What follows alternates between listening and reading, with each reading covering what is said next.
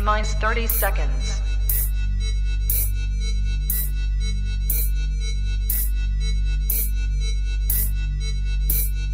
T-minus 20 seconds.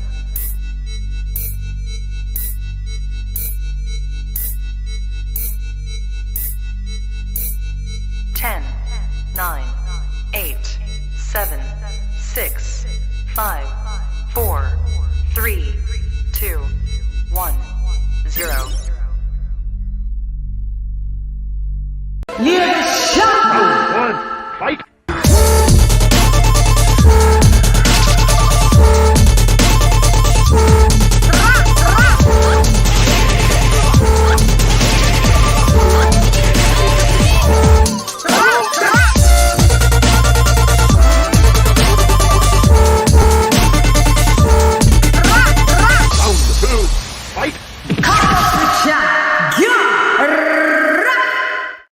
Yo, hey girl, it's LadyChann, rep none less, and welcome to Shani's back with the weekly wrap up, slightly delayed, Sugarly Show.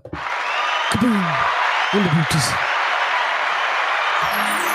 What up, girl? Hi. I'm here, better late than never. I'm not always there when you call, and sometimes I'm not even always on time, so do you know what I mean? Drop that one out. Can't even use that Ashanti one. Let me just once again it's on.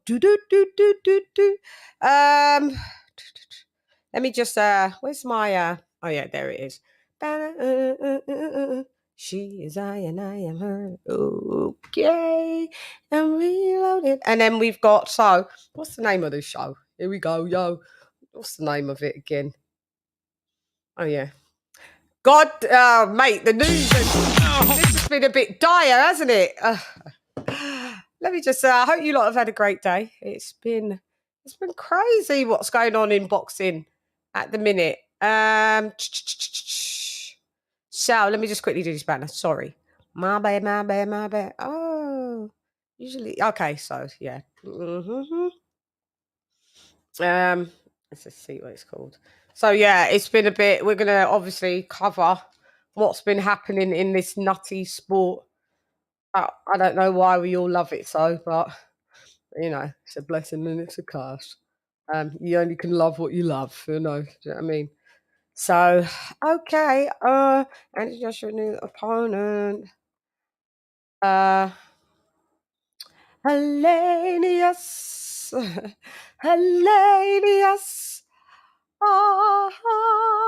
I see him say today, I'm a Viking, you know. I was like, yeah, we know, mate. We got that memo. Do you know what I mean? Shouts out to my Finnish crew.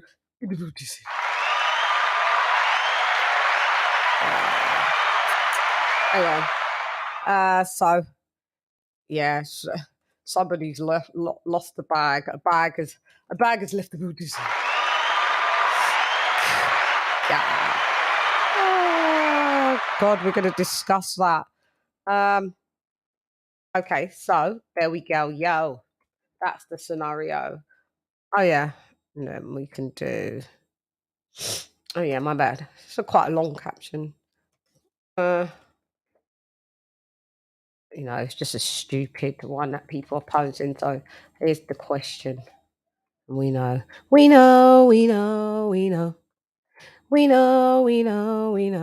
we go. Hopefully, kaboom. All right. So, members only roll call, and we can get this started and get on my lovely Peetles. Me.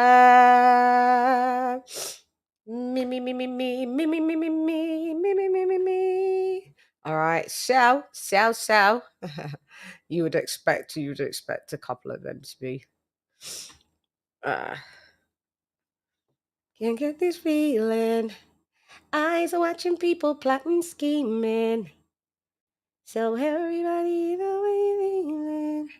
Hang on, I'm just having a look. Coolio and the motherfucking gang. All right, so members only roll call is Nesta Bedford, independent. Zara K, independent. Donald Banks, DB, independent. GRG Bear, independent. Big Bad Bull, independent. James Rudd, independent. Retro boxing and documentaries in the British. Team Fatty in the British. Golden BEK in the British. Karma Serene, the Queen in the British. King Boxing in the British. Con Shawnery in the British. Lisa Bells, the Queen in the British. Ricky and Ricardo, mi hermano in the British. Stephen T in the British. Dub Right Side in the British.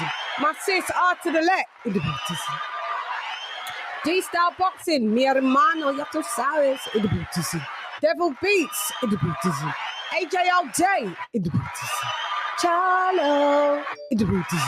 King TJ, RIP in the British. Aplota el primero, ya tú sabes. Boom. Dr. P in the British. That's right. You know, down with the Channelholics. So I'm introducing, introducing, introducing.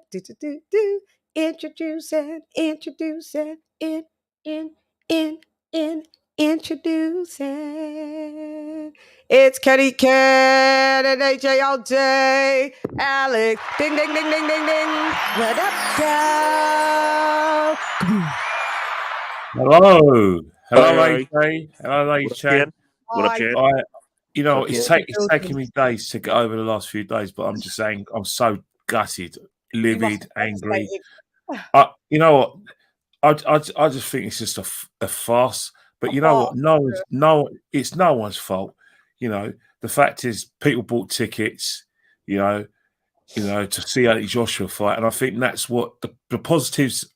The positive you can get out of this farce is the fact that the majority of fans going to the O2, the majority of fans who are going to buy and pay per view, were going to watch Anthony Joshua fight no matter what. Obviously, there would have been loads of Dillian Whyte fans as well who got tickets, and they may just still turn up. But it's an AJ show, so you know, as far as we know, and it's just factual. AJ's got massive support in Great Britain, in the UK, much bigger support than just as big, slightly bigger than Tyson Fury. Although Tyson Fury's trying to catch up, although I mean he's lost all his supporters after his retirement plans. I hear he's going to retire again after the Ngannou fight, but this isn't a Tyson Fury fight. This is an AJ show anyway, so we'll deal with that in another show or any other shows. But the fact is, you know, only one person's to blame for this, and that's Dillian Whyte. And the reason why I'm blaming him is because you should know better, mate. You've known for at least 10 years that sports scientists are going to be involved in the sport. You know about body condition and everything. Check the label before you take the supplement. If you're not sure about a supplement, don't take the supplement, because all you're doing now. We don't know the supplement. We don't know. Whatever it is, all I'm saying is that if that's the case, I've heard of whispers that it's a steroid. Myself, whatever it is, you test. So it's not whatever it is, you've wasted everyone's time. He's a drug cheat, Ken. You've wasted everyone's time again. Because we can, and you've gone and got yourself a ban. Whatever happens, even if you clear your name, and if you do, I don't think anyone's going to care no more, because simple reason is that you're at a trial of your career, and all they're going to think about is that even if you do try to claim your innocence, one thing about this is that after the Conor Benn situation, you should know better. Someone like yourself who fought for a world title last year should know better about the situations. You knew full well that to get these kind of fights, you sign up to VADA. You knew full well that even though it's voluntary, it's not voluntary, it's compulsory. So you knew what you're getting into. If you a massive fight where you can get yourself back into the big time, where you had a puncher's chance of extending your career, when you've had a great career, you go and do this. I'm just livid, because at the end of the day, what you've done and what you've caused is that you caused complete upheaval. It ain't Hellenius' fault. It's not Eddie Hearn's fault. It's not AJ's fault. It's not the fans' fault. It's your fault that we're getting this kind of farce. It's your fault that we're getting a fighter who fought 3 days a week ago, getting into the ring. Yeah, that fighter has that experience of getting in the ring with Dillian Whyte, lost on points, got knocked out by Deontay Wilder. Yes, he's been in the ring with good fighters, but that's not the fight that the British public paid for. We paid to see you two fight. So for you to just go do that, not do that, is something else. You know what if you've knowingly taken that, you know what I would rather you done is do what you did did when you fought in one of your previous fights, pull out of an injury. I would have taken that. Yeah. I would have taken it that way. That will give us enough time to like I said, get another opponent in, a better opponent than what we're getting now. And two, who knows, you can get a Phil Fatty system and then you can start again. No, we wouldn't be none the wiser, but to carry on, I know you're thinking about the big payday and blah, blah. But even so, man, your reputation is taking a hit. But then again, you failed. You were banned 10 years ago for something similar. So it's nothing new. And the thing about it, reason why a lot of people are just saying, well, blah, blah, because this seems to be rife in boxing now. Dillian Whyte's the first person that failed drug test. You know, Conor Ben failed it, although he's trying to clear himself. So boxing's got a massive problem now. You know, these sports scientists, they need to either clean up their acts or get out of sport. Because this is all down. I know the boxers got a choice, and then they're not stupid. They're over 21. But if you guys, the more and more you guys get involved, the more and more we're going to get stuff like this. It's time you sports scientists get out of sport and let's go back to basics and do it naturally. Yep. AJ? You. Man. Well said, Ken. Well, I know, let me just start by saying I know this is not the fight we all wanted originally with Joshua-Whyte. Now this is probably really not the fight that we want with Hellenius. But as far as late replacements go, due to the time frame, I particularly don't see an issue with it. Hopefully, this fight will get Joshua back on his knockout streak. It should, and I think just overall, everybody will be pleased to see that. You know, no matter who he's fighting. But yeah, Dillian Whyte really screwed the pooch with this, man. He really did. You know, I can't.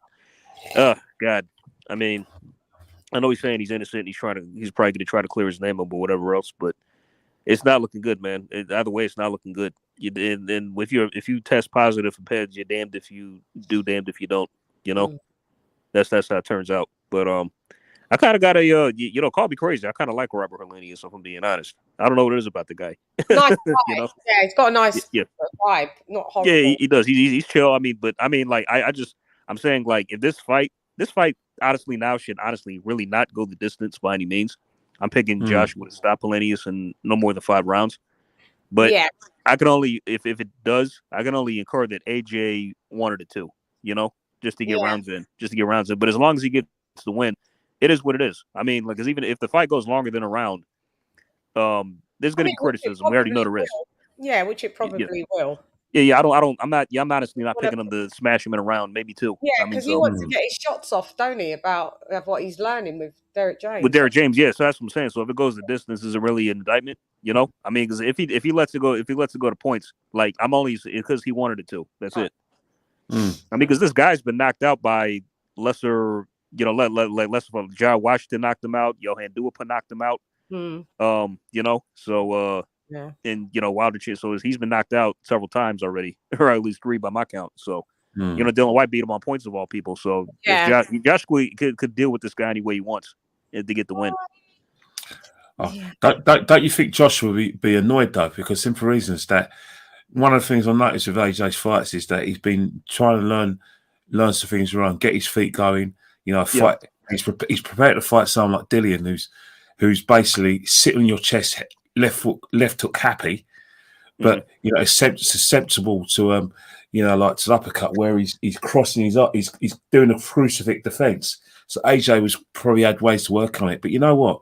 It is what it is, because the saving grace is that we all knew that the bigger picture was the Wilder fight in Saudi Arabia, wherever it is going to be, December or January. That was always going to happen. Yeah, always going to happen. But what it was is for AJ to have a fight that that will make money, obviously a London derby, and that's been taken away from him. But it's one of those things where AJ's in a situation where he could do what the fans want, which is go in there, put on a show, knock him out, remind everyone what AJ is. But that AJ's still there, but AJ doesn't want it. He wants to box. He wants to, like I said, show off the new skills that that he feels going to prepare him to fight. Because let's face it, let's be honest, right?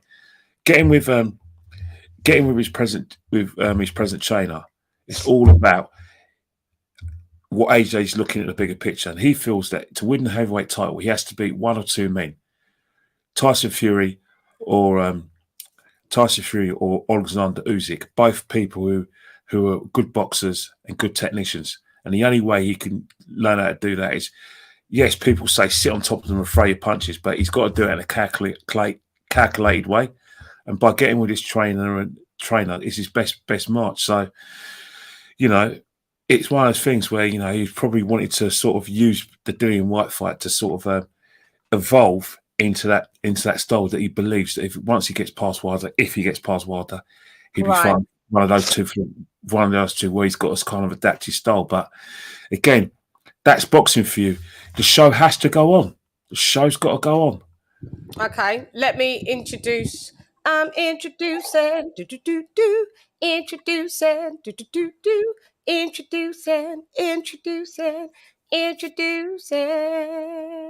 We got the OG introducing boxing beats and rhymes and King of King boxing. Ding, ding, ding, ding, ding. What up, girl? Shouts out, you guys. What up, beats? What up, salutations, fellas? Hello. What's up, LadyChann? What's up, Kenny? What's up, I'm all good. I'm all good. I'm frustrated and angry about Dillian Whyte spoiling my fun this weekend. Thank God of football. Thank God the Premiership's back. At least I know that that it's going to go on. That's the thing with boxing. Well, I'm not looking forward to the Premiership, Ken. I ain't looking forward to it. Who do you support? Tottenham. Totty. Oh well, that is something that if I got a hold of you when you're younger, you wouldn't go through the hassle you're going through now as a Tottenham fan. You met me at the wrong time. Because he's Arsenal, Ken. I know Kenny's Arsenal. Okay. Yeah. No, but you know what it is, right? Boxing beats. We hate each other. Chelsea, Arsenal, and Totty. Yeah, Awful. but you know it is beats. But the reason why I'm upset and gutted for the boxers is that at least with football, we know that the football season starts in September and ends in May, and we know that these fixture lists are going to go on no matter what. But with boxing, if someone f's up like Dillian Whyte's done, that's it, man. People won't get paid. They can, you know what I mean. The show. Are you old school hybrid, Ken? You're old school hybrid, isn't it? You're old school hybrid. Yeah, I'm old school hybrid, man, isn't it? I probably know you. I probably know you. Yeah, it's only up the road front. Yeah. Yeah, because like most people don't even know the old school hybrid. Had a great atmosphere. Pat Jennings, that era there. Yeah, Was you at that game when Garth Crooks hit that shot that was going in the top corner and Pat Jennings pushed it out of the top corner? Do you remember that save? I do remember it, but I was a bit young then, innit? It was you're talking early 80s, isn't it? Yeah. We're talking about 81, 82. Yeah. It might be a bit early for you. Yeah, I was there. Was ya? Yeah, I was a hybrid, man. I was a hybrid. Historical. Bravely went up there, me and my brethren. Yeah, and then a hybrid is. You're one of those Spurs fans trying to get the clock in, were you? And trying to get the Arsenal ends. Nah. You got to be a bit careful. You know what I'm saying? I know you.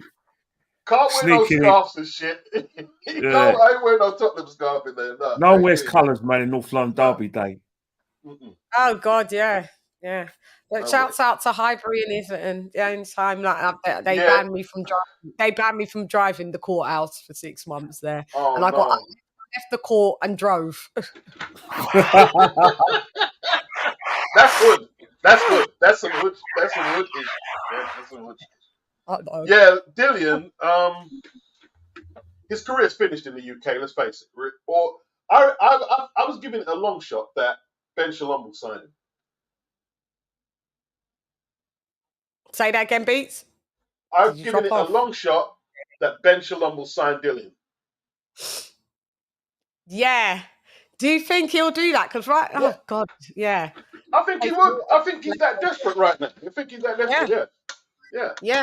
Them promoters will sell anything. If they're that desperate, the promoters will sell anything. Especially Eddie's leftovers. Ben doesn't have a lot of heavyweights, does he? Who's he got as heavyweights, Ben? Who's Ben got? Fraser Clark. He's got Fraser Clark, and that's about it, really. And is that it? That's what I was thinking. Just Fraser Clark is a bit of a novice, isn't it? I don't think they'll sign Dillian Beats because everybody's he's cheated.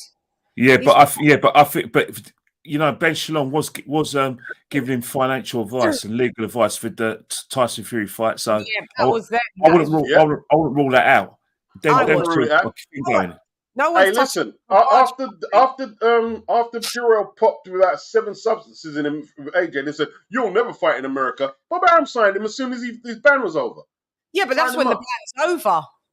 And Jarrell. Oh, he's not going to sign him straight away. He's not going to sign him. Can't sign Dillian now. But I'm saying a couple of months. You know what I mean? Like, he's done.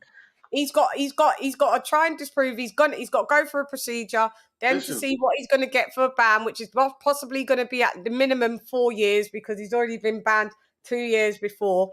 And then he comes back 39. Who's signing him? Listen, them, as long as they can make a buck from you, put you in some lucrative situation in a pay-per-view car, they'll use. They don't care about morals. None of them. Not Hearn, Warren, Shalom, PBC. They don't give a shit about it. It's all about money, isn't it? I think he's done, in my opinion. I think he's done. No, but here's the thing.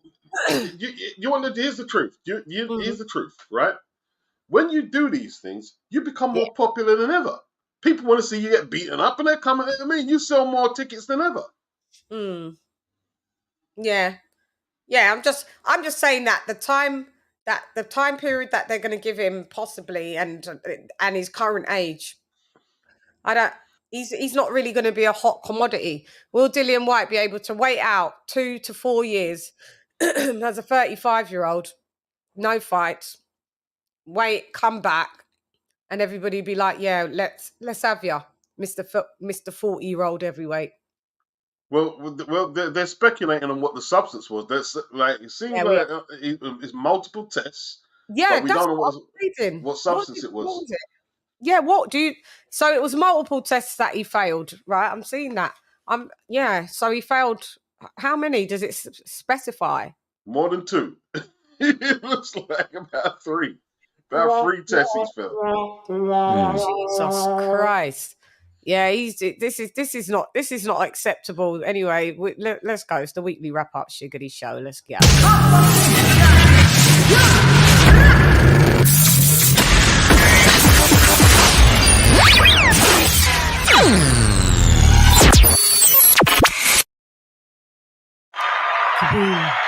Let's go. Round 1, fight. Everybody wants to plead their case. Kenny thinks that he could come back into the fold. Beats thinks he could come back into the fold. King, your rundown and your opinion on this matter.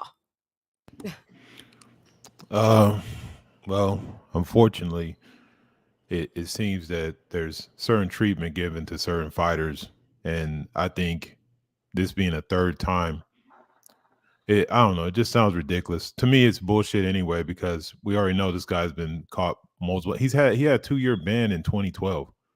Like, I don't understand how he's just gone under the radar when we talk so much trash about other guys that fucking get popped, and this dude now once again about to get another payday, regardless of how it is. It just gets brushed under.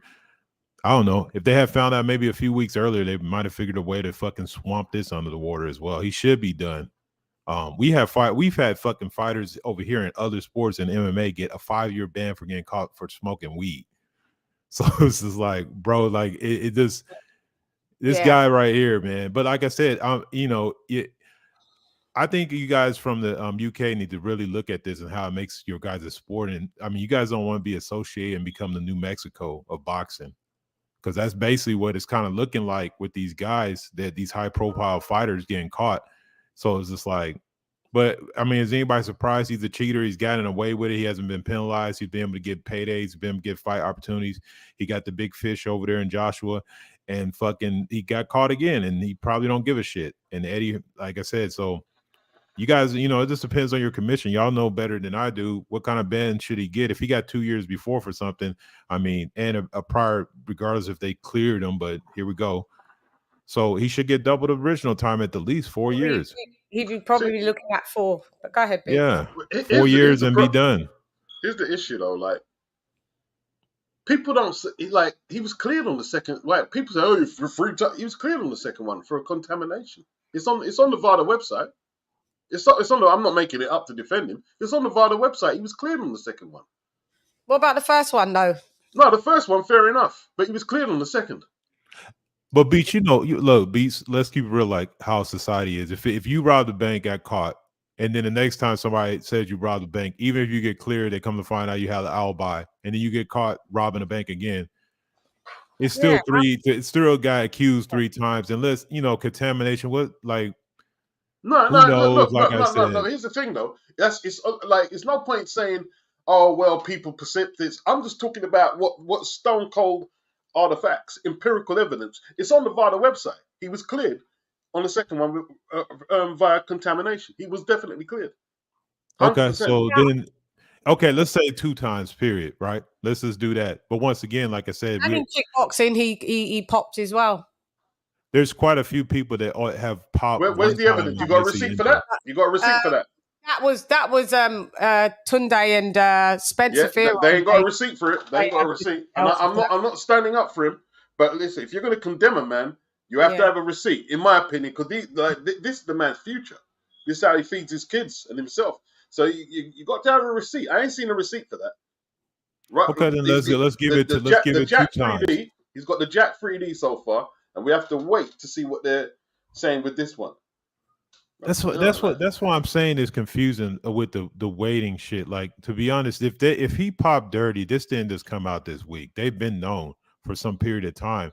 So it's just like, it's always seems fishy whenever they get caught. It's like, oh, because if that's the case, if we're waiting, why is the fight canceled? Because the fight is in on a couple of hours, in a couple of days. They can't wait for Dillian to clear himself. It's going to take more than 3-4 days to clear himself, isn't it? No, I think the reason why that fight got cancelled instantaneously, and you know, Kings, you're right, Ed. You only have to look at the Conor Benn thing, situation with Chris Eubank Jr. Like I said, the failed test was known to Eddie Hearn and quite a few people at least a month before like the plug was pulled, and even at the 11th hour, Eddie refused to pull the plug. It had to be public opinion and condemnation and refusals by the British Board of Boxing to hold the fight for Eddie to finally, like I said, pull the plug. He was forced to pull the plug. Let's not forget that the Conor Benn failed drug test was broken by a journalist or broken to a journalist by someone within the camp. Everyone says it's Chris Eubank Senior did it. I think it probably was him who done it, but that's irrelevant. The fact is that Eddie can't drop the ball again. He had to. I have to contest your facts on that, Ken. I contest what you said there, Ken, to a degree. For a start, it wasn't just a match and promote. It was a dual promotion between Wasserman. Oh yeah, of course, yeah, definitely, right. And that's why he told Simon, "No, I couldn't pull it," because the facts are, they Eubank knew. And the British Boxing Board were informed as soon as Conor was. So Eddie didn't know no longer than what the British Boxing Board knew.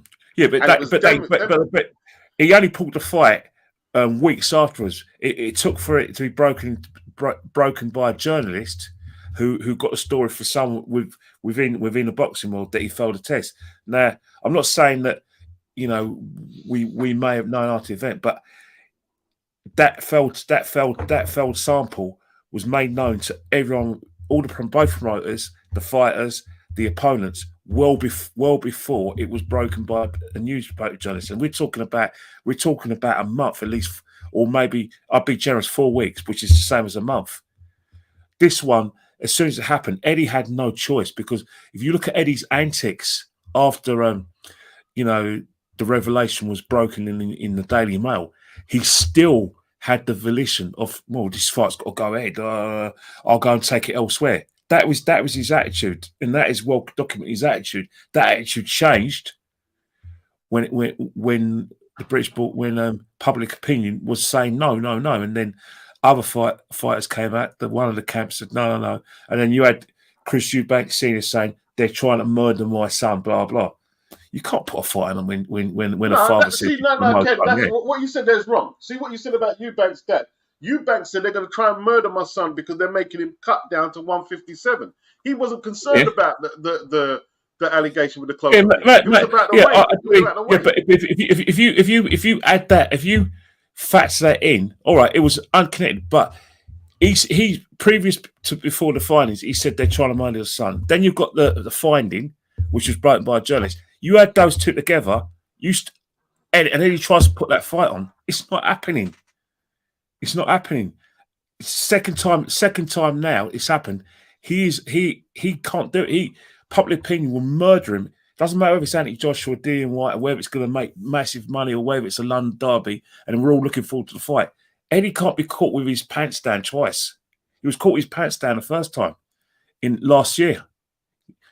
You know, he's not going to be unlucky this time. He had no choice but to pull the rug. He had no choice. Well, let's face it as well. Like, you know, like Eddie thinks, or like he's speculating that he can make a fortune off Conor. Dillian's old; he's been knocked out 3 times, so he's going to throw Dillian basically. I'm not saying he's conspiring him, but he doesn't give a shit. He's a free agent as well, so you know, if he could make money off him, then he'd probably defend him harder. But most promoters would, like Canelo. Like if any of them promoters had Canelo when he tested for Clint Boots, Canelo has tested positive. Yeah, exactly, and like not is there a promoter who would wash their hands of him if he tested again? No, because Canelo pays mortgages. Canelo puts kids through private school. Canelo puts kids and their grandkids through a nice life. If AJ was to test positive, you think Eddie's just gonna that's it, AJ? No more. There's no way. You know? Nope. If I was an AJ promoter when he popped 30, and I've got the findings, I'm flushing down the toilet. AJ makes me too much money. I'm sorry, but I'm a businessman. It's immoral and wrong. But I'm sorry. Boxing's a business and it's dirty. We have to accept the sport we love is dirty. That's why. That's why whatever people say Dillian Whyte's finished, he'll get another chance because at the end of the day, the boxing public want to see 2 men punch each other unconscious. That's what we want. We love boxing. We don't care how dirty they are. We want to see the fight. Some do, but the casual who pays the bills, and they pay the bills, not us 5 in this panel, just want to see a fight and a good fight. If he comes back, he does his suspension, scores a couple of knockouts, starts talking some mad shit, make the people hate and love him, he's back in big fights. Whether anyone can say no, he won't be. Yes, he will be. He will be. He'll be back in big fights. I don't agree. Not at this stage. Not of how the game's evolved. Not how they're making examples. It's just I just don't agree. He's not a commodity. Who have they made of himself? He's not a commodity. He's on the tail end of his career. People could see him on the slide anyway. And I mean, that is why he juiced, in my opinion, is that he heard all since the Jermaine Franklin, he's on the slide. He didn't look too impressive there. Then all of a sudden, the next big fight he pops. Then you're wearing shades in which you pointed out at every given play. Listen, Dillian Whyte, I'm afraid he's not a commodity at the age of 35, popping dirty for the second time. Yeah, which is one too many times already. And yeah, I don't think there's any big fights for Dillian Whyte coming back at the age of 40. I don't. Chan, could I ask you something? Yeah, I just can't see it. It just doesn't make business sense. It's not like okay, I could hear what I'll let you go, AJ. I heard what Kenny said. It is moralistically wrong. Like If it's an AJ, you're probably gonna want to try and hide those results because you know there's money to be made or whatever. Dillian Whyte ain't he ain't that, unfortunately. There's nothing that you've got to hide. That he's had world title. He's had a world title fight. It's failed at that. Like this is a business. His marquee value. What's Dillian Whyte's marquee value? Like right now, people say there's not much difference that people are saying. And when I heard it, and I was like, yeah, what's the difference between Dillian Whyte and Robert Hellenius? Look. If Marquee value. If you're bench alone, right? There isn't. And Dillian does it does a year or whatever it is, yeah. Now he comes back, couple of knockouts. Fraser Clark is 14-0, and you match him up. It's a big fight. As a gatekeeper. Pays the bills, don't gatekeeper can pay the bills, can it? That's not enough money. Dillian Whyte's coming from being paid 3 million, 2 million, and then all of a sudden 1 million would do him. He'll be all right with one. He ain't worth $1 million. He's not worth $1 million now. Depends how they build the fight. Like he's a former world title challenger, the first man to. It depends. That popped dirty after coming back from a 4-year suspension. Go on. Great billing. He's not going to get 4 years. He's not going to get 4 years. No, what boxer gets 4 years? No boxer gets 4 years. Dillian Whyte ain't coming back into them circumstances. He'll rather manage. He gets more money managing his fighters, building them into world title, holders. That's something that he didn't achieve. That's more viable for him. He ain't coming back to be no gatekeeper getting paid 900 grand, 700 grand. At the age of 40, I know he's got that much pride. He's got too much pride for that, and I wouldn't want to see him coming back under those types of terms and conditions. I doubt it very much. I mean, a person who I could see that enjoys fighting to the nth degree. People like Carlos Takam, 42, still fighting because they really want to fight, and their purses, they're not, asking for £2 million. He knows where his market is, and he knows what his lane is, and he still has problems, but he still wants to fight. Carlos Takam, like that, has always been kind of like the gatekeeper dude. Dillian Whyte and Carlos Takam's never been like, oh, I've got to be on pay-per-view. Dillian Whyte is a pay-per-view fighter. There's no more pay-per-views. There's definitely not going to be any more pay-per-views after this. There's definitely not going to be any more pay-per-views after 4 years and putting him with Fraser, old crusty Clark himself and people like that. And you're going to see him with Johnny Fisher, Dillian Whyte, getting tested by Johnny Fisher getting tested by Dillian Whyte at the age of 40. That if we see that, I doubt it. No, that's the thing. I mean, because you guys from the UK probably know the pulse of the situation a little better. I mean, at this point, he's domestic level. Are you guys basically? Do you feel like the fan base there is going to be unforgiving and go ahead and ostracize him, or does his name pop up on a thing and people don't care and they watch him anyway? So that's the thing about it, is the issue is like we to be honest, you guys, this is why boxing is a circus. Let's just wait till one of these drug cheats kills somebody and then they'll end boxing and then maybe everybody be happy then, because that's exactly what's going. It's going to escalate to that point, because it's like, dude, if you're unable to do this, like you should, like the cheating thing. We've seen a whole bunch of fights this year. This is the only time I think this year we've been talking about drug testing. Like if somebody fell in where the headlines is dictated by that. We're going into 2023. That is probably going to be one of the better boxing years that we've had in several years. And this fucking dude fucked it up and brought a conversation outside of boxing for us to be talking about somebody who just clearly isn't disciplined, is a cheater.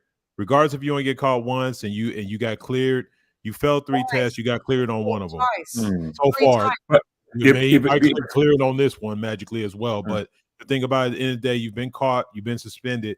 Like it shouldn't even be that much conversation about a guy like this. Let's keep it a buck. If Dillian Whyte was American, you guys would have never heard of him again after the first. Yeah, that's true. But you got to remember one thing though. I hear what you're saying about Dillian Whyte being American with being alien, but you've allowed a lot of American boxing fans, a lot of American TV stations, and one of the most American Hall of Fame promoters has embraced Tyson Fury. let's not forget, Tyson Fury did not take 2 years out of boxing through mental health. He was banned for 2 years for failing a drug test. People, one of the country that put Tyson Fury back on the map wasn't people in the United Kingdom. We had enough of Tyson Fury. We've tried after he beat Klitschko. When he came back to Manchester Airport, the only people there to greet him was his family and maybe a few people from the local chip shop. Now that had been someone else. The whole of when Frank Bruno won the world heavyweight title, he was in Trafalgar Square. So he was, and even when he came back from his enforced rest, his suspension, we weren't full Tyson Fury. It was only when he got that draw against Deontay Wilder that he was again. But it was mostly, he was headlining. Remember, he was headlining in your country. So as much as I hear what you're saying about the United States not having any tolerance for touch seats, you've also embraced Canelo, who's probably the most famous drug cheat. So I'll put it like this: just to go what into about Oscar Valdez? What about when Oscar Valdez popped up before the Brazilian? Down to a country. I'm not saying. I was just asking. I was asking in reference. Oscar Valdez didn't do no suspension after he fought the Brazilian, and they just passed him over to another commission. Now he's fighting again.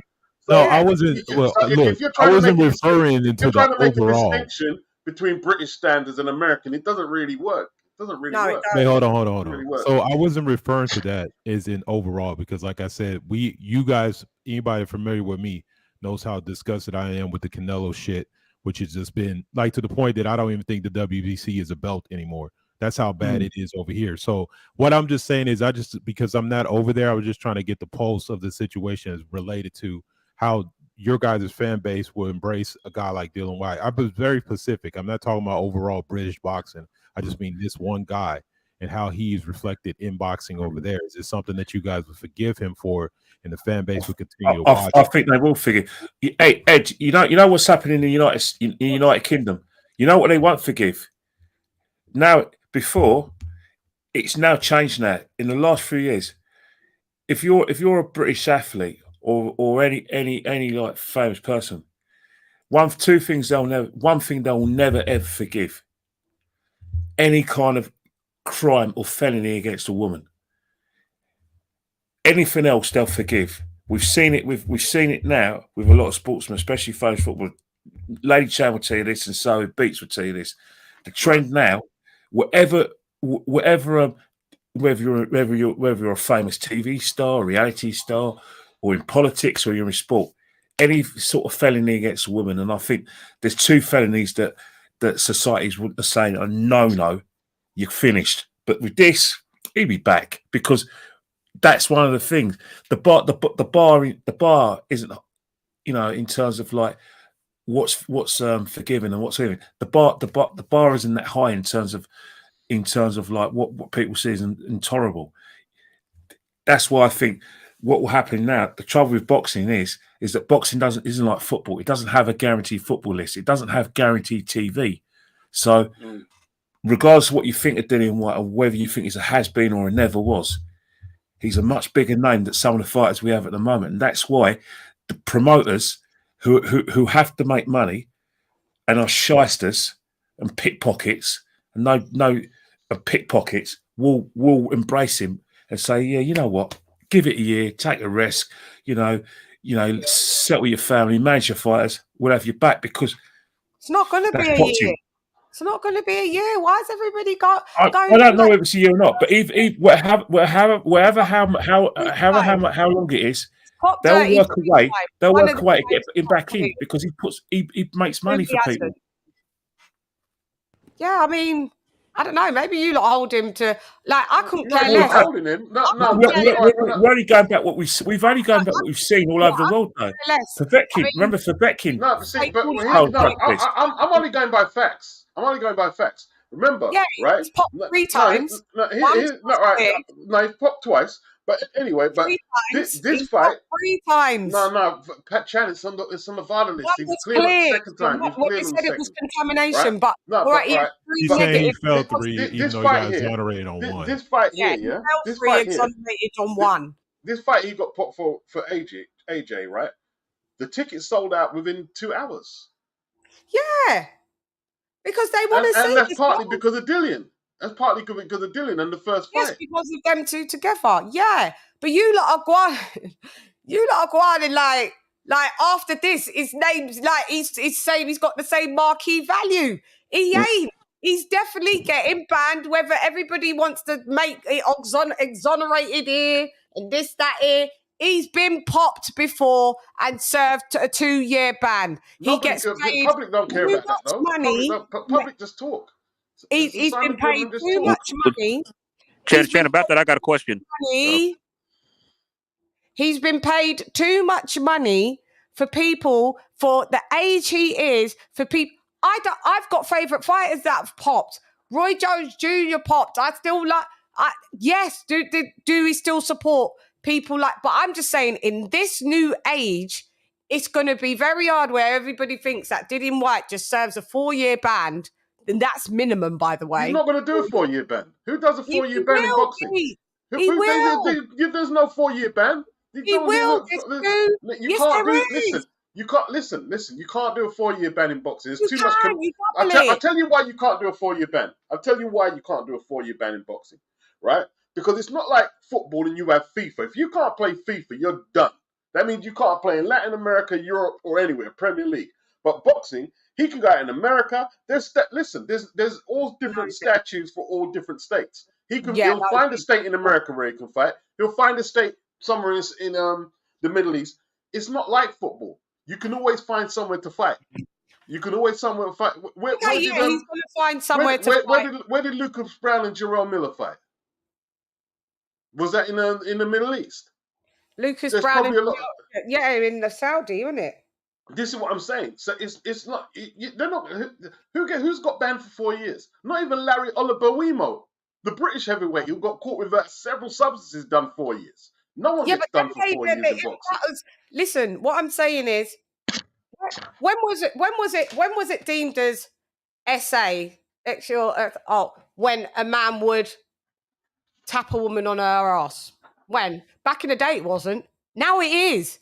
When was it deemed as sexual harassment when a man would wolf whistle at a woman? Back in the day? No, it wasn't. Now it is. What I'm saying is, because of also this Conor Ben shit, this is now picked up steam. It's evolved. Even how Eddie Hearn has had to deal with it. Yes, being the sole promoter, there was differences, but he even said it. How he ain't even sticking his neck out for Dillian Whyte. There's different. What was done then is not going to be done now. And yes, they're at their discretion. The minimum bans that they can give you is 6 months. I was looking at the Canelo comment. 6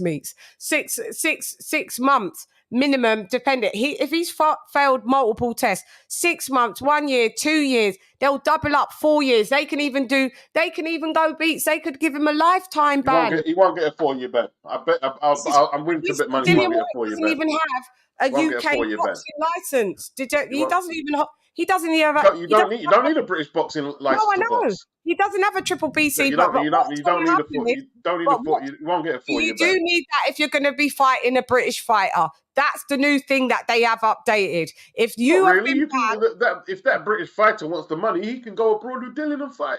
No, you can't. If he holds a British Boxing Board of Control license, no, he can't now. Not anymore. No. So they either so you put the other fighter in jeopardy. Go and look at the new rules. If you are fighting someone that is banned and they don't hold a British Boxing Board of Control license, and you do, and you go to fight them, you will be stripped of your boxing. You won't be able to fight them, or you're stripped as well of your British Boxing Board of Control license. It's forbade. So what I'm saying now, this Conor Ben situation has game changed for real. It's game changed over this whole situation has changed. What was done just even last year, where everybody didn't even know UCAD, we don't acknowledge VADA. Now they're all trying to acknowledge everyone because they don't acknowledge it officially. They still haven't changed the rules. This is what they're en route to doing, and even hearing that they want to try and do a whole just one that one recognized commission that they can all aim to. They're not going forward with this Conor Ben shit only to go back for Dillian Whyte. That doesn't offer any money, doesn't offer any commodity. This was his last hurrah. He can fight exhibitions. You can't listen. Just realize you can't listen. If he wanted, he could he's fight. a He could just fucking fight cheat. exhibitions. He's a fucking cheat. He's a fucking cheat. That might be personal feelings, but if he wants to fight exhibitions, they can't stop him doing that. They can't stop him fighting exhibitions. Well, shout out to him. I guarantee you, we'll come back and watch this, and we'll revisit this, and we'll replay this, and everyone will go, Shan, you was right. You was right. You was right. Dillian Whyte is done. I guarantee it. I guarantee it. I think the issue is this is just so unprecedented. Like, this is the first, to be honest, if you like Beats, I see the point Beats is making. The longest suspension in boxing was a 2-year ban, and that was Tyson Fury and Dillian Whyte. You know, they had 2-year bans. So the problem is this is so unprecedented because nobody after those 2-year bans has been bold enough to get caught like this again. So the thing about it is with them having the Conor Ben situation, back to back beats. He only got he got 2 and 2. I think he got 2 years. He got 2 years. First time he got 2. Second time he got 2. Well, the first time, I want to say it was 2 years or 14 months, something like that along those lines. 2.5 years, something like that. Someone have to check. Yeah, he was out a total of 4 years. This is just over in the US side, but go ahead. Yeah, so that's the thing about it. So I guess that may be the unprecedented thing about it is just we don't know, but like you said, on the heels of the Conor Ben stuff and all this other shit, and then trying to Yeah. It's a lot of he fucked up. You fucking up a lot of money, so they're going to look into that specifically. Look how much money he's fucked up. Do you think these promoters are kicking back, going, "Oh, I can't wait to get my hands on Dillian Whyte. Can't wait to sign him." After he's fucked up like near enough million. If it wasn't an AJ fight, everybody wouldn't be getting paid. This whole fight card would have just been scrapped. People have to be held to some standards. At the end of the day, mate, when you do something and you get caught for something, it's not usually the first time that you've done it. And this time, for real, it's not the first time he's done it because he's absolutely been caught before. He's a fucking cheat. I mean, do you think that everybody trying to hallelujah him? Go ahead, AJ. He's a cheat. It's an open-ended question for everybody. Do you think that if Dillian fights a top contender at next, I can't hear you. Start again. Can you hear me now? Yeah. Do you think that if Dillian fights a top contender next, let's say a Martin Bacoli or just any top contender and he wins, do you think that'll put him back on a track maybe? When? After serving whatever, if he gets a ban? Yeah, just in general, When? I mean, after he serves the ban after this, if he comes back, so. Martin Bacoli will been on his way. Martin Bacoli hopefully will be doing big things. He's already on a kind of upwards trajectory. Anyway, this is what I'm saying. Dillian Whyte will be left in the wind. He's 35, going to be what? When's he 36? This year or next? Next. Do you not know how business runs, right? And what's viable, what's deemed as viable, and what Conor 25-year-old Ben, he got ridiculed. He's still never going to get rid of that excuse or whatever he said. Why? But there was value in him. There was value in him because he's 25 and he can box another fucking for 10 years. They can squeeze him out. Squeeze him dry. He could be a world title holder. I don't know if he will, but there's marquee value in him. He's a decent looking lad. He can do stuff. He can get endorsements. He's got his little reality thing, YouTube thing, and all of that. Even he's suffered, but people are going to forget about it because if they start putting him in fights, because now his thing has been lifted, but still, really, he was out of commission for 1.5 years. Once he fights and starts getting wins, people will start going to forget about him popping dirty and they'll carry on moving in their life. What I'm saying is, where is that room to move with Dillian Whyte at the age that he is? And we're hearing it's multiple failures. Bruh, how? Would you hire someone like that? if you had a business and you did a CRB check, which is ours is a criminal record background, right? And you saw that they had what the Americans would say, you know, maybe a misdemeanor on there. And then you're like, oh, okay, then you saw that. And you saw that they paid the price for that misdemeanor crime that they did, whatever the crime was. And then you're going forward into the CRB check, and then you see them have either the same misdemeanor or it's now a felony. And you're like, dude, I'm not hiring you.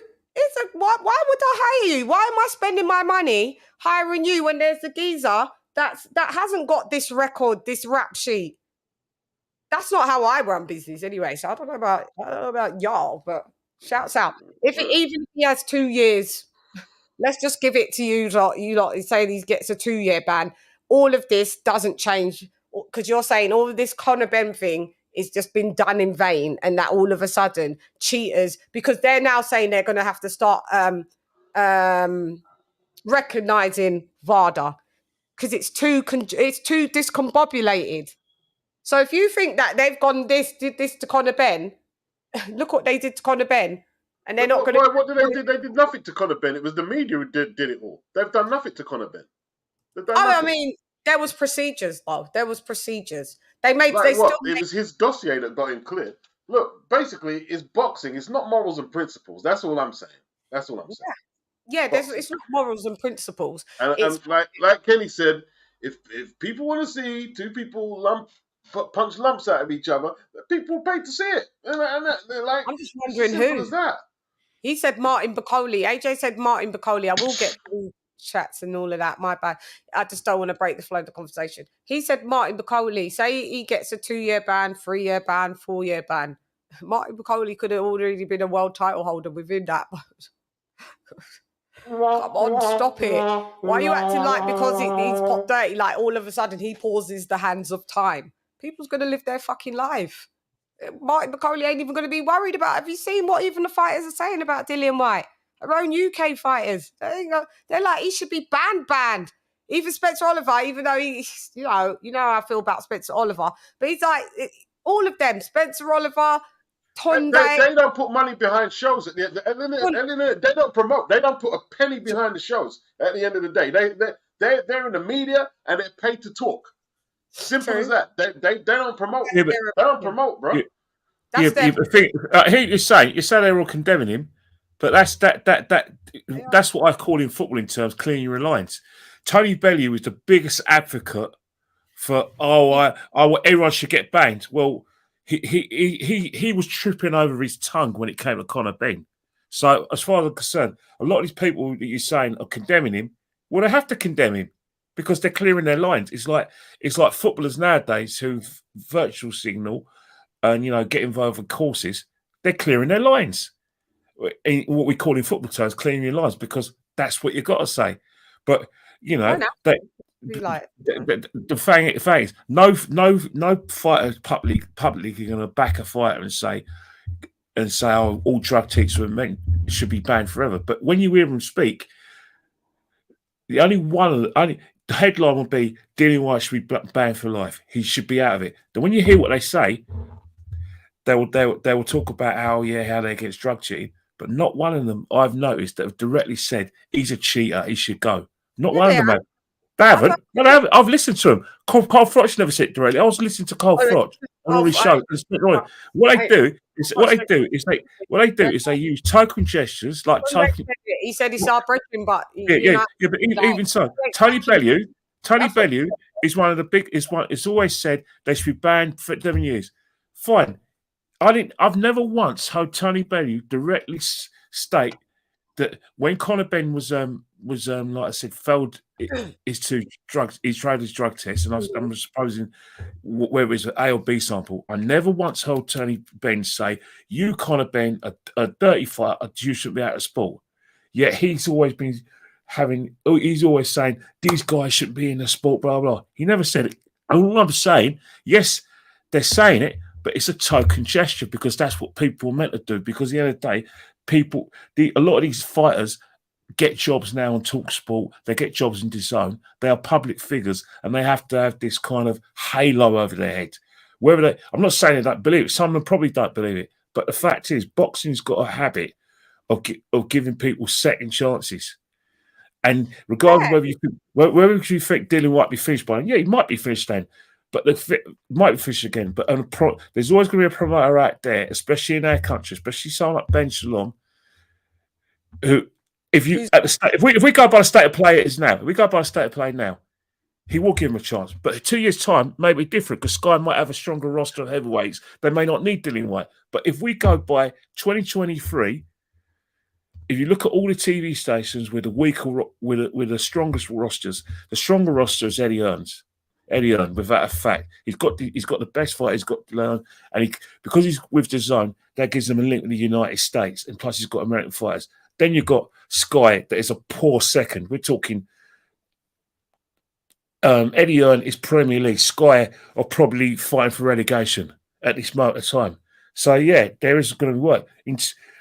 At the state of play now, we don't know what will happen in 2 years. Yeah, maybe in 2 years' time they ain't going to need Dillian Whyte. But if we don't know what's going to happen in 10 years, we can only talk about right now. And right now, at this moment of time, Ben Shalom. Right now. Was that?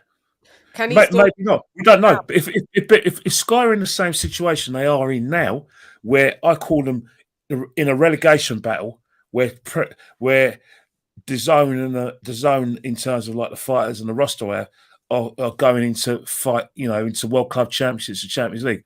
I think the temptation would be very strong to have Dillian in there, because unfortunately, Ben Shalom has been promising fighters the 2 moons, and look what's happened. A lot of people left Eddie to go at Ben Shalom. Tell me a big fight they've had. The only person who Ben Shalom has been promoting properly with any kind of vigor is Chris Eubank Jr. He's back at getting his second pay-per-view fight. Apart from that, all right, there was Amir Khan and Kell Brook. Name me another pay-per-view that Sky have done apart from those 2. I can't think of one.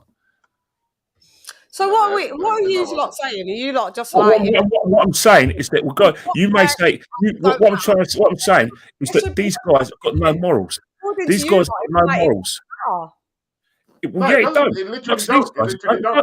They don't care. They don't care. So so they should get rid of VADA then and UCAD. Is that what you're sort of saying? No, they'll keep VADA and UCAD because it keeps them honest. But after the ban, you just stroll right back into your life. Yes, because they do it in athletics. They do it in athletics. How many? You're not allowed. But in athletics, you're not allowed to. You're not. Doing 100 meters. We hear you. But the fact is that legally they cannot. Those bans are worth nothing. If it's called Day, he can get a lawyer out. He served his time, and you try to say, "Well, you can't have it." No, it can't happen. That's where I'm standing. It's a cheat. You lot are saying all of this. It just looks like we're not supporting Dillian Whyte. We're just talking about what we're just talking about what we know. For him. Every fight, Nanya Box has been banned for life. Nanya Box has been banned for life for drug test. All of a sudden, it's not personal, Chad. This is not personal. But I'm hearing bare excuses from you. There's no excuses. We're dealing with facts. Tyson Fury. No excuses for him. Why is he I don't make no excuses for him. Okay, let me just make this clear. Let me make this clear. He's a cheat. He's been popped 3 times. 1 time was exonerated. 1 time wasn't. This time he's been popped again with multiple fails, like Conor Bren.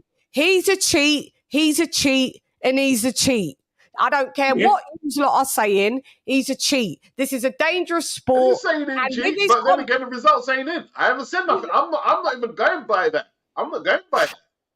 Yeah, and the result it's an adverse finding. So if it's been multiple, you'll see anyway. And if everybody thinks, like I said, that all of a sudden for Dillian Whyte, the rules change now, and that they've crucified someone that's come from boxing royalty, as in Nigel Benn's son. They dragged him through the mud. You think they're fucking dragging? You think they're going to go lightly with this guy that was born in Jamaica that's already popped 2 times before? Stop it. Use a lot of run one. let me do this, yeah, at 35 years old. That's what they did to Nigel Benn's son. Yeah, that's what they did to Nigel Benn's son. And you think that Dillian Whyte can come strolling back in after him, or possibly, let's go with you lot, a minimum of a 2-year ban, and come in and go, yeah, sign everybody's bidding wars for him. He was been on the slide. That's why he was on the blood clot juice. Me bar rat brain splatter, what's the matter? Just start don't try move the body, try scatter, piss pattering up all over your body, know your bruise and batter, tap shatter. You never should do a lot. Shouts out to Rome the DJ for becoming a member. Massively appreciated. What up, Joe? You are now officially a Shanaholic. Yeah, listen. You see how they even deal with Eubank when they're ready to taunt him and do what they make Chris Eubank Jr. ever have popped day, and you would have seen what. Oh, he's finished, and he's 33. He's 34. He's finished. He's this. Listen, Dillian Whyte ain't above no reproach. I don't know. I don't understand why all of a sudden you lot of accelerated his marquee value. This was going to be his last OK Corral fighting Joshua. Good dance partner. But as everybody knows us from the UK, and maybe if you're not, that they've got business to sort out, to settle between the two. They hate each other. That's why this fight made sense. Let me see Dillian Whyte go and fight someone else and see if he ends up on PPV, or see if he ends up with passes that are 2 and 3 milli. Go on, I'll wait. I'll be here, same time, same place. I will be, and I'll be waiting for you lot to come back, because you lot seem in your head think Dillian Whyte strolls back in and everyone's on some massive bidding war for a fucking 38-year-old boxer. I don't know. I must have not got the memo. You lot must know something more than me. Go ahead, AJ. Who wants to chime in, or King of King? Someone chime in. And he ain't even got a British Boxing Board of Control. Like him and Tyson Fury, they fight as foreigners and they have to apply for that. Now the new rule, like I said, go ahead and watch it. If you are trying to fight a banned fighter with the triple, and you're a triple BC license holder, you're in problems. That you're in problems. That's why Eddie Hearn's even like, I hope he didn't do it, but it's his process that he has to go through now, and that's it. I hope he didn't do it, but even Eddie Hearn's playing it different. Can't too attach myself up, because it's a mazza. You fucked us up. Look how much money, guys, he was getting paid. Don't you think it was his due diligence to be able to? You're not holding him accountable for nothing. Who said that? Who's not holding him accountable? I feel that's got nothing to do with you it. and Kenny are not. What I'm saying is that promoters are not going into all what you're going into. All that shit not your shit. All what you just said, they don't give it. Listen, if they've got a prospect or a contender who they think they can put in a fight, and Dillian will be a good opponent and maybe a stepping, because it more than likely will be a stepping stone. And even if you can earn 500 grand, that's a good purse.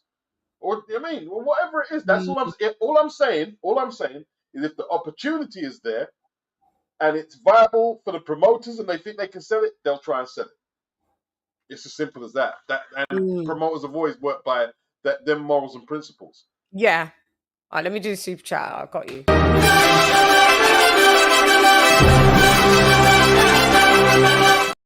Mi hermano, D-Style Boxing in the edificio. Welcome, mister. ¿Cómo estás? Everything good with you? Thank you for coming through with that quarter of a dub on your girl. Thank you massively. I wonder what D-Style thinks of all of this. It's nice. I want to hear what all right, AJ, I would like to hear what you think about his viability. And you've asked about this Martin Bacoli, which is quite... do you think that he walks back in and just picks up where he left off then, and it's like, yeah, Martin Bacoli, I'll be fighting you? No, that's not what I was saying. I mean, I was just saying, Chad, I don't disagree with what you're saying. I mean, he's a cheat, yeah. I mean, he tests positive 3 times, clear once, whatever. I'm not disagreeing. That's true. But I'm just saying, for him to get back to where he once was, and it just doesn't happen. I'm not just using Martin Bacoli as an example, just like any top contender. Yeah, I mean, he'd have to take risky fights now for him to get back to where he once was, if he wants to continue his career. That's all I was saying. So I'm not even disagreeing with what you're saying. I'm just saying, if he wants to get back to where he once was, he's probably just going to have to resort to taking risky fights now. he's not going to have a choice, because if not, his career it could be over. So, reply, Edward. Is he muted? No, I don't. Oh. It is what it is. It's like at this point, I mean. Do you think Well, you've forgotten about it's because Beats is saying, yeah, basically, if he needs to make a quick 500 wow, that's going to be like available to him. Like, I'm not saying no, that. that's why I asked. That's not what I said. That's not what I said. That's not what I said. No, but like he can make money. I said, like no. Make money. His future, right, is all on the promoters.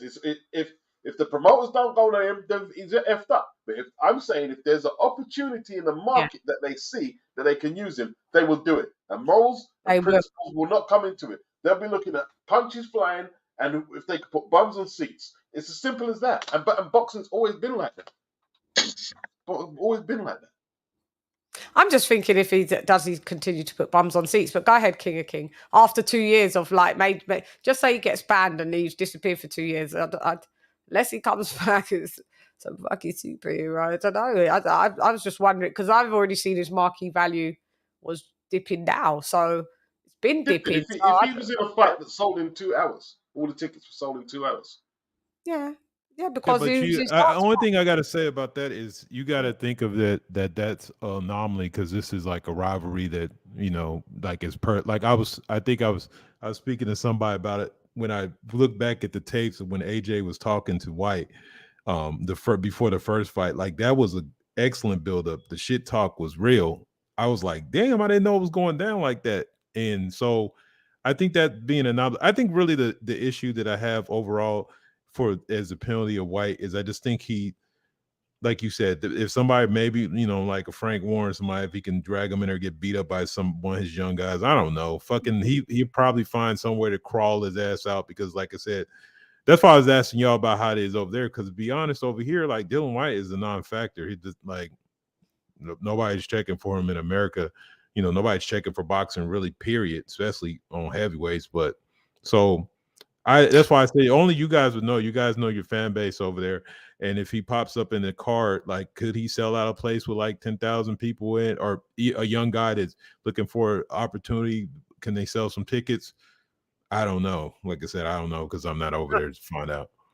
I don't know. Now, just say if Dillian Whyte had his own show and he was fighting, does he put the bums on seats now?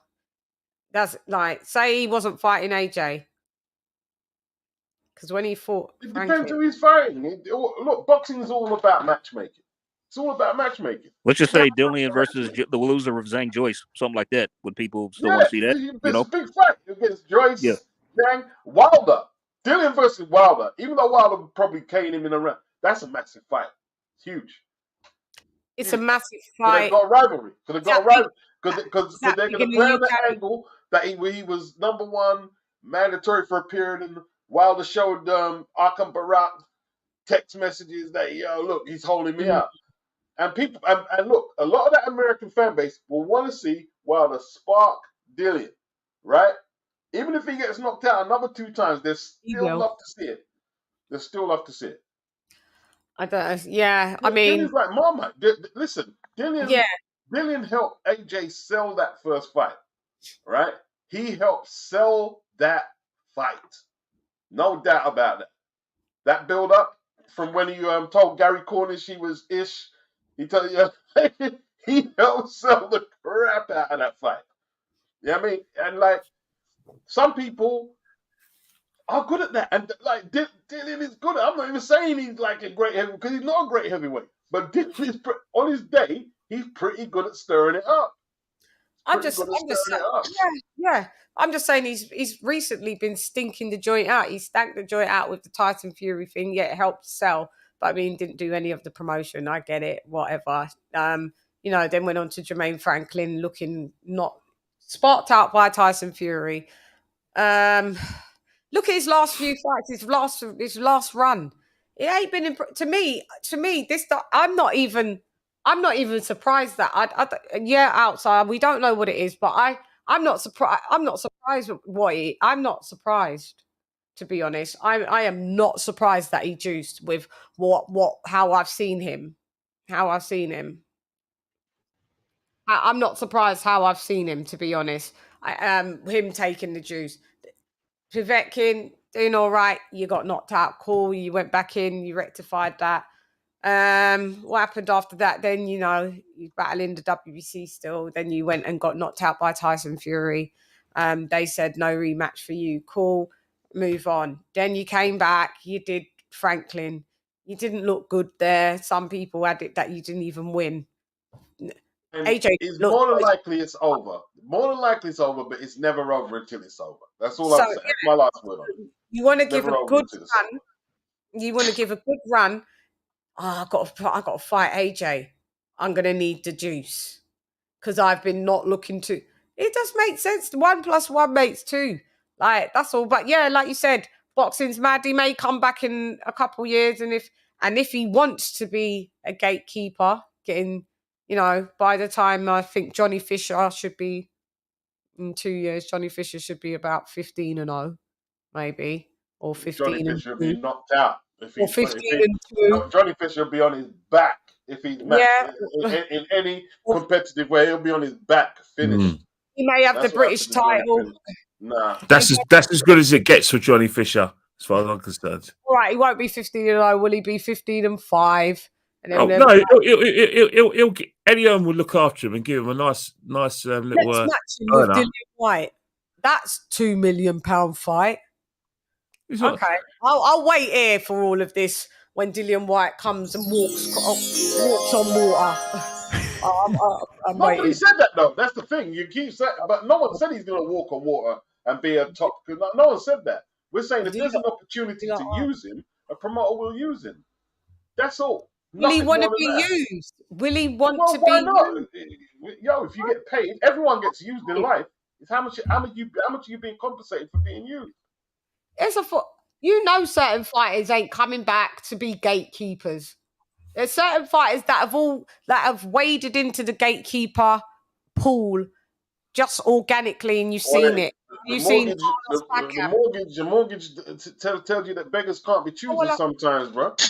I mean, I'm sure he's bought his houses outright now. You know, I don't know what he's done with his money. You never know. Nah. Big up Uncle Beats, man. Jesus, always. Hang on, I haven't even introduced you, and you're just. Oh, sorry, my lovely. Sorry, I have to give so much respect to Uncle Beats. I love Uncle Beats. I'm really sorry, my bad. You're introduced. So, yeah.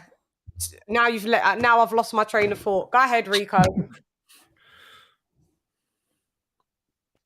First of all, I'd like to say. So now I don't even know what I was going to say. This is what happens when you interrupt, and then people lose what they were saying in the conversation. I know. I'm sorry. Do you forgive me? Go ahead, Rico. Okay. Just want to say thank you so much, LadyChann, and my apologies for coming quite abruptly late. Had a couple of things to do, but obviously I just want to big up everybody on the panel. Big up King of Kings, big up Uncle Beats, true legend in the game. Obviously, I'm always struck with Uncle Beats whenever he's on and listening to him. Big up Kenny, big up AJ, big up King of Kings, and big up the very beautiful, the very lovely, and the very forgiving Miss LadyChann. So big up Rico, big up Rico. Hey, Salute. look, man, I ain't got no more on it. Look, look. More than likely, look, it's a hard road back. All I'm saying, if there's an opportunity there and a promoter can make a buck, they'll do what they're gonna do. That's from when the mob was involved. Fighters got used, recycled, and finished, and it's never changed. It's never changed from small hall to mainstream. It's never changed. You know, I think the problem we have in sport, especially boxing is probably, you know, a bit like athletics was back in the day, where, you know, we had these sprinters were failing drug tests, people getting medals when they failed drug tests, and everyone was talking a good game. Oh, I'll never do it. You know, that it's a lifetime ban. But as we say before, a lifetime ban means nothing if it comes out of someone's mouth, especially a promoter's mouth or a fellow boxer's mouth. The thing is, until someone sets a precedent, you know, or hit someone with a sort of ban that, you know, no one else would do it again. The state of play is that Dillian Whyte will get condemned by, you know, people within the boxing circle, but he'll still get a gig somewhere, because boxing has to, until the British Board of Boxing give him a ban and they stick with it. I'm not gonna say that he won't be able to fight again, because I haven't seen him do it before. I've only seen choking gestures with people in boxing, not just boxing, in sport in general. And the reason why is because the minute someone in athletics tries to give him a big ban, or if boxing tries to do it, the first thing they'd do was get a criminal lawyer in, and he'll just pick the bones out of it, and next minute that will get overturned, and that's the problem.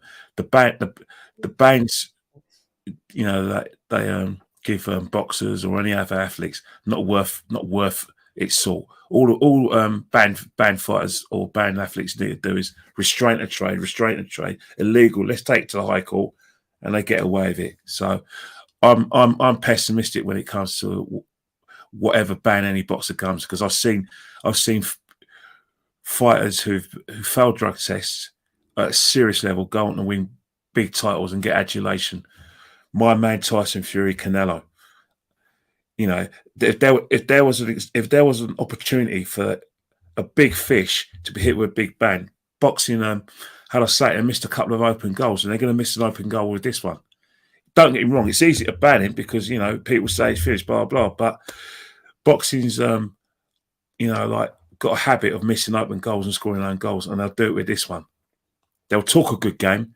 You know, Simon Jordan would debate it to you know, debate the bones out of it. Then, well, when it next thing, well, another fight will come along. No one will take an interest. Next minute, oh, it's been a year. We've all forgotten. Yeah, Dillian Whyte would do a video with Kugan Cassius about his rehabilitation, how he's trying to clear his name. I've tried to say, oh yeah, Dillian Whyte. Yeah, I remember him. He fought he fought Tyson Fury for the world title, and he was the interim champion for about a couple of years. He fought the WBC. Yeah, you know, I believe in second chances. Yeah, give him a gig. That's what happened. Look at Amir Khan, because he came clean with his thing. Oh, look, at least he came clean like Conor, and like nobody said nothing because he was halfway retired anyway. So if he was to come back, like he would, like, what would stop him from? Nothing would stop him from coming back. Nothing at all. You know, it's all about how you play it. With boxing, it's all about how you play the game and who you're like. If you're not connected in boxing, like in these PED situations or matchmaking, you're screwed. You can't. It doesn't matter how good you are. You could be the best boxer, better than Sugar Ray Robinson and Sam Blanchard all rolled into one. If you're not connected with the matchmaking and the right promoters, you go nowhere. Harold Graham, one of the best. Harold Graham was a superior fighter, Chris Eubank Jr., to Nigel Benn, Michael Watson. You know, he was the one who should have had the 3 or 4 houses, and you know, and still be you know, on TV shows doing a tour with Nigel Benn. Not bloody those two. He's a better boxer than them. But Harold Graham couldn't fill a playground, let alone a stadium. That's just a fact, because people didn't want to fight him because his southpaw style was just like, you know, doing algebra. Yeah, Mickey Duff kept him. He used to call him the chairman of the Who Needs Him Club. That's exactly. You know, Tony Sibson used to call him a limbo dancer, and that's the thing. Right, that's the one. Yeah. The best fighters, you know, at the end of the day, one ingredient a boxer needs is a TV deal. Look at Otto Warling. He was putting himself in a frame, and the first thing he said, "Oh, my promoter's not really that connected.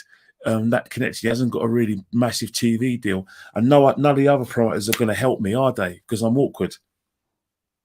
Yeah, you know, that just says it. Otto Warling, half decent fighter, very good fighter, but what does he bring to the table? Who's going to go and pay tickets towards Otto Warling? Who's going to get up at 5 o'clock in the morning and watch Otto Warling? Well, you see, the thing is, he's fighting Gassiev next, right? But I don't hear Simon Jordan talking about it. That's a good fight. I don't hear none of them people talk about it. They want to talk about what Conor Benn did last year. He's an arsehole, Simon Jordan. Such an arsehole. But imagine if he was talking about Otto Warling and Gassiev and big and potential fight. then it would be better for boxing. But they go after the sensationalism. They like sensationalize, yeah. They're like tabloids. They're Talk Sport should be called TMZ Sport. They're like TMZ. They're just they're clickbaiters, and then they're not even down for Simon Jordan. Don't know no boxing. Sorry, D-Style. I thought I gave you the horn. Did I not give you the horns for this super chat? Did I not do the horns for this? D-Style said, "Where's his horns?" I thought I did it. Sorry.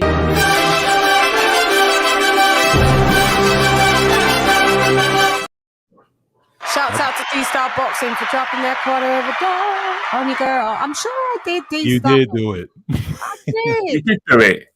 Yeah, D-Style on that. Now you got to donate another $5, bro. Now you got to put another $5. I got 5 on it. Yeah. Because you dumb on me. I got 5. Incredible production, LadyChann. I just want to chuck that in there. No worries. Just your thoughts on the Dillian Whyte situation, and did you speak about this on there already? No, I haven't done a show on it. So go ahead, Rico, on the situation with Whyte and failing, and Robert Hellenius. Do you think it's a good opponent? We'll ask everyone: is it a good opponent to have instead? Well, in my personal opinion, I believe the saying goes, "Damned if you do, damned if you don't." It just seems to me very funny that these publications such as TalkSport, like Eddie says, always have a certain Venom-esque about when they're talking about a one big Femi Anthony Joshua compared to when they're speaking about a one Tyson Fury. When Simon Jordan is speaking to Frank Warren, Frank, it's just it's like he's speaking to a friend that's just talking nonsense. Whereas when it's Eddie, yeah, Frank called Frank Smith the other day and Robert Smith the other day, and then you're thinking to yourself, brother, you are lying on live right now. How do you feel getting called out? Eddie was like, call him right now. I can call him, but I don't want to. Simon, you made yourself look like a child on live broadcast, okay? And bearing in mind, not many people are listening to live broadcasts anyway. No one really listens to the radio like that, if we're being honest. However, we all wanted to see the rematch between Simon Jordan and Eddie Hearn. I believe that there's no need for a trilogy fight. I believe that Simon Jordan, his credibility in boxing has been put in the dirt, as it should be, where it should be, and where it will do the most good.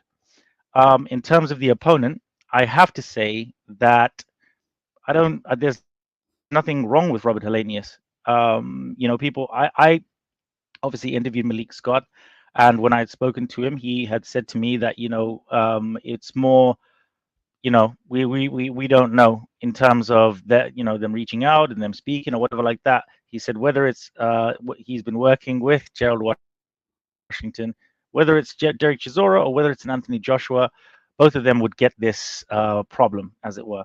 However, Robert Hellenius has been called in. I believe that that's due to the ease of which the deal was made, because it must have been made at pace, because that's what it required for the circumstance, and that's what it was required for the timing in which the show had to be saved. As I said, damned if you do, damned if you don't. AJ could blast him out in 4 rounds. Yeah, oh yeah, but blah, blah, blah, blah, blah. So there's always going to be something with AJ. There's always going to be an issue.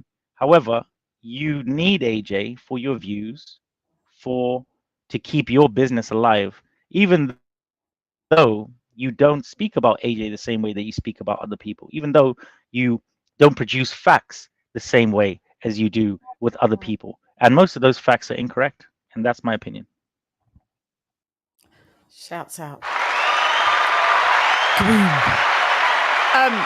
Remember, Beats, I was saying on your show that they didn't want a common opponent. Well, look what they went for. Because that would be the premise of them saying if AJ don't get him out in 1 round, that means AJ's on the slide. Yeah. Well, look, I'm not sure if he gets him out of there in a round. I'm not sure about it. Yeah. But he could do, though. Like, I won't be shocked if he did. Because, look, this is just to save the show. It's promotion for what's supposed to happen later down the line in December and January. Because unless AJ really fumbles the back, he can't lose this fight. He can't lose this fight. There's no way he can lose this fight. You know, like, the guy's 39. He's never had a good gas tank, right? He arguably lost to Dillian in 2012. Johan Duhaupas knocked him out.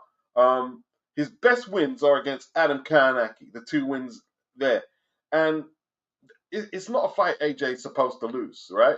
This is really just promotion for what's later down on the line. And AJ, like, if AJ goes out there and looks like he's not confident to knock out this guy, there's issues. That's what I'm like. He should. I'm not saying he should just rush out. He's got to do what he does professionally, and and like what he's worked on with Derek James. He's got to implement all that. But I don't want to see this guy looking nervous in front of this guy here. He's supposed to take him out. 4 rounds, max, 4, 5, 6, 6 at the most. Gotta get him out of there. Yeah. Go ahead. Anyone else wanna? Kenny, oh, sorry. Go ahead. AJ, go ahead. No, whoever. I just was passing the mic. Whoever. Go ahead. Yes, I said what I said before. I'll just repeat that statement. I think that in terms of late notice, the opponents go. Robert Hellenius fits the bill. I'm in agreement with Beats. I said we should blast this guy out no more than 5 rounds max. But just don't try to don't try to languish too much, because this guy still can't punch and he still is dangerous. But this is ultimately a fight that AJ should win, whether by knockout or by points. And just don't. I mean, because like it's funny because this fight is pretty much just filler or appetizer, pretty much. It's kind of like just a meal before the main course. Just as a prelude to what we're getting, hopefully a while later. So that's just my 2 cents on it. I mean, the card's still not scrapped. Everybody's still gonna fight, and hopefully AJ, and hopefully just this, if he does get a KO, this will get his confidence back somewhat. You know what I mean? So it's just in terms of serviceable opponents, like Robert Hellenius fits the bill for the time frame. And Rico, what I tell you about fanboying on LadyChann on this channel, bro? That's for me, man. What? Me fanboying? There's one fanboy you're talking to him. Nah, LOL. AJ. I have no AJ. First of all, I plead the 5th, 6th, 7th, however many I need to plead. I don't know what you're talking about, AJ. I'm sorry. My Wi-Fi cut off a little bit. He said, "I'm going with Hellenius winning." Oh wow! He must be from Finland. Shouts out. Shouts out you. Can I just say something? Right. His name is Crypto Zorro. Oh, no, Crypto should tell you everything that you need to know. Crypto Zorro. I'll leave you there. Yeah, you can't be finished then with that name. Crypto Zorro. Zorro. Lisa said, "Who cares, Crypto?"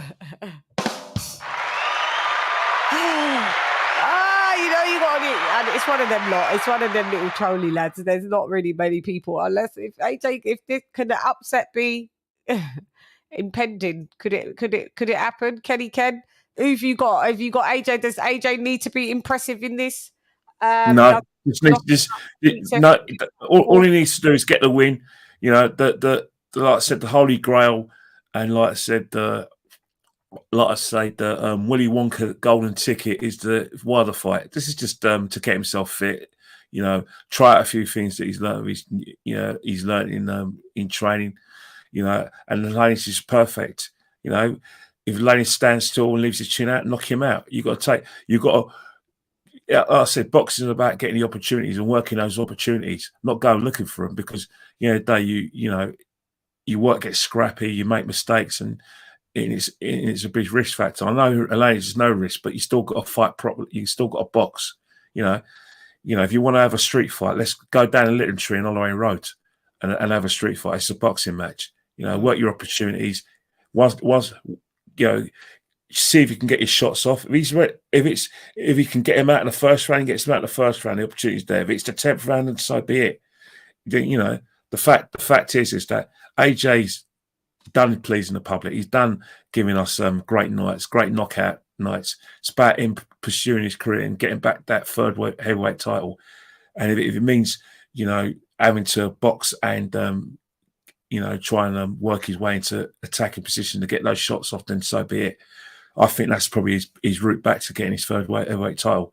I know a lot of people want him to throw hands and excite them, fine. That's brilliant. I love it. I want that.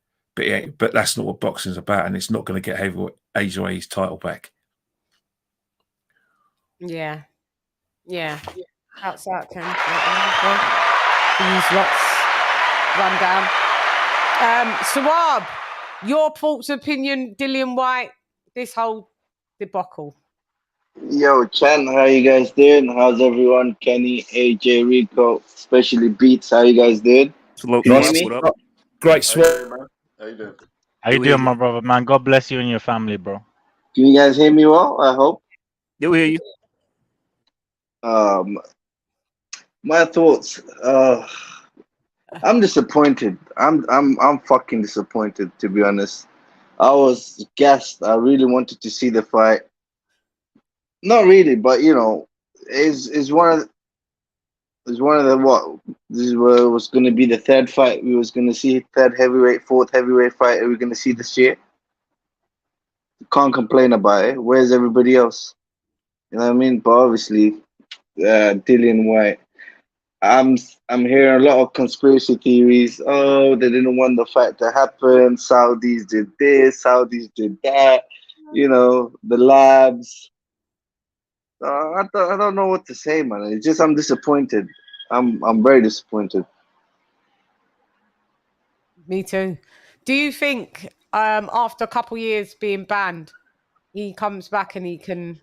He's done now. He's finished. I don't. He's done. I don't think he's gonna come back from this third time. Fool me once, you know what I mean? Shame on you. Fool me twice. Shame on you. Fool me a third time. Just shame on me, I guess.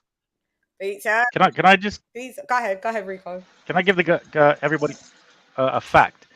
Dillian is actually licensed by a Portuguese commission. You're late with them facts, mate. I already dished that one. Next. Oh, that's. And you know what it is? I have to tell the people, LadyChann, man, because I was giving LadyChann a whole bunch of shit for like coming, like doing the lives late and stuff, and I just rolled through with my tardiness. I do apologize, lovely, but that was not very like me. But okay, well, I thought I'd drop a bomb there with that one, but yeah. Yeah, but that Portuguese license ain't worth the paper it's printed on, man. Oh, Uncle Beats, toilet paper used to be expensive during COVID. Come on. What you saying? It's made out of palm tree leaf. When's the last I heard of a pro boxing card in Portugal worth its salt? When did that happen? What boxers have they had? But why has he not got a British license? Eusebio Pedrosa. Who's the guy who played in the '66 World Cup? He was really good, the Portuguese player. Yeah, but why hasn't that is Eusebio? Damn, Fabio, don't jump. Don't jump. Eusebio. He was Portuguese. Why hasn't Dillian got a British license? What's the reason? Do you know why that is a absolutely brilliant He has to get licensed when he on the day of the fight, I believe. Huh? So that again, Beats? Because he's in Portugal, he has to get licensed on the day of the fight, I believe. Yeah, but why does he have a British Boxing Border Control license? Is what I'm saying. And that is the question, LadyChann. That is a brilliant question. Come on, Chad. Because you sound like you got a conspiracy. You're not saying it like you don't know. So come on, let us know. No, Uncle Beats. She knows. But I've got a theory. Yeah, I want to hear the theory. Just as why Tyson I too Fury would like to hear it. Tyson Fury doesn't have one either because once you pop's dirty and you're not really commissioned by them and they won't renew your license. You've got to go through the procedure. Most of them can't be bothered to do it. So since Dillian Whyte, I'm not sure how long, if he's absolutely ever had one. I would assume that he had because the Portugal move, he only moved to Portugal in the last, I think, since the pandemic, just before the pandemic. So before that, he had to have a British license. Maybe the Oscar Rivas thing made him just think, I'm not going to renew it. I don't know, but it's quite funny that he doesn't have one. His last two fights were a British license, weren't they? No, he Yeah, ain't got. Britain. When he fights, he applies for a temporary. They give you a temporary to fight on British soil, but that's just for the fight, and then that's it. You go back with your other license. Is that the Yeah, but only? there's like Quick 7. question. Yeah, that was my question. Do you need the BBOC's license to fight in No. Britain? No. Is So that- there's like 7. Correct me if I'm wrong, guys. There's about 6 or 7 different licensing committees you within got the Britain. British and Obviously, you Irish. look at Misfits. You got the British Irish Boxing Association. I think the Misfits is the Professional Boxers Association, PBA. Yeah, And they PBA. do a lot of white collar stuff as well. Yeah, they're just based up the road, man. Yeah, near Southgate. Go on, Rico. Wasn't you finishing off the point? You said. Oh no. Just to say, obviously, like you get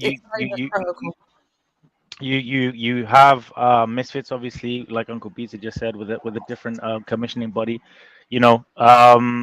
I believe in a perfect world, in my opinion, that every single fighter fighting on British soil should be licensed under one, which should be the British. No. Because you're allowing it like a monopoly.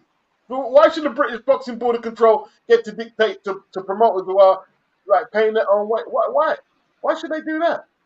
No way. Because Uncle Beats, the fact that in my opinion, the fact that it's so fragmented at the moment, even in terms of promotional aspects and just, I mean, boxing is a sport. I mean, like I grew up on your videos, Uncle Beats, and a lot of the things that was said were boxing is like a sport that's 300 plus years old.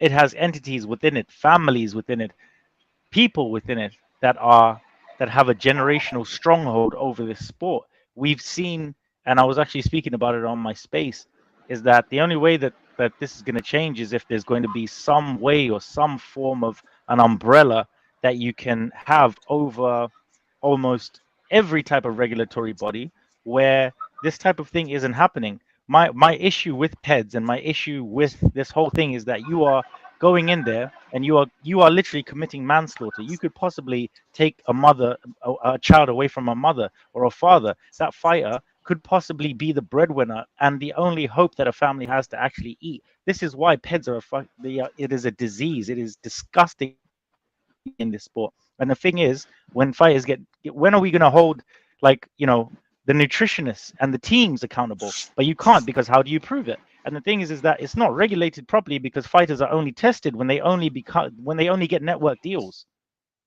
Now we'll leave it with that. Yeah. No. Look, right? 2013. I can't remember who the guy was. Right? The promoters basically have an association. Right? There's a promoters association in Britain. Not many people do not know about it. Now, obviously, the likes of Hearn, Warren, and Shalom, they don't use that. But the small guys, they need that. And they took the British Boxing Board of Control to court in 2011 for restraint of trade, saying that we can't promote cards unless the board were sanctioning the cards, right? And the board got flung out of court. I think they were, who was it? A Luxembourg, because they were using a Luxembourg license. They flung the board out of court, right? Listen, right? The southern area, the northern, the central area, it's all self-appointed. The promoters can't vote who they want to go into them area titles. It's a monopoly. It's manipulated, right? And look, I don't want to sound like I know it all, but I know all this shit. It was in the 60s, yeah, right? Before Mickey Duff and the cartel got to it, right? They used to, all the people were voted in all the area titles. They were all voted in. And the cartel, they changed it until it was self-appointed, and it's been that way ever since. It's a monopoly. You can't let them do that, bro. You can't. It's unfair. You can't let them do that. That's like flipping slavery. Beats done them. No, but this is what's so important about platforms such as yourself and Beats and everybody, is because if I don't know and everybody, this is like informative. If we don't, if I don't know it all, I'd rather listen to somebody that actually knows something, and I can listen and be educated from it. So thank you, Uncle Beats, for real. Yeah, classes in blood clot session. Shout out to Beats, man. Man is a true historian. Yeah. Okay, so we got DJ Magic J. AJ is rubbish. AJ is rubbish. His career is done. Nah, forget that. He's Right, pretty. Can I just follow that up quickly? Casual boxing fan there. Check this out, yeah, Rico, yeah, right? Let's say if you had it the way you wanted it, right? What would happen, like, all right, some people don't like the misfits, but if it was up to the British Boxing Board of Control, they'd be wiped out. You wouldn't get no misfits. You won't be able to get none of that stuff. And some people love it. It makes people a fortune, right? Yeah. British Boxing Board of Control ain't going to license them. It's a bad road to go there.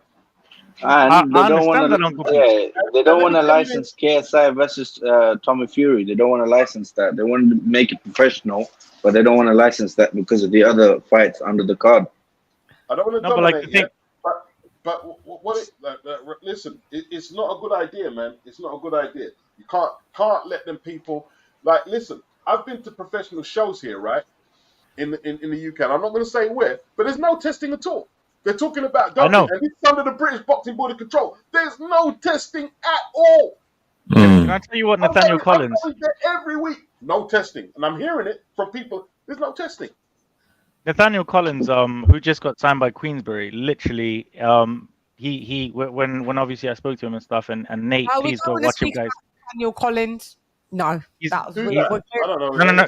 Yeah, but we're very. He's a fighter that's been signed by Queensberry, but he told me that he only got drug tested during his first fight on television, his first televised fight, and from the but this is what I'm saying, like from the grassroots. Fight. Most of them are not doing that. So if you know that, Rico, why would you call for the board just to be like the overall body? It's not that I want the board to be the overall body. I would like an entity. Like obviously in a perfect world, Uncle Beats, like, you know, what you're saying is absolutely true. However, if we don't have some sort of centralized, I don't know, like, you know, if we don't have some sort of centralized, entity that is providing testing from the grassroots going up, because the thing is, people like literally promoters and small hole promoters don't want to do testing because testing, they say costs like 10 grand a pop, right? And sometimes the shows don't even make that. The fighters don't even make that. Well, there you go. But the thing is, you can having one body. No, carry on. It's money. Having one body in play is money. They don't want to pay out the money, bro. They don't want to pay out the money. They can't pay out, like you said, they can't pay out the money. So what it is, there's always going to be boxers going on, and it's no different whether it's them PBA white collar shows where you get people roided up and it goes on. It's no different over here in the sport show because they can't afford to do it, bro. They can't afford to do it. And that's the sad thing about it. And this is why, like, it isn't the British Boxing Control. It's not even like a government entity. It's an independent entity. So where is the legislation coming through to help the sport? Like, boxing is the only sport. Combat sports are the only sports where this type of bullshit. Sorry for my language, but like, it's just. It doesn't make sense. You get, like, for example, there was that cyclist. I can't remember his name. He was blood doping. That's one example. Yeah. Right. Other sports. One example. I think as well. That's what I'm saying, LadyChann. You get one example, 2 examples per 2-3 years or whatever. Like this, boxing is every single like almost every other at the minute. Matchroom are. I have no. And Eddie has had to obviously make an example of a Dillian Whyte because he's learned the lessons that he's learned from the Conor Ben situation. You know, the thing is, Dillian's come out and he said, "Oh yeah, but you know, I'm innocent. I'm this, that, and a third." They literally play like I don't know if you got like play. They literally, if you have enough money, if you have enough, you know, when you're at that level to combat whatever entity is banning you, suing you, or whatever. They'll literally, you'll go through court, fight, and then at the end of it, we've run out of money. We can't carry on going on with the case. So look, you've been out of the ring for a year. Here's a backdated ban. There you go, run out. We can't just keep on having this in the sport, man, because it's killing people. That's what I. Bro, well, listen, look, having one board is not going to solve nothing. Trust me on that. Like, if anyone knew Well, the what do you history think of that the we British should do then, boxing, Uncle Beats? well, what can you do? There's nothing you can do really, unless. But we got to try and change it somehow. All you can hope for is that one promoter sort of does what a Dana White does and turns it into a thing at UFC, and maybe you have some break-off companies, and then they'll get regular testing and they'll get health insurance and stuff, and Uncle Beats, can I just say something real and pensions. That's the only thing you can do. But as for if you're relying on the board are not going to do nothing for regular testing or like, listen, it's not going to happen. They can't afford it, bro.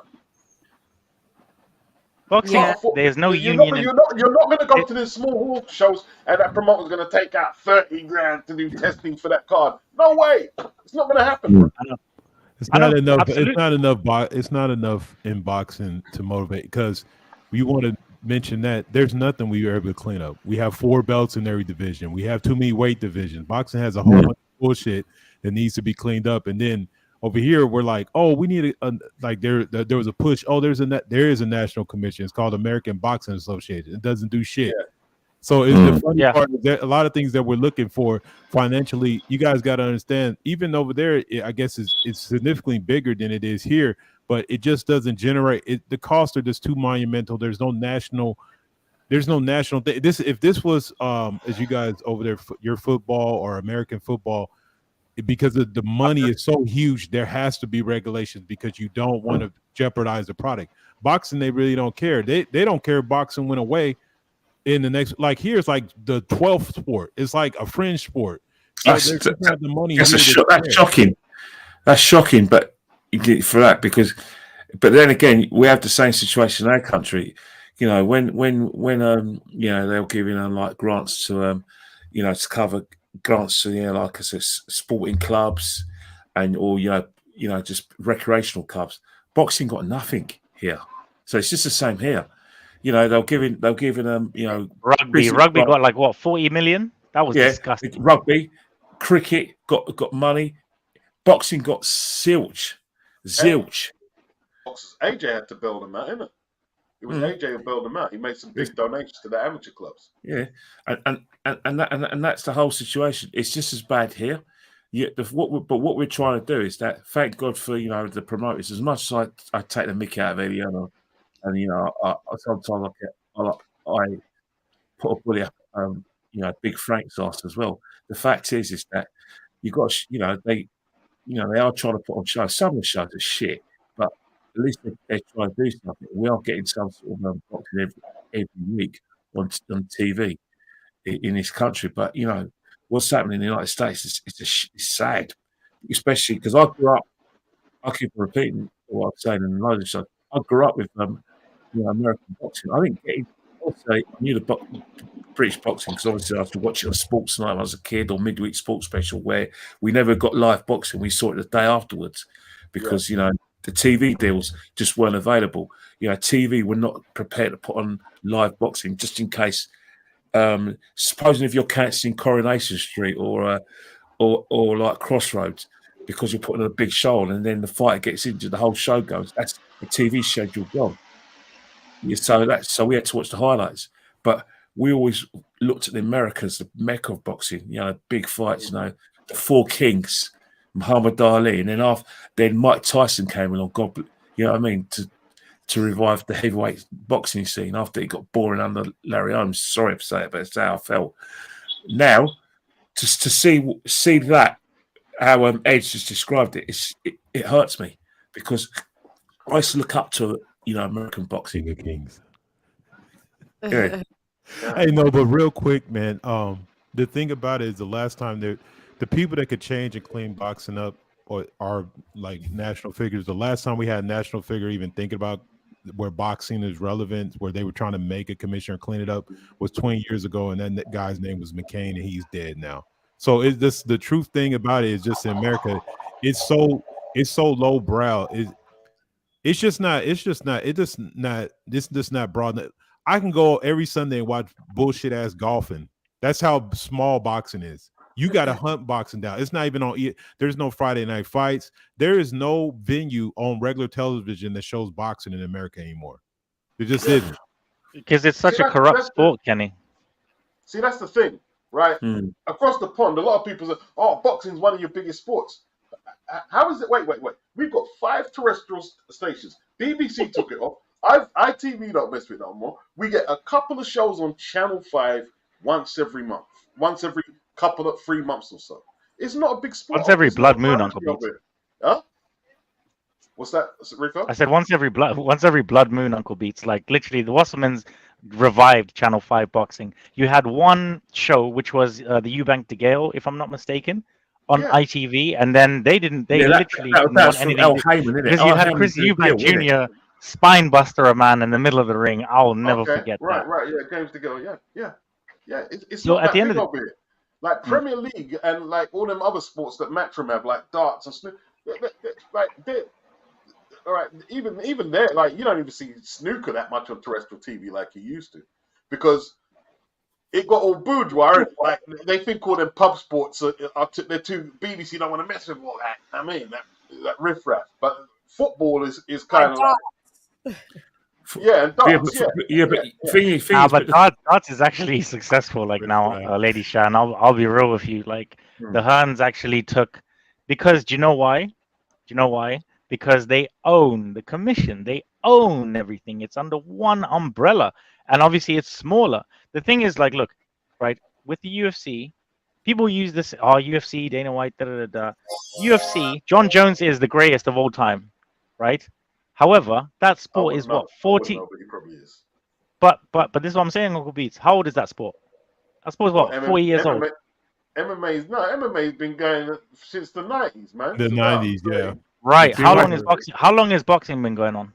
200 years, even longer. So Queensberry rules. It's been a minute, man. It's been a minute.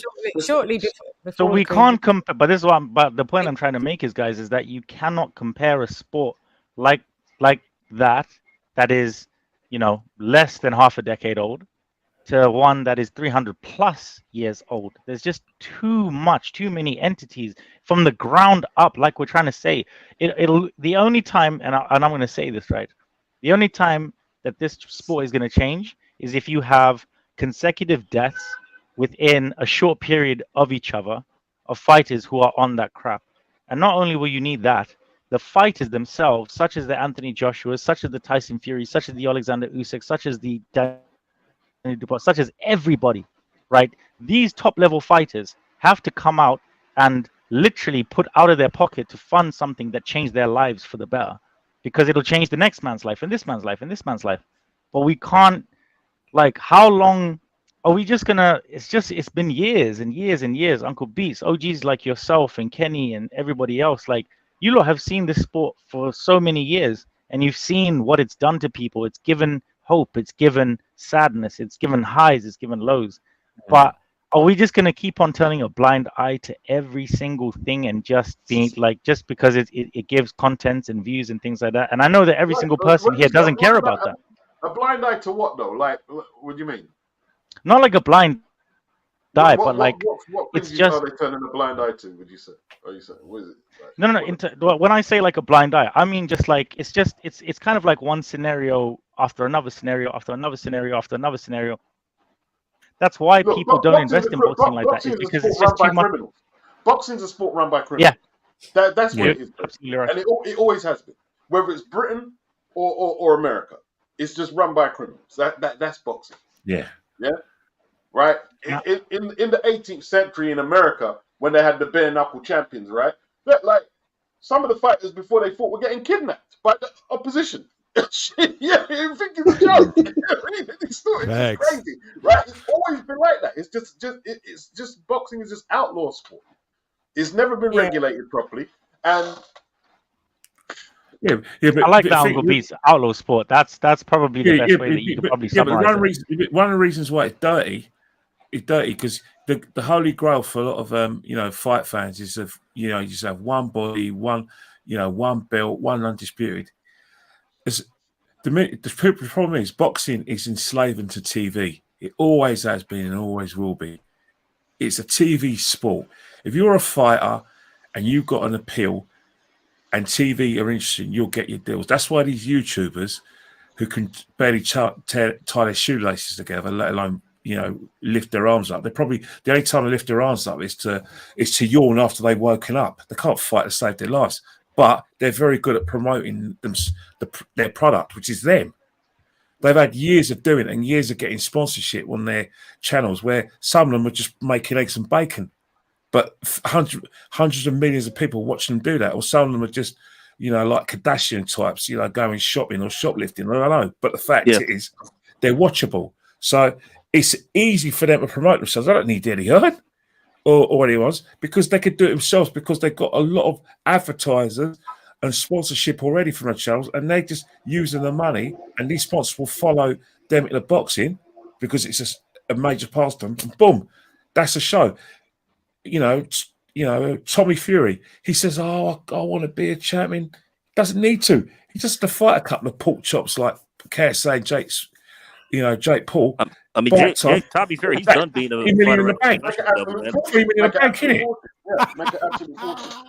I mean, has Tommy Fury officially crossed in the domain of just being a sole YouTube boxer? I think he has. Yep, he has. I mean, I'm really sorry, guys. He's not being a professional. To be honest with you, AJ, what did I say on the spaces? Every single time that name is brought up, I get a headache. Yeah, you do. Yeah, you said that. Honestly, let me tell you what it is. Yeah, like people will say, "Oh, they need to clean up boxing," but you're saying that because you're a real boxing fan. But what you're not seeing, to the casual sports fan, boxing is nothing. It's like Mortal Kombat. It's like Mortal Kombat. They want to see fatalities, Uncle Beats.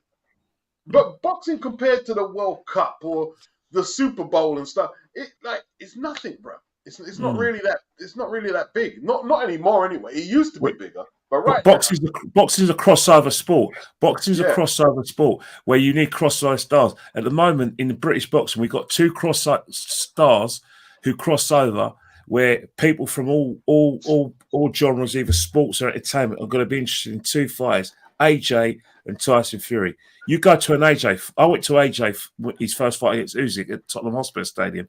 I needed, by the way, Beats, I needed some disinfectant when I went to your grand, but that's another story anyway.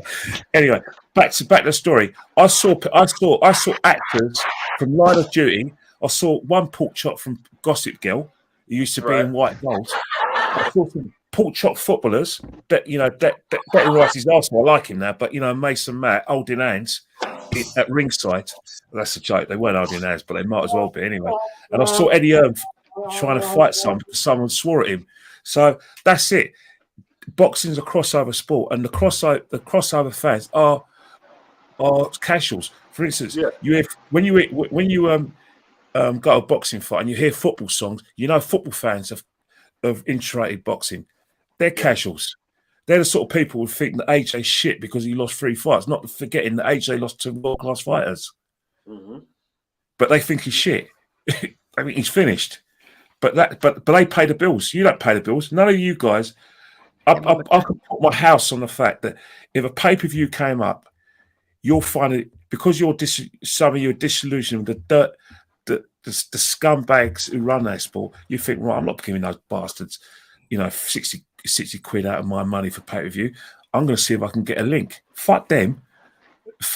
And anyway, the fight's not half decent. There's a lot of decent boxing fans that are disillusioned with the sport where they won't go anymore. So who's taking their places? The casuals.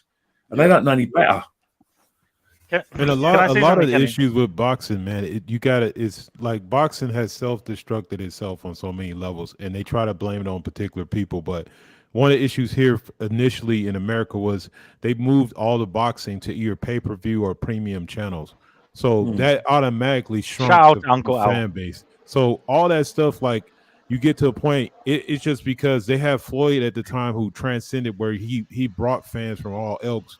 And then, you have Canelo for a little while, but Canelo's fan base is mainly Mexican and some others, but even that's starting to fade. So there's like one or two of these guys where you had multiple dudes for a period of time. But like I said, and then so the network started deciding that when they did want to show a fight, they were like, they want a championship fight. So it wasn't in the benefit of boxing to have belts be unified or have undisputed champions over here because they were getting paid by championship fights instead of just regular fights. So there's no build-up fights.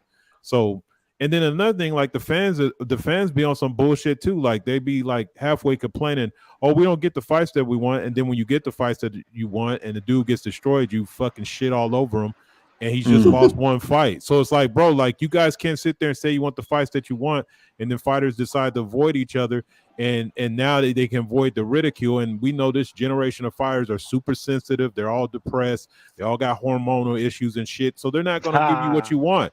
And then so they're always trying to blame that on Floyd, talking about, oh, Floyd was protecting the no, that's the fans, because we just seen a dude get beat, and then everybody's like, oh, he was trash and blah blah. Like you guys, like people need to stop that. The motherfucker get one loss, then you act like it's the end of the world. Or even like I said, be consistent. Like since we talking about FD Joshua, you know, I hear motherfuckers when a particular when who's the fat dude he lost to? Damn it, Ruiz. Ruiz. Okay, so when he loses to Ruiz, you know, everybody's like, you know, I straight up said before that fight that was dangerous as fuck, because people didn't know who Ruiz was. Nobody watched the Joseph Parker fight. Yeah, they didn't want to acknowledge the situation. But then you see Ruiz go fight somebody that you dislike, and then you want to say Ruiz isn't that good. I'm like, I'm not going to allow you to get that off and say that AJ lost to some bum. You're not going to do that shit. So it's the fans that be doing the shit. They're inconsistent. They're tribal. And it's not even in a good way, because the tribal fans don't even fucking pay for the pay-per-views. They're some streaming, thieving motherfuckers. Yeah. So, so it's like, yo, you guys destroying the fight, man. If your bum ass ain't got fucking $60-$70 to pay for a quality fight, then shut the hell up. I'll show you my receipts for Crawford and fucking Spence. I'll show you my receipts. So that's the issue. It's all around the issue. The fans from the top to they accept shit. Now we got the IBO belt about to creep his ass in. And see, that's what I'm saying. You guys, the product is based on the fan base. And since the fan base is so small and it's so fucking trash, this is what you get. This is the result of a trash fan base, is you get trash boxing. Yeah. Great. To be honest with you, boxing fans, right? And I want to say this. Boxing fans can be the scum of the earth, okay? And I'll tell you why.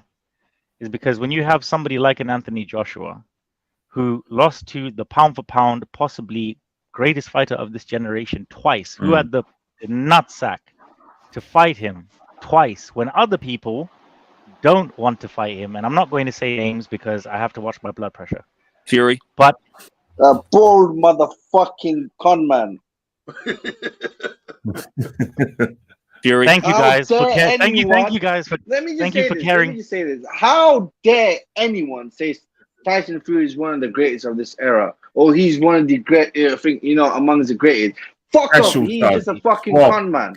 He's a fucking con man. That's what he is. All right. He won't fight fucking music.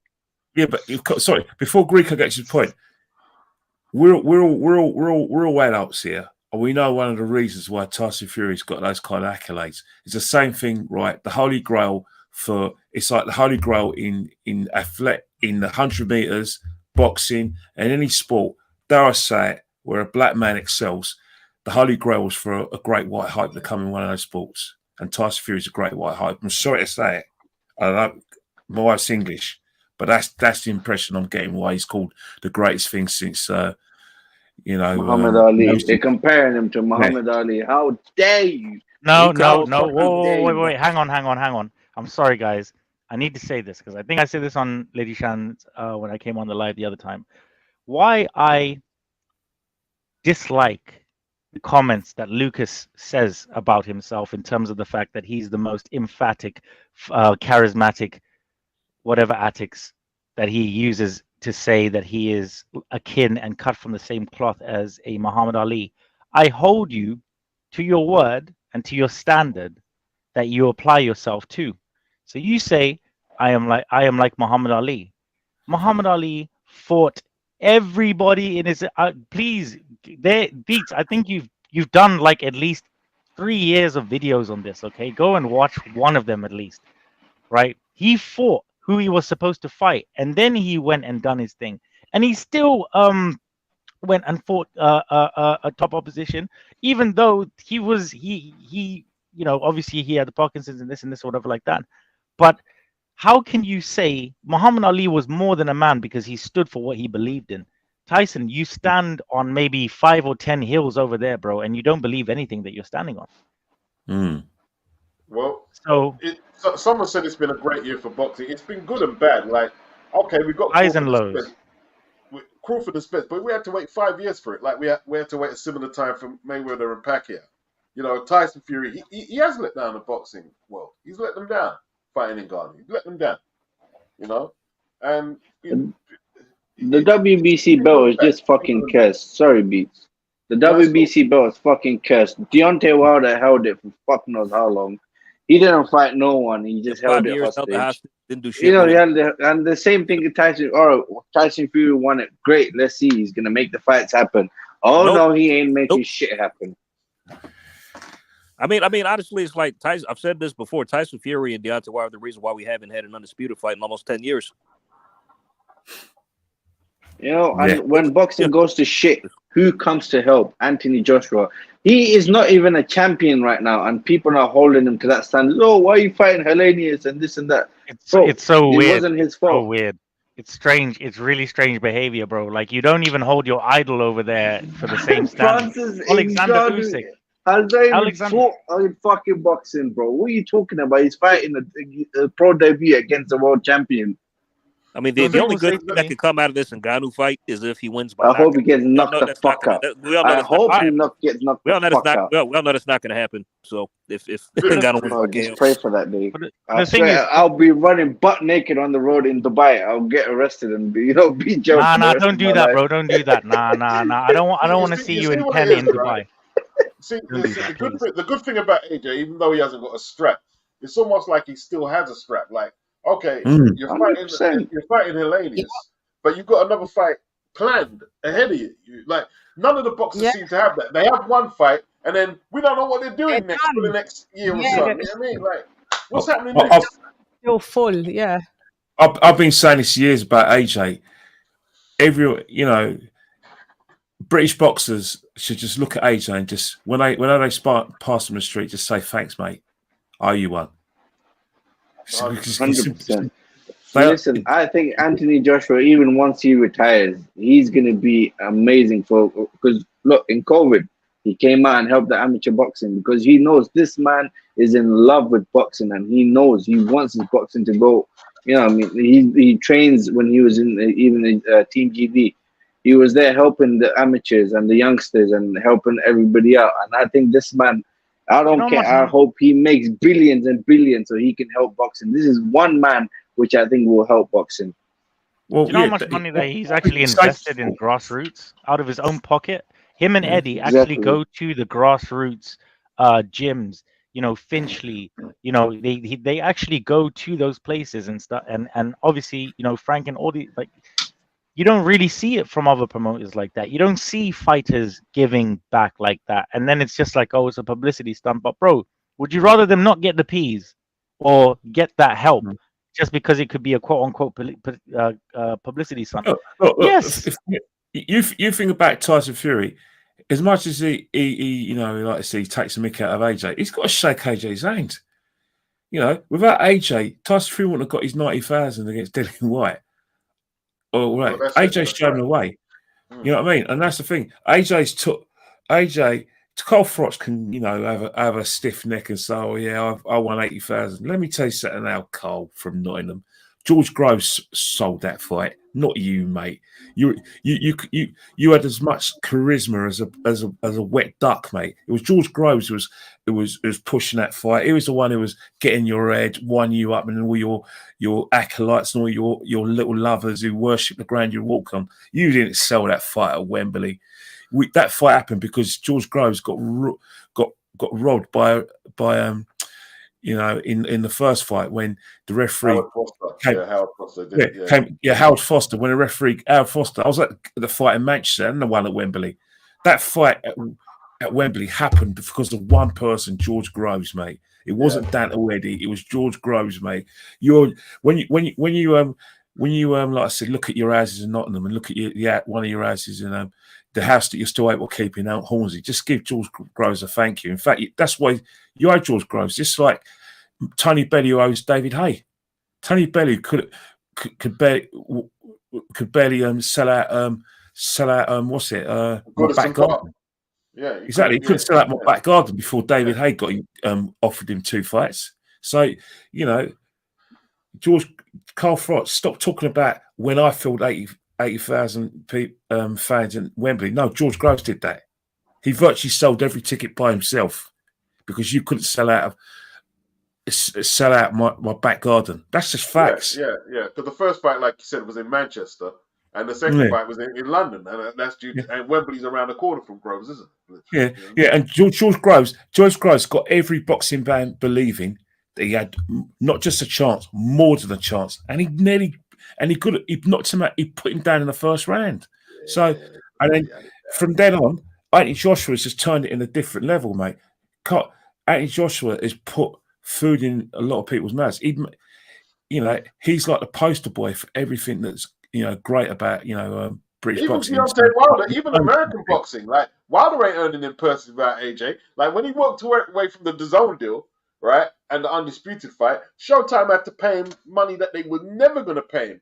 You know what I mean? And that's because they said, no, we don't want you to fight on there. We want to keep you over here. So they had to give him comparable money to what AJ was being paid over here to do that. Yeah. Look at Wilder. I was in the stands with my wife at Wembley. My brother phoned me up. He says they'd just been speaking of Wilder, and he said that Wilder's eyes were like moons. He couldn't believe that a boxer could fill in 90,000 stadium and put a fight line. And they said to Deontay Wilder, "Would you like to do? What do you think about something like you and AJ having this fight?" And Deontay Wilder's words, according to my brother, was, "That would be lovely." It says it all, doesn't it? Yeah, could imagine. I could imagine. Yeah, it's true, man. Like you need the superstars for boxing to flourish. You know what I'm saying? Like when Ali retired, everyone thought boxing was dead. Because, like you said, Larry Holmes was a good champion, but they didn't like Larry Holmes. They hated Larry Holmes. Didn't like him.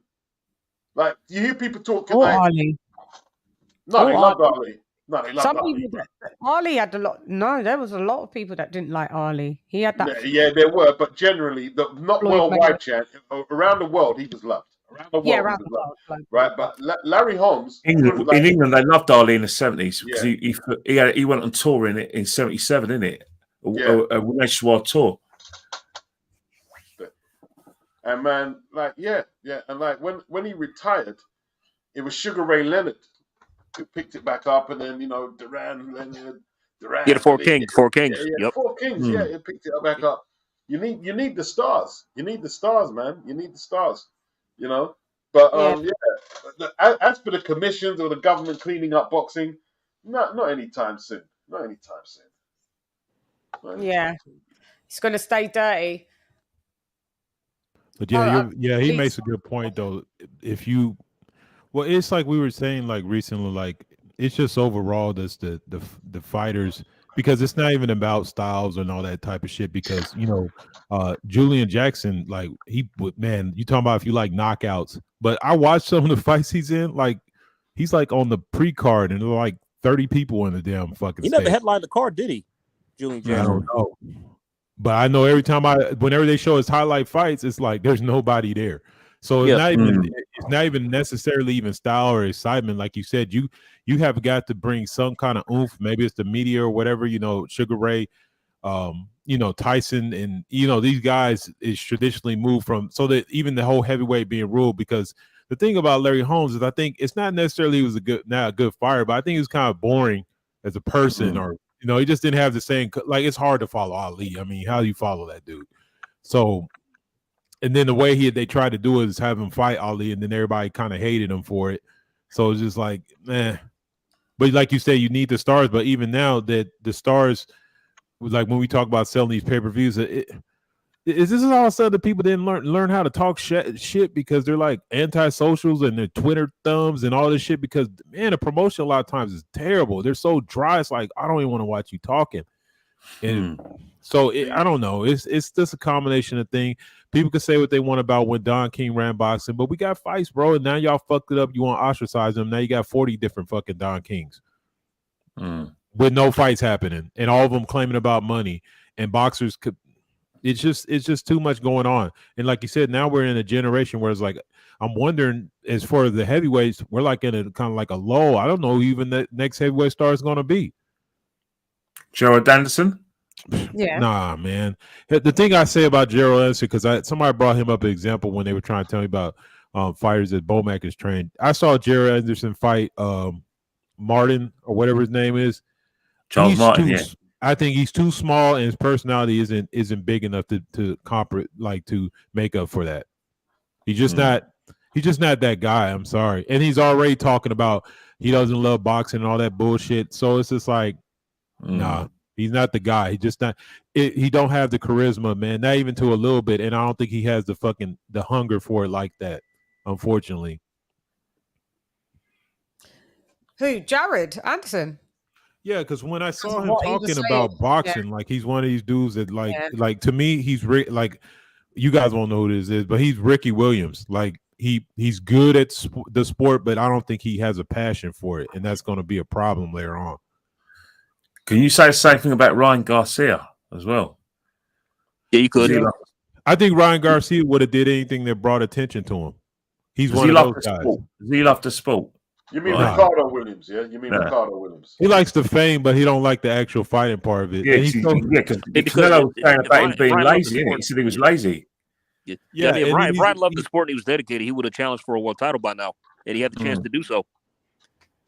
Yeah, he's I mean, like, you know, he's a clout chaser. Even this most recently got example that he shows up for the interview before the Crawford fight. He's like, oh, I didn't even know this was going on. Like, shut up, bro.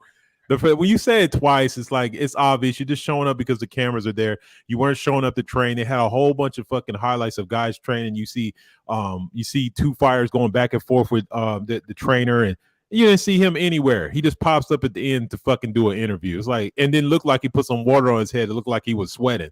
It's like some bullshit. Yeah. But those are the fighters now. Those are the type of dudes that actually make, like, think about it a day. A guy like Ryan Garcia would have got destroyed. Like, who's his equivalent? Oscar De La Hoya is a pretty boy, but he could fight and beat motherfuckers up and knock dudes out. So it's not even like the same thing. And he had heart and he trained hard. Like, Ryan Garcia doesn't exist in the sport 10 years ago. Yeah, I agree. I agree, and that's things that been said about him. Yeah. He's more concerned about his Twitter and his Instagram following, isn't it? He's more concerned about Twitter and Instagram following, isn't it? Who, Ryan? Yeah. More concerned about things. Ryan Garcia. Okay, good. I just want to bring something else on the docket real quick. I know Ken will probably have to. Ken, are you have to dip? You're muted. If that's the case, we can't hear you. Hello, you hear Ken? I can't. Can you not hear it? No. I'll mute myself. I've got some hooligans on their school holiday. You know, so I've got a couple of hooligans. I've got to get up early for work. Yeah. But you know what? This has been a really good debate, you know what I mean? Yeah. You know, needed your take on it. Sorry. I just want to say I'm at KennyKen1972 on Twitter, mostly on Instagram as well. But you know, the thing about it, right, is that, you know, boxing is still going to be with us. It's still going to be in a terrible state.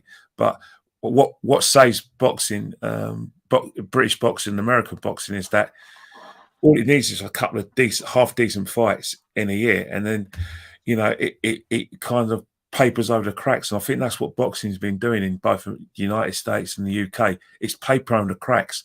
There's going to be a time when you can't keep on paper over the cracks. The sport's just going to go done. And we're all seeing it coming.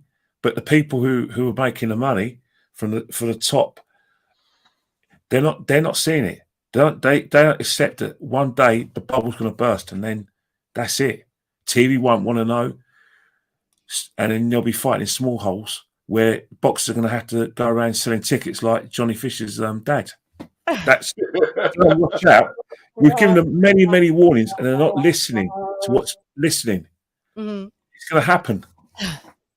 Poor Johnny Fisher. To be honest, like the heydays in British boxing, like was Ben and Eubank, 20 million the rematch, and Barry McGuigan at Loftus Road was over 20 million. You know, but we can't get to that. Like, people have got too much different stuff to choose to do. You know what I mean? And like, if you're not gonna we can't wait 5 years for Crawford and Spence because people got too much other stuff to watch. And you know the sad thing is going to be, if Tyson Fury retired today, British boxing will still be okay. if AJ retires, British boxing's fucked. Yeah, that's what he said. He said he needs to be in it to mix it up again and make. He said the heavyweight division's only exciting when I'm in it. Do you remember he said that a couple of days that's back? the only time people talk about it. And then it beats the media. It's weird. As much as people come online or whatever and coat him off, right? Listen, you see, when AJ's fighting, it doesn't matter if you know the buzz that's in London right now. Like London's buzzing, like the media's buzz, like it's just an ambiance. Like everybody's here.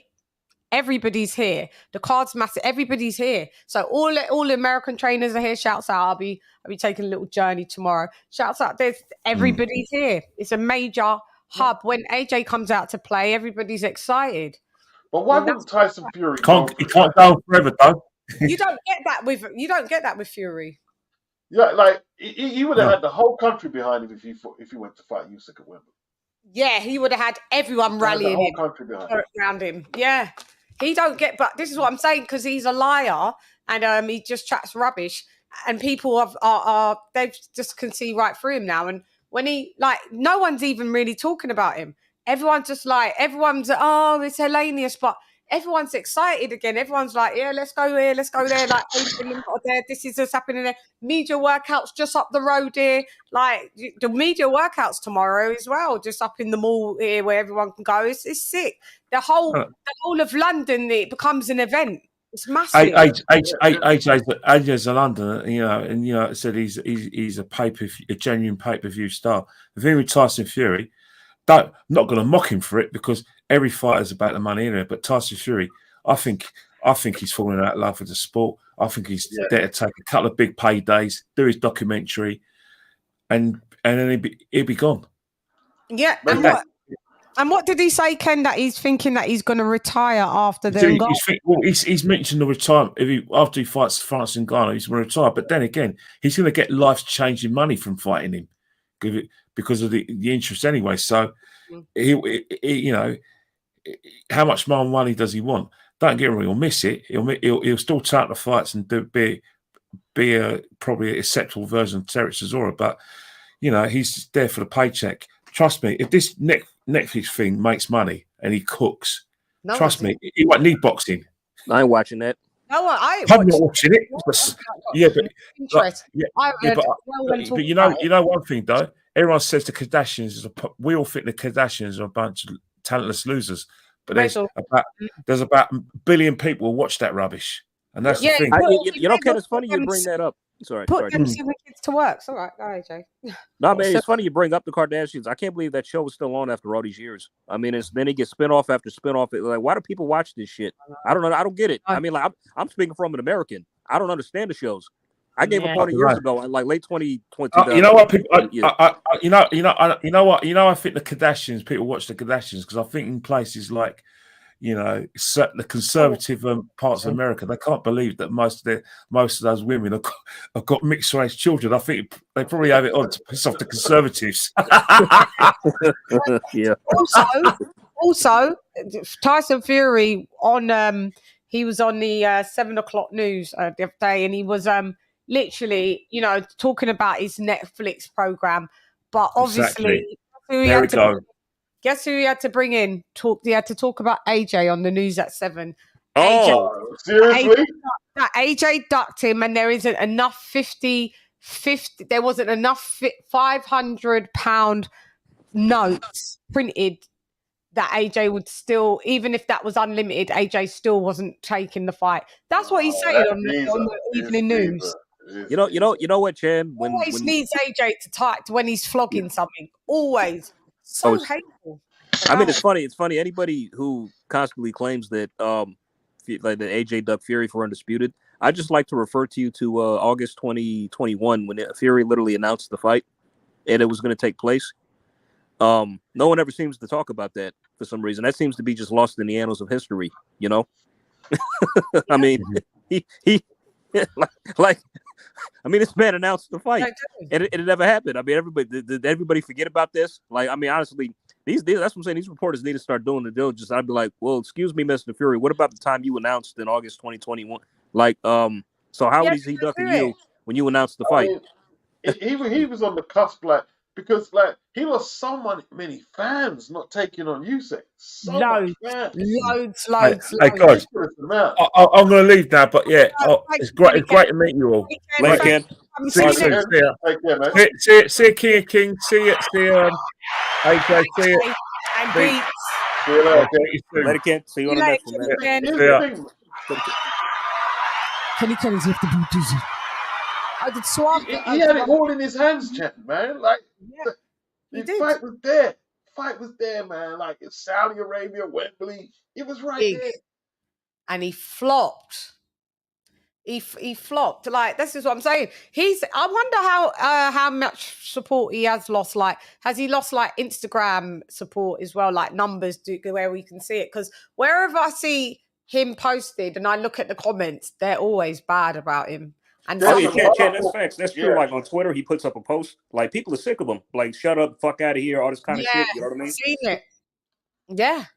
It's got yeah, that's a shame, mate. Well, maybe that's why he's saying he probably may retire after and God. There were some hardcore Fury fans who don't mess with him no more. You know it's all gone awry when you know the ones, because you know the names, you get used to seeing the names of like the hard Furites, them, and you see them slagging him off. You're like, he's pissed them right off, hasn't he? Yeah. I mean, but I see the only way for him to get his credibility back after this trash fight with Ngannou, and when Usyk beats Dubois, fight Usyk finally, and just get it over with. Just get it over with. Get it over. That's what I'm saying. Get it over with. Just do the fight. Just do it. Give it your best. Like, no one over here is going to slate him. If you lose, you lose. So what? If you lose, you lose, mate. That's what I'm saying. All the greatest fighters, they have losses, and it's still great. It doesn't matter. He wants to be Floyd in that regards. Listen, he's just going to age Usyk out. Is Usyk 36 yet? He's 36, yeah. See? Yeah, he'll be 37, I think, early next year. So, yeah. I know people's like, but for still, what's reliable for Usyk? Remember, Usyk's not a big heavyweight. He ain't relying on brawn and brute strength. He needs his legs. He needs his reflexes. Mobility, athleticism, skill set, all that. Yeah. You don't see like old heavyweights that are nimble like that. You're not going to see it. Yeah. So he's probably going to just age him out. Do you think he'll then Usyk will probably just leave the belts and retire? Because Usyk said Usyk will just retire, man. Like he's not going to hang around. What for? Yeah. I think he just signed some contract to do like some Socceroos type thing or something like that too. So, you know. Oh yeah, he just signed a football, didn't he? Yeah. He just signed to be in a football team. That's really right as well. Okay, and then there's the next topic that we want to talk about.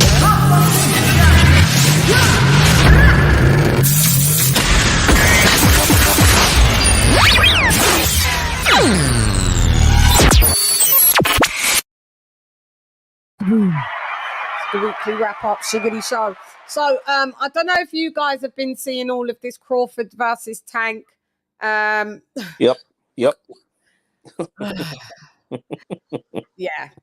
So I thought we'd cover it.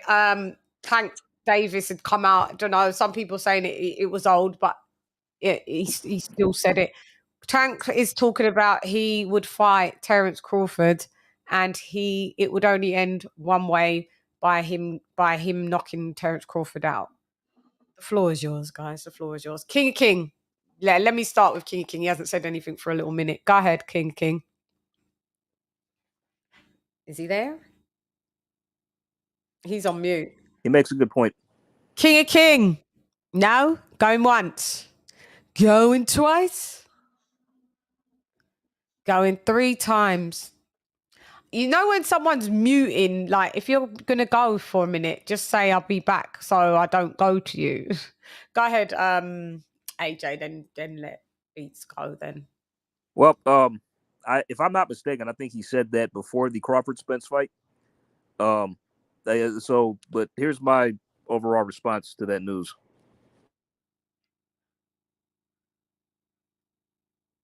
It's crazy. Wah, wah, wah, wah. Go like, ahead. I mean, I like him to make up his mind though. So you want, and Floyd wants you to fight Inouye, or now you want him to fight Cruz. So which is it? So And yeah, bring it all in. So Floyd is saying, yeah, he wants him to fight Inouye to catch weight. So you want a rehydration clause in too, as well. Like, why don't we throw that in there? You know, he wants. Hold on, Floyd wants who to fight Inouye? Tank to fight Inouye to catch weight. He said he'd be open to that. That was it. Yeah, Tank at a catch weight. I'm just writing this down so I don't forget. He's the excuses he's come for at Spence's defense. Mm-hmm. Spence's excuse makers. And then also hit Tank versus Crawford. Beats Tanks versus Crawford. Tank versus Crawford. Clout chasing. Clout chasing 101.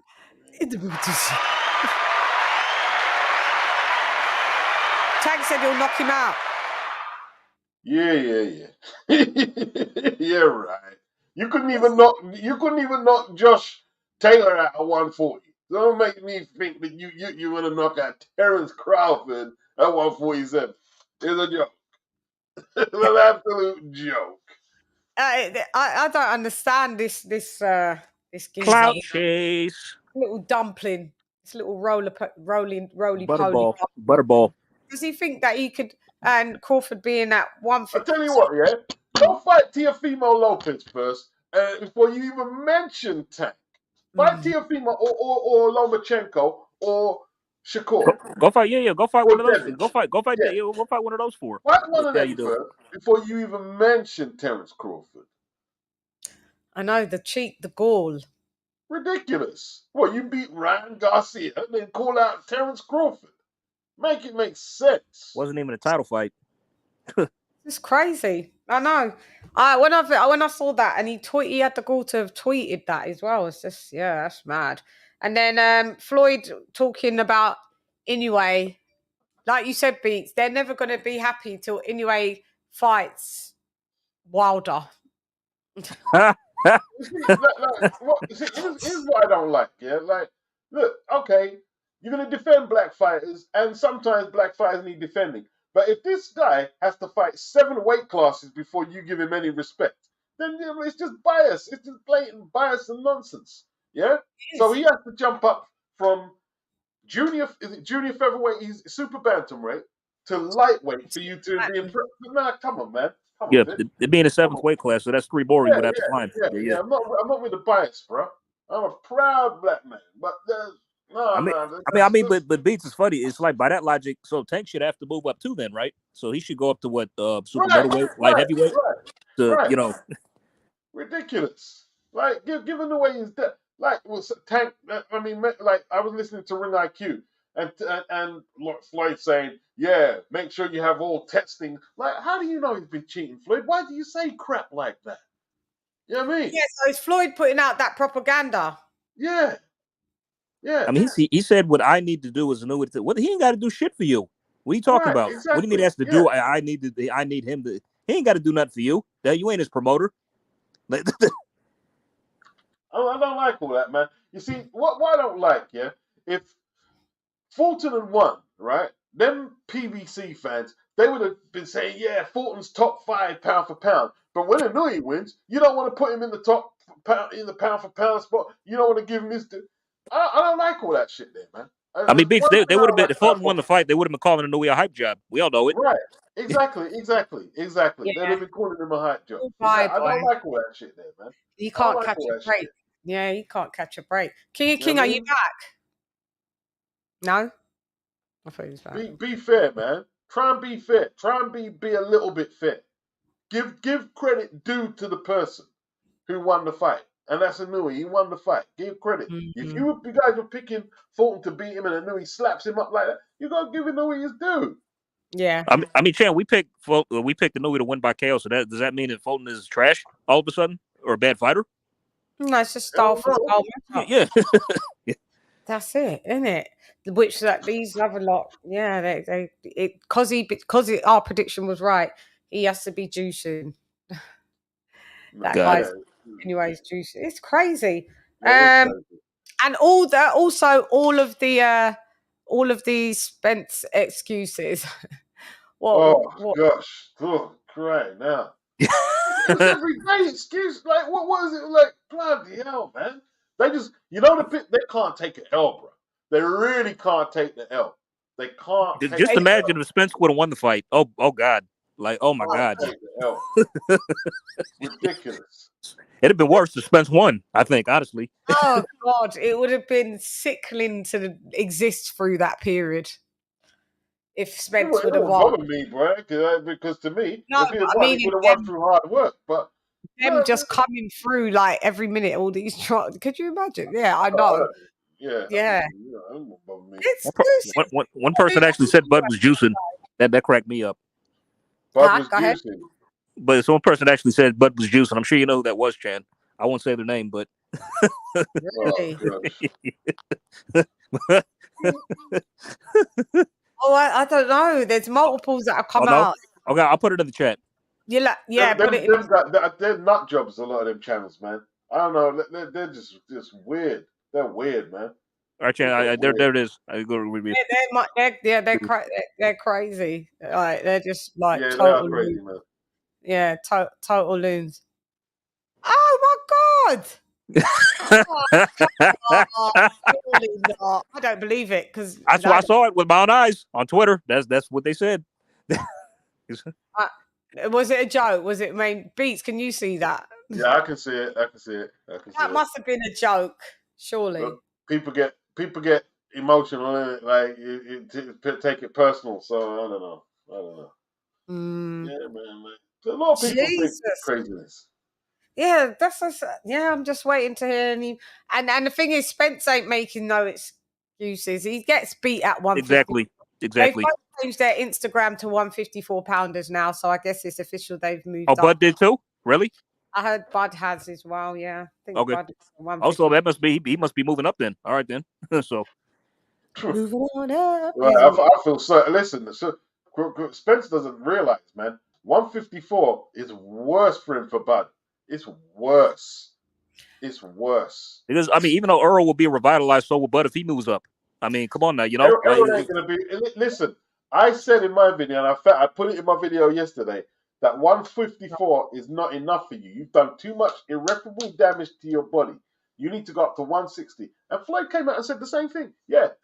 Oh yeah, Floyd was like, you need to go up to 160. Yeah, exactly.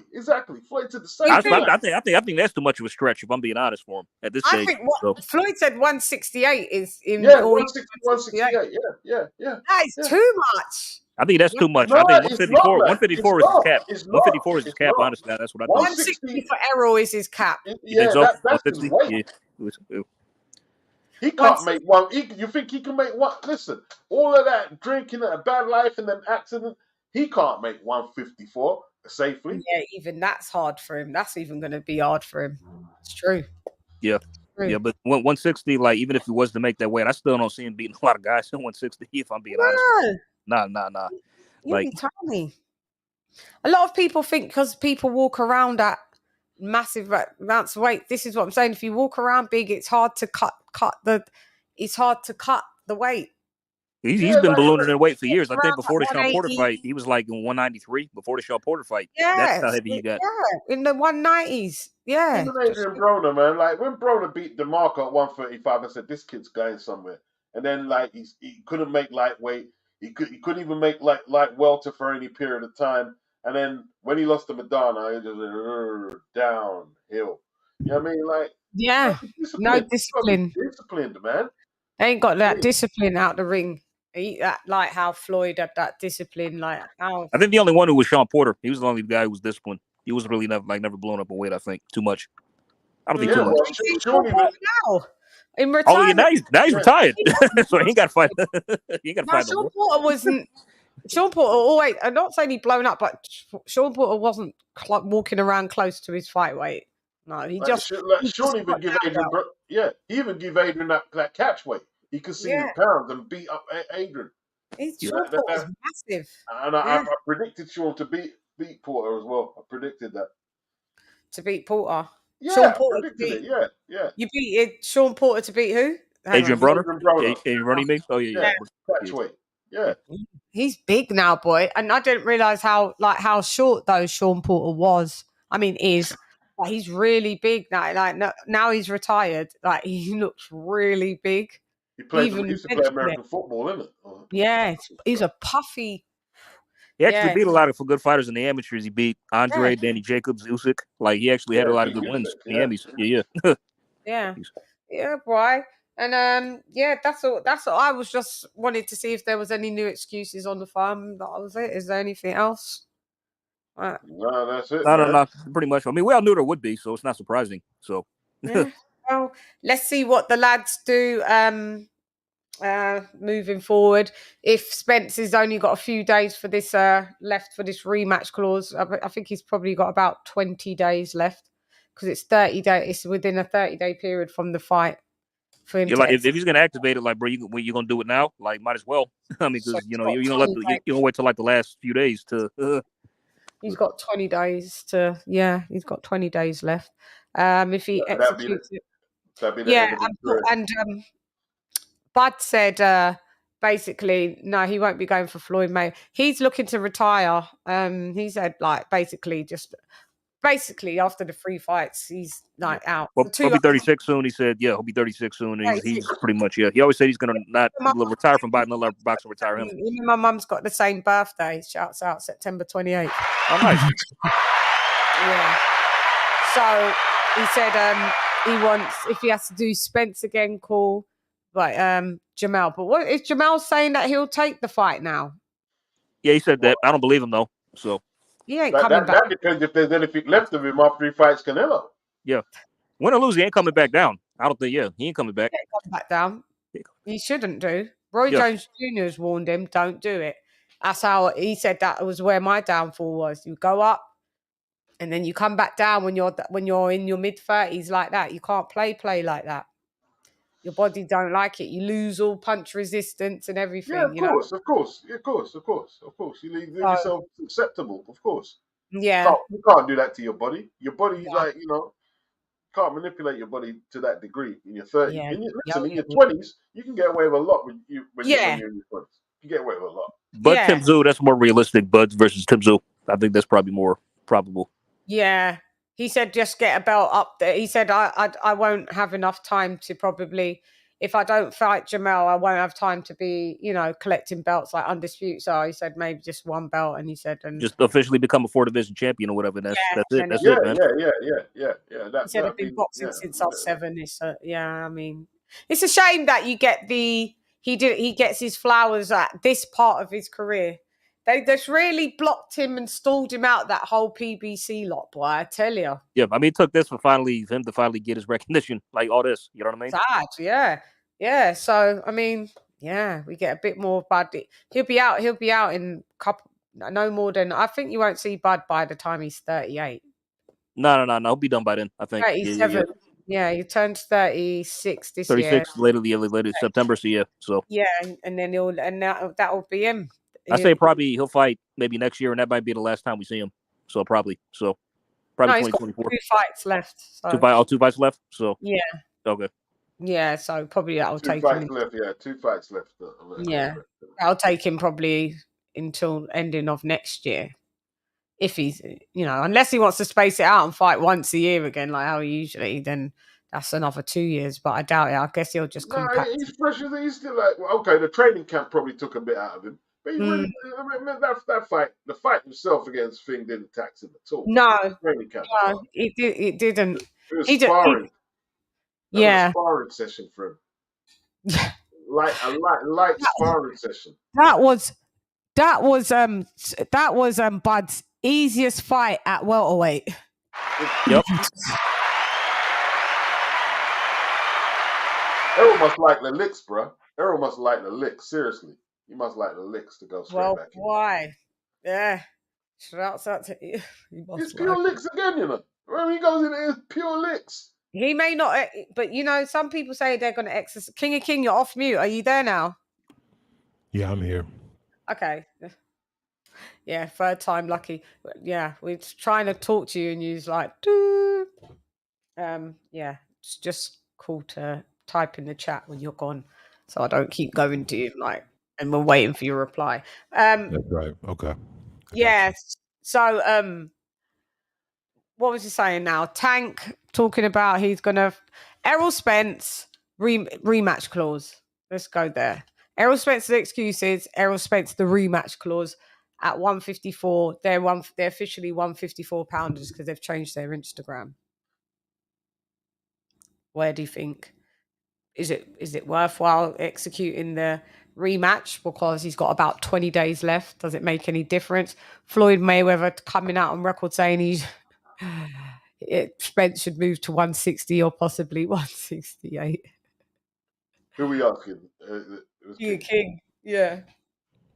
It's been, I don't know. Floyd been saying a lot of weird shit lately. It is what it is. I don't know. If he wants to do it again, it's on him. I just don't see. I don't know. I don't believe the weight played anything in the role of that beating. So there's still you still have a hand speed deficit. You may be a little stronger. You might do a little bit better, but I think you still get beat. So, but it's in the contract. He has a right to do it, then so be it. Let Bud get some more easy money, I guess. Yeah, I mean, and one thing that concerns me is AJ training in that Las Vegas heat, and I'm not look. Bud beat the brakes of Crawford, of Spence, but he has to make weight, so it won't affect him that bad. But if you're not used to that heat, that takes a lot out of you, bro. Maybe that's why he looked tired today, AJ, at the presser. Yeah. Training in heat. Yeah, he looked quite lethargic, didn't he? He did actually. Mm-hmm. I was like, yeah, that's that Vegas heat. Ronnie Shields said it. He said he's finding our climate so refreshing compared to being in Texas. Where's Ronnie Shields? He's here. What for? Ergovic. Oh yeah. Are we still training? Are we still training them? Yeah, I'm going to see him tomorrow. I'm going to see them tomorrow in the building. Yeah, I'm going to go check them. So they got a training session at 8:00 at the hotel. So I'm going to go up there. You going to bring Hergovich a t-shirt? I don't have stock. I don't have stock here. He doesn't. Oh, okay. No. Yeah, I don't have stock here. But yeah, he said the climate is so. He's grateful for it. I was like, yeah, it's weird. For us, it's quite cool. He's like, no, man, Texas is too hot. He said he's appreciating the difference. He's liking it. So yeah, Ergovic. Yeah, so he's Ergovic is against Dempsey McKean boy. Some of these hoes gotta go, and I think it's McKean. That should be a good one. McKean's hoes going. Oh yeah, me too. I've got Ergovic winning. So yeah. I think McKean. I think it's going to be a tough fight, man. Yeah. Mm-hmm. What fight is that? McKean and Dempsey. Hergovic. Yeah. I mean, Hergovic versus McKean. Hergovic, yeah. Yeah. Yeah, Hergovic wins it. He wins that fight. But I guess now that we're talking about, like I was saying earlier, who might be the guy, I don't know. I guess maybe I got to put that fight he had, his last fight, in the pocket and say he was going through something, but I don't know. Hergovic. Nah, I don't agree. A lot of people said I'm not impressed with. I'm not, to be honest, I'm not impressed with him. Yeah, he hasn't sparkled as a pro. Yeah, I think. Yeah, I think Chan. I was call him Chan. What is his name? The dude that Joyce that just beat Joyce. Zhang. Yeah, I think Zhang won that fight, but like I said, officially he didn't. Hergovic, I don't see nothing special. I think they're going to keep lining him up with some opponents because he's pretty much at a place where he should be increasing the fight quality right now. Like, I don't see what we got going on with this shit. Well, he's and one thing is, thank God Chisora is not the one that's going to be replacing fucking White, because he don't need to catch another beating. Like, shoot, I don't know. Hergovic is just waiting for his mandatory shot, so he's not really straining himself to, you know what I mean? Yeah, because that's why they didn't take. He won the eliminator, so they didn't even put themselves forward for the AJ thing because they want to stay in position for the IBF and then they can fight Usyk. Yeah. Mm. Yeah. And then saying, I think maybe there was a lesson learned from, no, I don't know. Maybe Joyce has been steadily raising his competition, but like I said, Herkovich, I think Joyce was more ready for a title shot than Herkovich is. What's he like? I don't think he defeat neither one of the champions. So, I mean, what are we doing? Like, are we just going to write the name until one of these guys can get him out of here?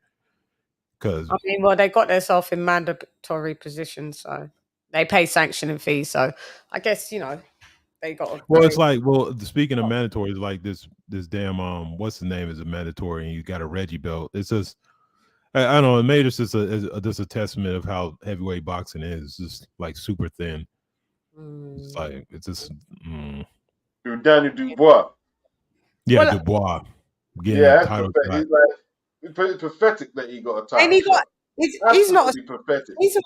Is he got a Reggie belt or is he got the super? No, yeah, sorry. No, he got the Reggie belt. Reggie belt. I think they've got rid of it now. Usyk's got the super. Yeah, so like his resume is pathetic to get a world title shot. Absolutely. What's his best win? Trevor Bryan? Like, yeah, his best win is Trevor Bryan. And who's the other guy? Tyson Fury's cousin. What's his name again? Fury. Nathan Gorman. Nathan Gorman. Yeah, that's his best wins. The battle of the pathetic fucking resumes. Fabio took him out quicker than that. So when I bring up resumes, everyone goes, "But resumes don't win fights, so it doesn't matter." Or something. Okay. Who said that? Who said that? People say to me, resumes. You need to do a resume, man. You need to have a resume to get title shots. That's what I thought. Yeah. No, but hey ho, people say resumes don't win fights. So what does that mean exactly? So what so anyone should just get a title shot then if they got a crap resume? That's madness. Total madness. I don't even understand that. Yeah, I don't know. Yeah, that's what people be Him saying. getting title shot over Joyce is a joke. Huh? Him getting, even though Joyce had lost his most recent fight, but if we want to go by that, like we're talking about a guy getting a title shot that lost to Joyce, and Joyce hasn't even had a title shot. There you go. There you go. But you know why? That's Frank Warren. Frank Warren likes Danny. He do it and he just screws Joe over, and Joe's just got this silly grin in his face, and he gets murked over. Just gets murked all the time. Sure. Yeah. Do you guys know that Daniel Dubois knocked out the guy who just beat Adam Kownacki in a round? Who's that? Joe Cusimano, that's the guy's name. He just beat Adam Kownacki and it stopped him. And Dubois knocked him out in the round. Yeah. I know, yeah. Really? Yeah, Adam Kownacki's the pits now. He needs to retire for real. Adam just like he was that shows you he was supposed to be that guy that was coming through. Hellenius ruined him, man. Hellenius ruined him. Herkovich was supposed to be that guy as well. Because you remember when he sparred and beat the brakes off of Deontay Wilder in the sparring when he was like 19? I remember that. That was in the David Hay section. Yeah, and David Hay was filming it as well. He sparred David Hay as well. And he was filming it. Yeah. And then everyone was like, yeah, he's going to be the next guy. But I don't know. It's kind of... What would you see Ergovich's... Ergovich is just an average heavyweight right now. It's just average. Does anyone see him becoming a champion one day? A-level, B-level, C-level. Probably B minus. If there's somebody who like happens to get a belt that's not that good, he could pick up one that way, but or win a vacant title or something maybe. So hey, Charles Martin was the champion, so anything's possible. That's true. That's true. But that's Hergovich. The thing about Charles Martin gave Garrett good rounds. Yeah, Charles Martin ain't trash though. That's what I'm saying. But Charles Martin got his title off some fucking an injury shit. So like he could get a title. It was vacant. Then he won it off the guy. Yep. So it's possible to give titles without being an average fighter. Yeah, but you still got to go in there and win it. Yeah, you know I mean? he still won. I think he just hasn't been tested, man. Like that's what I'm saying about these young dudes. Like really, like I don't see it, man. I don't like motherfuckers making names off sparring fucking videos and shit. It's like, bro, you got to do something in the real world, and you're over there in a place to do it. You're on a great card. you should really take an opportunity and get a knockout and really smash the gas or do something that puts you notable, because your last performance, you look like somebody that was weird or moping and acting funny. So you need to erase that off people's mind and get them back hyped up about you. But I don't know. I don't think he beats nobody in the top 5. I think he has trouble with a lot of dudes. So who, Ergovich? Yeah. I think in the Zank fight, he literally turned his back and walked away twice. They should have stopped it for that shit. But that's what I'm saying. Yeah, it's like waved off for that, boy. Yeah, that's what you could get a wave off. Yeah, I don't know. I just pulled it down to his dad, because his dad, isn't it? I don't know. But it's all very unpredictable. You know what I'm saying? It's all very unpredictable. Like even with like this is a walkover for AJ. But as an AJ fan, I'm thinking this motherfucker better not let the fucking let it drop from me. Seriously. With Hellenius. Yeah, you better not. Hellenius looks in good shape though, because he's just fought last week. Yeah, literally. So. I mean, hot off the press, mate. He is in good shape. He just beat up that fat dude, Mila, or whatever his name was. He didn't take no damage in that fight, but yeah, he's in shape. That's the thing about it is, I don't know how much of the fight wasn't that grueling. I don't know if he just once he went home and drank 1,000 beers or something. So he should be in shape. He should be good to go. He didn't take a lot of punishment. It looked like it was kind of it was only 4 rounds, and he ran them rounds. So he's. I mean, I don't think he can beat AJ, but it's not like he's not ready. He'll be ready. He'll be ready. But no, speaking on something that when people were talking about earlier about comparing, like it would be stupid if fucking Hellenius makes it 5 rounds. Like there isn't a comparison. Different styles. We're talking about combination puncher who knocks people out with uppercuts. It takes a little time to set that up. So if he gets him out of there in the 4th round, it's not much to compare. But I guess maybe goes to the distance, we've got a problem. Yeah. So if it goes the distance, then we got the only way that should be allowed to go the distance is like he does some bullshit. Hellenius does some bullshit and just moves all over the ring, and keeps his hands up, which I doubt. I've never seen him do that shit. So straightforward, straight stand upright fighter. He can. Yeah, I just think it's going to be. He's open for combinations and uppercut. It actually funny as good as the Dillian Whyte match, even though the dimensions are completely different. I think because how he fights and he doesn't. I think this is. It could be one of them situations where you see AJ tagging his dude and his head going all over the place and just looking like crazy. We better. He's 6 foot. Is he the same height as Fury? 6'9". Tailor made for AJ. Yeah. Tailor made. Exactly. Tailor made. For Anthony Joshua. Derek James is like, we just need to change the trajectory of the punches, because before we was punching a little bit down. He doesn't have the legs what Klitschko had. He's tailor-made. Yeah, I think so. It should be a no-brainer, but you say to me it's a no-brainer. Yeah.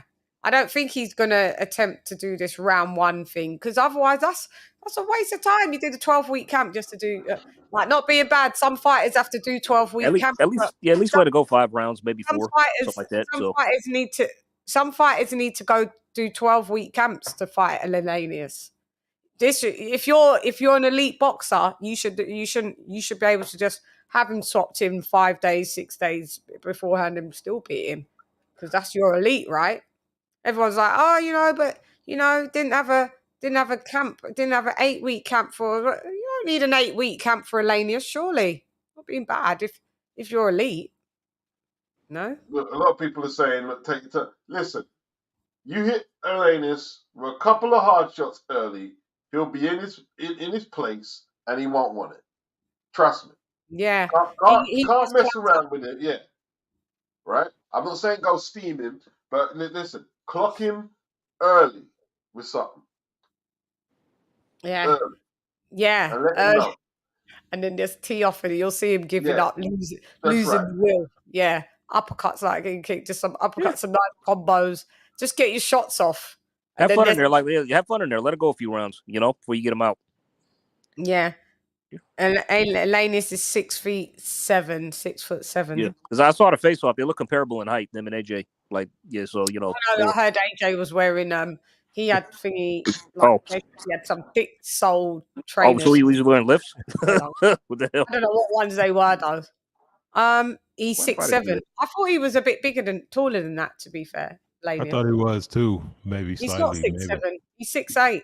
He's 6. Well, they said today he's 6'9". No, he's probably not. He's probably about 6'8". He's definitely not 6'7". Yeah, he's a big lad. Could be even 6'9". He was a unit when I see him standing next to. Who was he standing next to? Darren Barker. And Boss said he's 6'6", 6'7". Box said he's 6'6". 6'6.5", so that means 6'7". He's not though. You could. He's not the same height as AJ. AJ's 6'6". He's not the same height. Boxrec always just talk trash, didn't they? When did they make their numbers? Be always fucked up. Today on thingy they're like 6'9", but I just thought 6'8", because I don't think is he as tall as Fury? They even say Fury's not 6'9", so I don't even know. Yeah, Fury 6'7". Fury ain't 6'9". Fury's standing on his tippy toes in several photos. He's about 6'8", Fury. About 6'8". Yeah. Yeah, and David Price is about 6'8", and Tyson Fury's shorter than David Price. Yeah, David Price is like a monster. I'm a monster boy. And then we got Dave Allen on on Saturday as well. Oh, we're going Fraser Clark, yeah? Okay, so tomorrow's the media workout as well. Fraser Clark. When's Eubank? Eubank ain't yet. When was Eubank? Oh, I watched it. Do you see how chubby in the face he looks? Yeah, he looked. Yeah. He looked very healthy. Looks like he's walking around about 200 pounds. Yeah, I shit! That. Yeah, you better lose that. You better lose that weight, man. Jeez. Let me show you Maybe his just face. healthy though. Maybe just healthy. I'm thinking. I was like, yo, you're gonna have to drop little weight there in a party because I don't. Let himself go after that knockout. Sometimes it's just making the weight safely, and they look healthy. I don't know. Does he have a nutritionist? Anybody know? Or? I have no clue. I'm going to show you. I'm going to show you. Hang on. Give me a minute. Yeah, I was like, that as well. I noticed that. By the way, Beats, what's your pick for the rematch? I don't know yet. Probably Liam after the first fight. I'm leaning back to Liam. When I saw this... Same. Me too. I don't know. I'm torn again, but I don't know. It's hard to decide, but I'm going with Liam. I might change my mind. Yeah, so. I mean, the way the first fight ended, because his punch resistance might be gone, man. It might be. So it might be shot. So. Yeah, it might be. Hang on. Because I didn't expect Liam to take him out that easily and quickly. Yeah, so it just ended really abruptly, man. It did. Okay, so let me just show you it because I'm like, Lord God, this guy's face is puffed out. Hang on, where is it? They always keep changing the damn settings on this thing. With the Savage Dan interview, yeah? Yeah. I see that. His face is big out here. Yeah. His He face drawn is at all. But maybe he's healthy for this one. That's good. That's a good thing. He's healthy. But how long is it going to take you not to cut this weight, though? Are you cutting? When is the fight? In September? September. Oh, geez, he got him up then. What the hell? He's massive. Oh yeah, he looks big. Yeah, he's got a little while though, Chan. He's got a little while. Well, hang on. What's the absolute date of the fight? Hold on. Let me find out. Let me see. He is massive. Listen. It's October 31st. Oh, it's October. Okay, so he's got time. He's got time. No, it's bullshit. My bad. No, it's not. It's not October. He's playing. He said he was playing, Chan. Oh. It's September, isn't it? Hold on, I'm finding out. Let me see. It's September, I'm sure. There it is, 2nd of Sep. Manchester Arena. It says it on here. There it goes, look. 2nd of September, yeah? Yeah, September. Oh, yeah, that's less than a month. You need to be cutting some weight. Is this to get this cut? What? That's a Mazza. Yeah, boy, he's big. Look, every bit of him's big. But I keep hearing that. Who said it? That they've seen him at pool parties in Vegas and. I'm going for Liam. Fuck it. Yeah, I'm going for Liam. That's sweet. Beefy. Yeah, you ain't taking this thing serious. He's What not. made Eubank want to run this back? Like, what made him feel like when the Conor Ben fight fell apart? Yeah, what made him think that there was the money? Yeah, so it's like He's getting I don't paid know. decent pay for it. He's getting paid box decent for the pay. dough, though. We got to remember that they box for the papes, man. Yeah, You know they what I mean? box for money. That's true. Yeah. Prize fighting, man. Yeah. You know what I mean? Yeah. Yeah, Are they he's gonna really do, they paid. probably still get the crowds out and stuff. This is funny though. Man, Eubank is just he literally plays boxing to me. That's the problem. He got good skills, but some of the shit that I've always heard that he does in his career, even his training, Roy Jones is not a good. It's just not. He was out there looking like Diet Roy. Yeah. I'm just thinking about when he fights and he comes in at 160, how chiseled his face is. Usually, I can't believe Beats. This is the biggest I've seen him look though. I don't know what that is. Maybe he had a lot of water on the day, man, or something. I don't know. He gonna come in 175. They ain't gonna stop the fight. And he's gonna get that ass. No, I'm just playing. Look, Beefy is beefed up, but I mean, it just doesn't register probably in his face as much. I know. Yeah, Chris Eubanks. You should be fighting at 168. Why did he drop back down? Why did he drop back down for? I don't know why he did that. I don't know. Maybe he's not take this. He's not. I don't know if he takes stuff serious, mate. Himself, he don't take shit serious. That's my problem. The media workouts tomorrow, though, and that's in Westfield.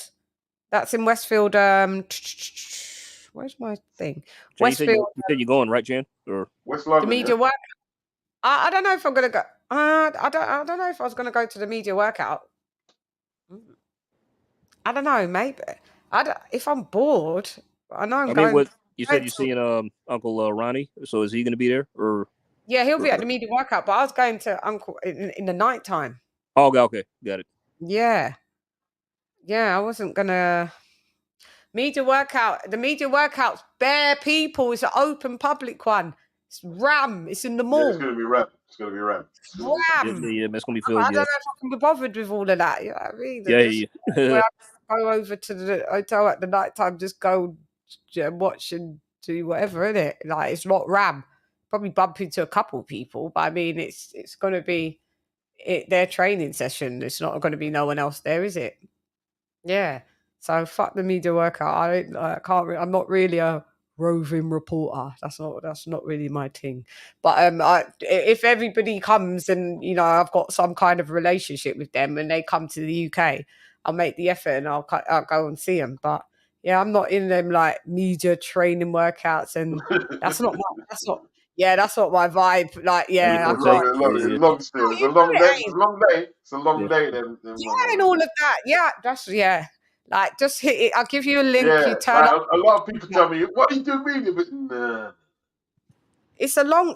If that's your forte. I ain't a good people person like that, so it don't work for me. I mean, so you wouldn't suit you. It won't work for me, not at all. Because when they're coming to tell me I only eat my garbage, I'm not having it, bro. I'm not having it.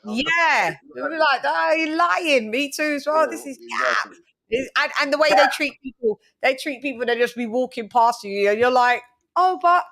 Exactly, and all that one. Oh, can someone talk to me and then walk past? Yeah. I'm not in it. I can't do the scrum. I'll go to some bits and pieces, no doubt, but I mean, I can't do the scrummage. Yeah. That's not me, mate. It's and my job was on the other side of the thing as well. Like, I'm not here to scrum. I'm here to entertain. I'll do a link, drop a link and come on the show like that. If I know you've come on the show and then, you've come to the UK, I'll directly link you like that. Other than that, I can't do this like all days of press days. Like, yeah, that's mad. I can't. But shouts out to everybody's got their lane. I picked them up people to do it though. Like, October Red had some really good videos today. Yeah, she goes out. No, yeah, I will go out and do a couple. But yeah, like everyone have got their lane in it. Some people are like roving reporters. Some people are more Rico's doing his bit, Base the Kid and Undefeated. They're doing their bit. Yeah, with Rico. Yeah, some people have shows. It depends, innit? Some people do it both. I'm not I'm a show person where if I think you're a cool person and you come over, then I link. That's what I'm saying. Uncle Ronnie straight away, he's like, Shan, I'm here, like, yeah, I'm coming. Well, I knew he was coming, to be fair. But and he's just like, yeah, so I'll go.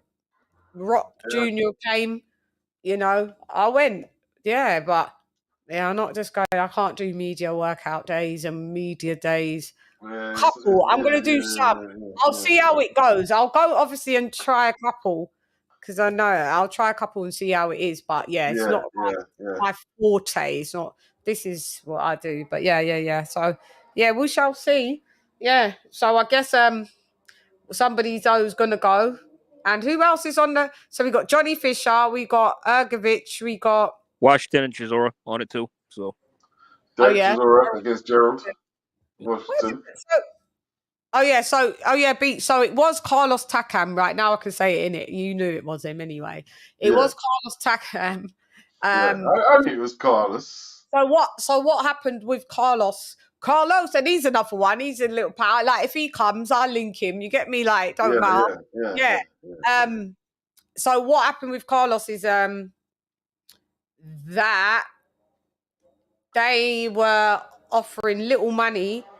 I haven't even heard them try and mention his name. So I said, Carlos, are you gonna do it? He was like, on standby, but he was like, then he came to me and he said, listen, I'm not doing it on this short notice. He said, I did this with AJ before, and he goes, I'm coming when I want to come to a fight, I want to come to win. I don't want to come to lose.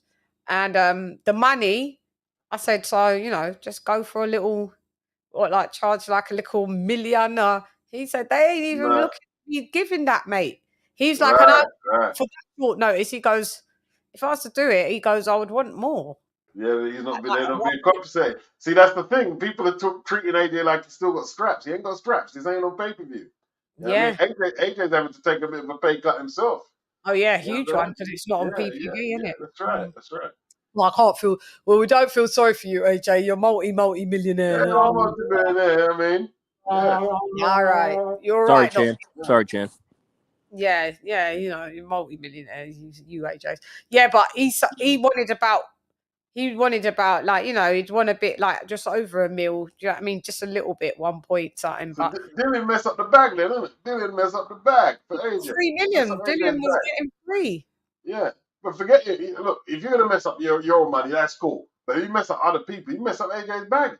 Messed up AJ. This is what I'm saying. Beats. This is why I said he's done. Yeah. AJ certainly won't have him on his cards, and that's where he's made a lot of his money on AJ cards. Yeah. On with the Matchroom lot. Yeah, that's what I'm saying. So then basically, and then I said Carlos said he would love to fight. Hang on, let me think, because he mentioned 2 names. He was like, listen, I'm still up for fighting everybody. He said he would love to have fought Wilder. And he said also he wouldn't mind fighting Dillian Whyte. I can't believe they've never fought, actually. Yeah, I said it to him. I was like, hey, you fought Dillian Whyte. I get him confused that he's fought Chisora. Yeah, they both did, but they never fought each other. There's not Wilder wouldn't fight Takam.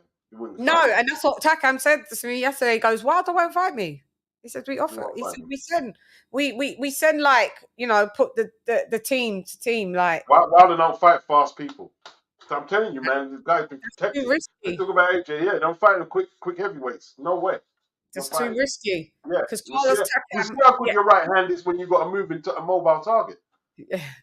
Could you imagine? It'd be a good fight, though. I mean, still be. Yeah, I said maybe Wilder, if he gets a belt, he may choose you as a voluntary title defense at some point. I don't know.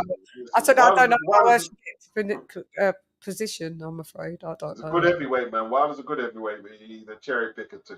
You know what I mean? A good cherry picker. Yeah, and it's a shame though that you've got like Carlos Takam. Like I don't know. Actually, I didn't even answer who his next fight was. Actually, I didn't even answer. I was like, all right, it's not you. It's not you. All right, cool. Yeah, I don't know who his next fight is with, but he's coming off a win. Who him beat? Him beat Tony. What him? The Olympic champion. Totally, yeah, and beat him up. Yeah. Stop Yeah. He stopped Makhmudov's knockout spree. Yeah. Shouts out to Carlos Tucker. Carlos Tucker can fight, man. Can fight. At 42 years old, 42. What is he? 42, 43? Yeah, around there. Yeah. He's just had his first daughter. She is adorable as well. Shouts out. Congratulations. Okay. Yeah. So, I mean, he said, he would want to fight Wilder, Whyte. I mean, maybe that's a good fight. Whyte and Takam. Dillian ain't getting no fights for now, Chen. Not for now. Not for now. He's I wouldn't mind in the future though, maybe right something like that. Yeah, maybe down the line, but for now, you mean down the line? Yeah. I mean, Carlos is 43. Oh shit! Yeah, damn. How much longer is he gonna fight for? And he's in amazing shape, but I mean, he's still Father Time is the undefeated geezer at the end of the day, isn't it? Can't expect Carlos to be doing but he still ain't probably got paid like see people see foreman, is he? Yeah. People probably think, oh, look at him fight you made enough money. Not necessarily. No. Not necessarily. Yeah. And he's a free agent as well. Mm-hmm. It's hard to make money out of boxing, bro. It is. It's not easy to make money. It is, especially when you ain't tied to a promotional company as well. Yeah. It's like the music industry. A lot of people see people on MTV and this, that, and you're on BT, and they think people got peace. They ain't got no peace, bro. You see the music towards boxing. Music, when you're independent, you make more money than being with a label. And whereas in boxing, you make more money being with the promo, the label, than you are. With music, because most people have got their own in-house production and camera to do the studio and produce the tracks. Yeah. So if you do it all professionally, you could cut it yourself. You can cut out all the middlemen. Yeah, you can cut out the middleman. And the distribution is mostly online. So it's all online, and you just do out all the things, and it goes out to all the digital. So you can basically count money if you work hard on it. Easy, and then you just make money in touring. But before, like I tell you what, in the 90s, bro, you had to pay for that the studios were expensive as hell. Expensive. You would have vinyl cut. Remember, you'd have your shit printed on vinyl. You'd go to the shops and you'd do sale or return. Sell and return, SOR. Yes. Yeah. You know it. You come back with your little book and go, how many of them have you sold? And they're like, 5. Yeah, get your white labels and stuff sometimes. Yeah. Trust me. We know it, but we live it. We didn't live it. Yeah, bro. I was telling people about sale or return. Yeah, boy, different. But you can't in boxing. It's hard, man. Boxing's difficult. Yeah, it's one of the toughest sports to absolutely make a lot of money in. Yeah, like the level of inactivity as well. That just getting fights sometimes. Like these fighters, some of them are begging promoters for fights. Can't get fights. I was thinking of that the other day when they're like, imagine that you're just fighting once a year, and you have to, you may as well, you just you've got a job, obviously, and I mean, that's quite soul destroying in my opinion. That Yeah. Are you really a boxer fighting once? If you're the Anthony Joshuas and them lot, those the prestigious heavyweights that make all this money, and it's all right. They ain't going poor. You know what I mean? But these are a lot. Like Johnny Fisher, if he don't keep on fighting and building up and selling his, he sold a few tickets though. He sold a few tickets. Selling his 3,000 tickets, them. Yeah. That's his money. That's right. His money. That's his money. How much do you think? Oh God, who was I going to say? This is what we got to talk about real quick. Listen, boxer for real, they're just failing in life. With Richard Riatmore. The purse bid thing? Yeah. It's a joke. Tell him. What happened? He withdrew on the day of the purse bid. Withdrew.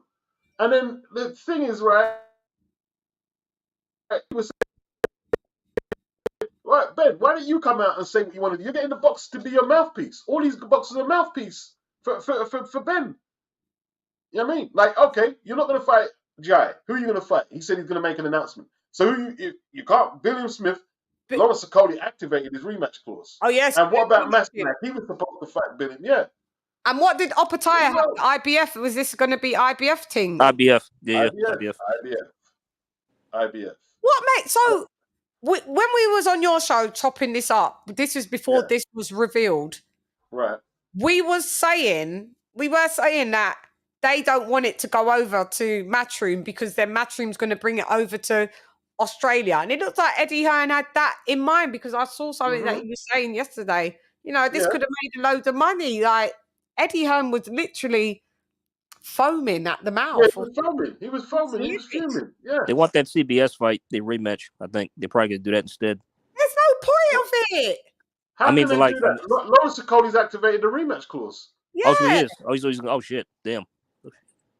And Masternak's waiting for a shot as well at Dillian Smith because they told Masternak not to fight Jai. Go come us and fight CBS. So how much people are going to fight Chris? Beats, what happened to these people? What happened to Shlom? I don't know what's wrong with this guy. Since Adam Smith, they got rid of Adam Smith. It's just a mess. Listen, mess that over one's there, bro. spooky because it's like he get lift off by a UFO. Yeah. Here, weird one. They don't even speak about him. No, they don't. It's just no. I don't get that one at all. Unless he's got some. The Sky brand is looking like dirt at the minute. Yeah, it is. It is looking trashy. I mean, they got Fraser fighting Dave Allen, rather than Fabio Wardley, Dave Allen. Old dusty Dave, Dave stuffing his socks in his boyfriend. See what I mean? Get the fuck out of here, man. It's my night. What's going on over there, man? You know what I mean? Yeah. Hey, they mash up the Wardley fight with what's his name? Yeah, messed it up. Yeah, withdrew him on the deck. Yeah. Only to then repeat the procedure, and you've got Riatpur talking, making up like you said, like he's there, like mouth, like it's your career, bruv. Your career. You're 33. Yep. Hasn't had a world title fight yet. And ever. Dan Aziz, he turned down a Bivol fight. I mean, the guy you beat is a world champion before you. How does that look now? CBS.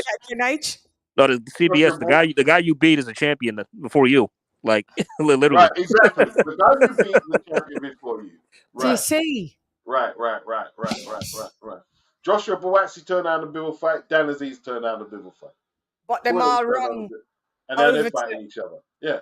I mean, the beats is funny. Like they both turned down Bivol. They both turned down Bivol, right? So if this is a final eliminator, so they're gonna fight him after this, or what? Like, it's illogical. All of this is highly illogical. I want to see where Riatpur is going. Where are you going, fam? Well, he said he's got some big announcement to make. Yeah, so we're waiting to hear that. Lies. And it's just bad business. It's bad business that you pull out on the day. Eddie was like, what? You couldn't wait 2 hours? Oh, they always mess about. What do you mean? Yeah. That didn't make sense at all. It's that Ben Shalom's not doing things. He's not doing things correctly. He's running on. This is where you can see now inexperience. Yeah. Is entered the building. Into the building. Yeah. He don't know what he's doing. He don't know what he's doing. It's clear to see he don't have a Danny Dyer, mate, of what he's doing. They need Adam Smith there, man. They need Adam. Bring back. There must be something really wrong that he did. Because Ben just looks silly in there, man. Ben looks awful. Give us back Adam Smith. And yeah, I don't know what's happened to him, but if anybody, we're going to have to start filing a missing persons report out here. Because boy, he's disappeared like he's literally abducted. No mention of him. Not even. Oh, sorry that not even alive for us. Like Adam Smith is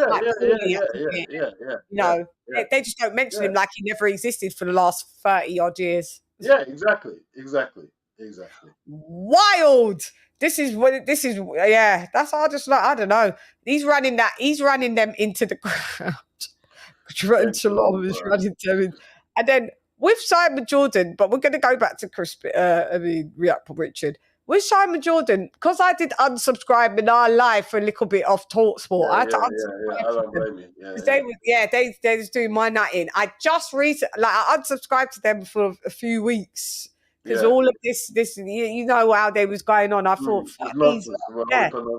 yeah. So I unsubscribed. So I missed out a whole bulk. I see that Simon Jordan was not there for long. He's just come back. He was ill. What happened to him?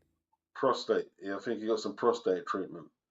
Oh, really? Yeah. In time then. Yeah, maybe that he was a little cranky. That's why he was talking so much crap with Eddie. You know what I mean?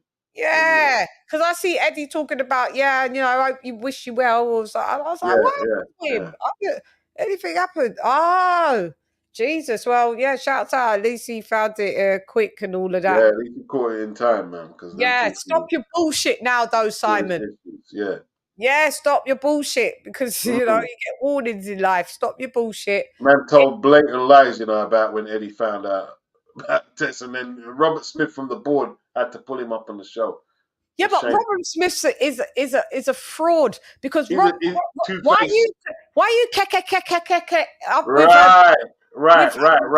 right. And Eddie had to find that out on the show. Yeah, it don't look good. No, of course it don't. You chatting like that to Simon Jordan, people's business, basically. This is what I was telling Rico. Do not let the British Boxing Board of Control have a monopoly. Don't do it. No, sir. Yeah. From back, in the 70s, right? Mm-hmm. Ken Buchanan, right? Scottish champion, right? The British Boxing Board of Control were telling him, they personally, this is the board. Is it Ray Clark? Yeah, if you leave Eddie Thomas and go with Mickey Duff, you'll get all these opportunities. That's what they were telling him. They would basically, and they eventually he left because he couldn't get because at that time there you had to be on Royal Albert Hall or Wembley. They were the big cards. He couldn't get on it. He says as soon as he went over there, everything changed. He didn't have no problems getting the fights or anything. Yeah. That you can't let them. They're snakes, man. They're snakes. They're frauds. He's fraud over there. Yeah, from I watched that interview yesterday, I was like, well, they're just chatting people's business. Like every minute going to Simon Jordan and Simon Jordan talking about like he knows the facts versus to Eddie who's actually in the deals. We have to wonder what Simon knows. If he's talking to the British Boxing Board of Control, what else does he know? Yeah, you're there talking to what's his name, Robert Smith, like you and his brethren. It's not right, bro. It's not right at all. It's not. It's absolutely doesn't even set a good standard if people from across the waters are watching this and going, is that how their commissions run it? What, them just chat people business? Exactly. That's what, it's wild. And he's trying to, and then you've got Simon telling Eddie, listen, you found out on what, the Friday? And Eddie's like, no, it was Saturday. It was Eastern Standard Time. You got him arguing, but did they drag him up? I haven't seen that. Have you seen the bit where they've got? I saw it, I was listening, yeah. Oh, I need to see that bit. I ain't seen that bit. Embarrassing. Yeah. And Eddie said, sorry would be good, wouldn't it? Sorry, and he wouldn't apologize. Still wouldn't apologize. He's really got it in for Eddie, isn't he? He has. But when Uncle Frank comes around, Frank always puts him on the spot, right? Frank tried to come in the interview, I heard. He tried to come in the interview. Simon stopped him, though. Simon stopped him from... Yeah, good. Because it's for real. You're always trying to muscle in on the you and Fury. You always want to attach your name to Eddie. Fury wants to attach his name to AJ to sell stuff. Don't worry. You come back here. I need to watch that because I just see him say that they was talking about it. They told him that he has to come back in 10 minutes or something. Yeah, and Frank was trying to say Eddie blocked it. No, it wasn't Eddie. Simon blocked it. Simon said, no, Frank, you're too enough. Yeah. This sense of entitlement that you just have to. Just move, man. You know what it is? It's upset. No one's interested in their joke of a fight. That's what it is. Yeah, Yeah. it's clout Yeah. chasing, man. Like you want to come talk to Eddie. It's crazy. Clout chasing. Big Frank. Yeah. Yeah, Frank needs to allow it. Now back to Riakpor. I'm just really gobsmacked with this behaviour, and I want to see what this big move is. This big announcement is that he said he's got the big announcement. What can it be? When Fraser Clark turned the fight down, they said, "Oh, Fraser's going to be doing these big." You're Marius Wack and Dave Allen. Yeah. No, that don't seem like no big moves to me. Yeah. Marius, old 40. How old's he? About 42 as well, isn't it? Marius Wack. Yeah, you're fighting all these there. Yeah. How's that going to help him prepare to fight Fabio? It's not. Jesus. Yeah. I don't know. But shouts out to Fabio. Who's Fabio fighting again? Fabio ain't got an opponent. Adiele. Oh, yeah, well, Eddie might have some troubles with keeping Fabio there, though. Oh, yeah. What, because he's Dill's guy?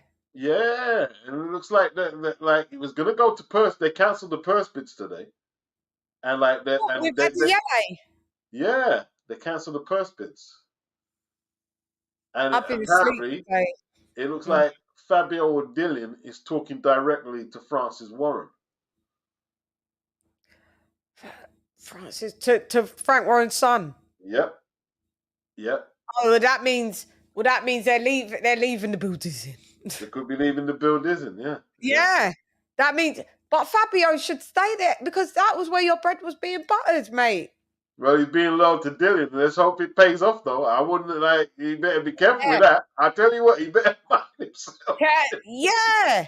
Don't wrong a fella because Dillian should just be like, all right, I've got my own qualms, but Eddie's always looked after you. Stay there. Yeah, I mean, where was Fab's last fight? It was on the AJ undercard. Yeah, was it? Yeah, right. AJ undercard. The last one he had was the Rock and Gibraltar one as well, and all of that. Yeah. Fabio got it good there, bro. He got it good. You know what I mean? Yeah, he said he's on a fight by fight basis. He's loyal. He said to me, he said, I'm loyal to Matchroom. I haven't got a contract with them, but I'm loyal to them because they put me on. And so why are you thinking that you could just run? Don't do it. Eddie was trying to get a multi-fight deal with Fabio before he went into the purse bids. I'm not sure that might have something to do with why it got cancelled. And you can't blame Eddie. You can't blame him. No. Because the amount of money he's going to have to pay him from out of that purse bid, you definitely want to try and retain him to have a couple of options. Yeah, of course. Yeah. If you're there talking to Frank Warren's people, then sorry. Yeah. Oh, God. It's always just like a lot of politics. Too much politics in it. Like a soap opera, isn't it? This boxing malarkey. Nobody told me this. I didn't get the memo before I decided to do a boxing channel. I never even knew it was. Yeah. I never knew it was just mad like this. It's pure politics, bro. It is. So, Richard Rapport, I want to see what you're doing. Mr. Boazzi, I want to know what I'm going for you as well when Dan Aziz potentially beats you. Because I don't know if you can beat Aziz. If Dan Aziz beats him, Joshua Boazzi's going to get it. He's done. Yeah, he's going to get it. He's another one that's done. Loses that fight, the people are gonna tear him up online. Yeah, you could have fought Bivol for over $1 million. Yes, for over $1 million in the UK. In the UK, you damn idiot!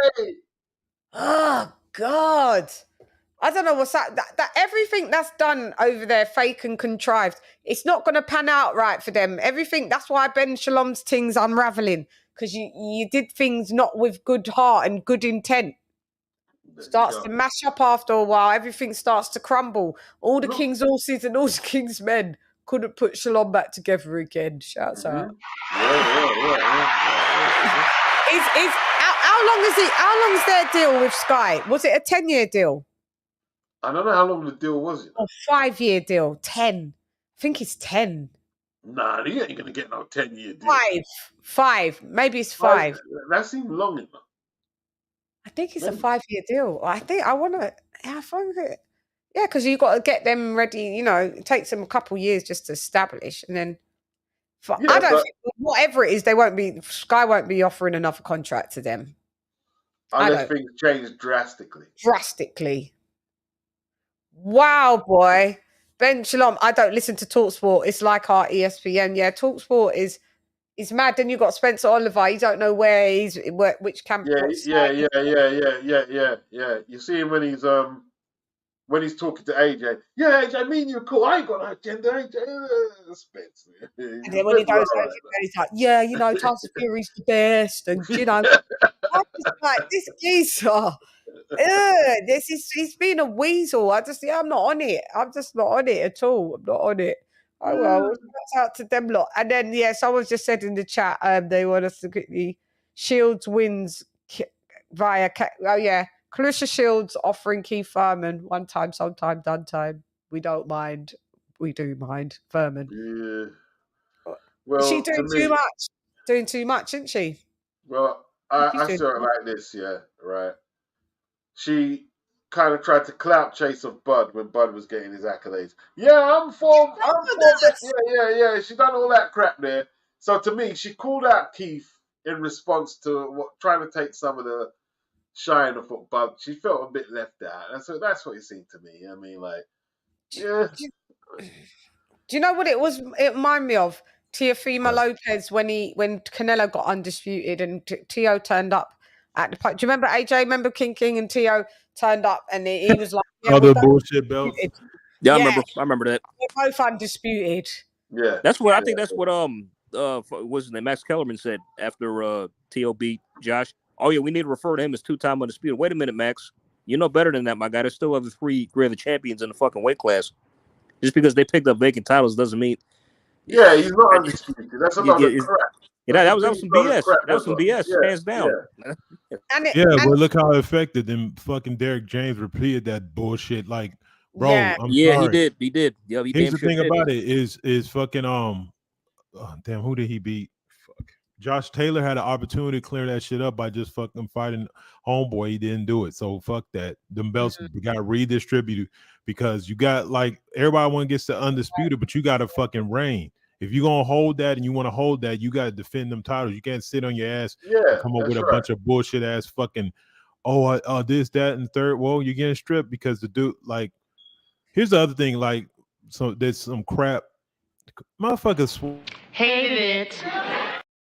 I swear they're always bringing up injuries, but I promise you, Beats probably even knows there's probably a lot of fighters back in the day used to have all kind of fucking injuries and still got shit done. It's annoying. You know, Floyd had broken hands in fights and still was putting work in. He came up with a style to deal with it. So man, shut up, Josh Taylor. Fuck that, bro. Yeah, he wasn't on. He was lineal champion, but not undisputed. WBO in the ring, but not undisputed. Yeah, he weren't undisputed. And what was I going to say about what was we just talking about? Oh yeah, this is what I wanted to say. All right, shouts out, Clarissa Shields has done stuff, but I don't equate, and I agree with you, Beats, as well. I do not equate a 3-time or 2-time undisputed in the same breadth as Bud Crawford. The women, you was undisputed in like 10 fights. Exactly. It's not the same as the men. Pools are totally different. I wish people would quit. I mean, she's a well-accomplished fighter for what's available. Shouts out, she went to the Olympics, she done twice, and all that's all good. But please stop comparing the women's boxing and their pool to the men's. It's just not. If a man is even 1-time undisputed, he's gone through a lot. Unless he's just been given it's a fluke where he's just been given the opportunity to fight one person with all the belts just in like a few fights. These girls are like undisputed in like 8 fights. They're 9. Remember she called out Triple G. Yeah. Oh God. So you get dropped by Hannah Gabriel and you're gonna fight Triple G. Are you really? No. Who said it? They said who said it? So I can't remember. I was watching someone on Fight Hub or something. One of the American someone in boxing in America. And he was like, She's only dropped people. She's only got 2 knockouts. How is she gonna knock out or fight Keith Thurman? Don't matter what type of Keith Thurman that you get, he'll beat you up. I mean, it's funny. Like, she was just clowning Shadeja Green for going the distance and saying she didn't look good. But it's like, okay, when the hell's the last time you stopped someone? But she's Like, gone really? over to MMA now. So after you call that Keith Thurman, you go over to MMA. She just signed an MMA deal. Who? Clarissa Shields. Yeah. And she's also, so is Amanda Serrano, actually.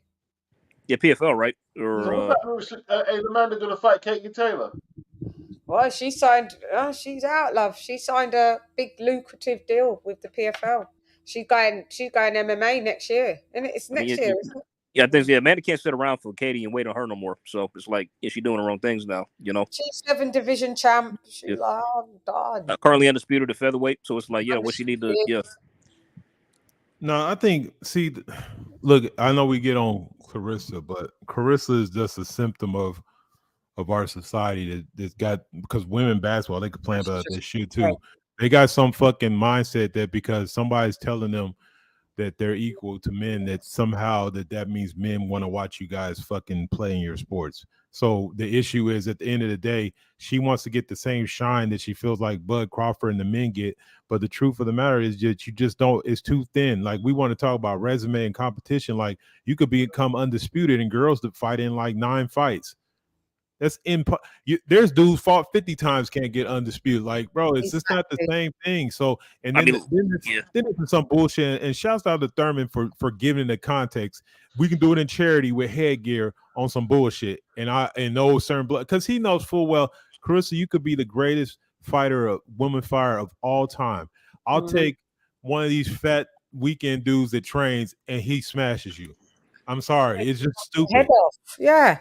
Put someone ranked in at number 142. They'll beat you. Yeah. I mean, like, take Sandy Ryan. It's like she just became a champion and she's only had like 6 or 7 fights. Yeah, you know? Yeah.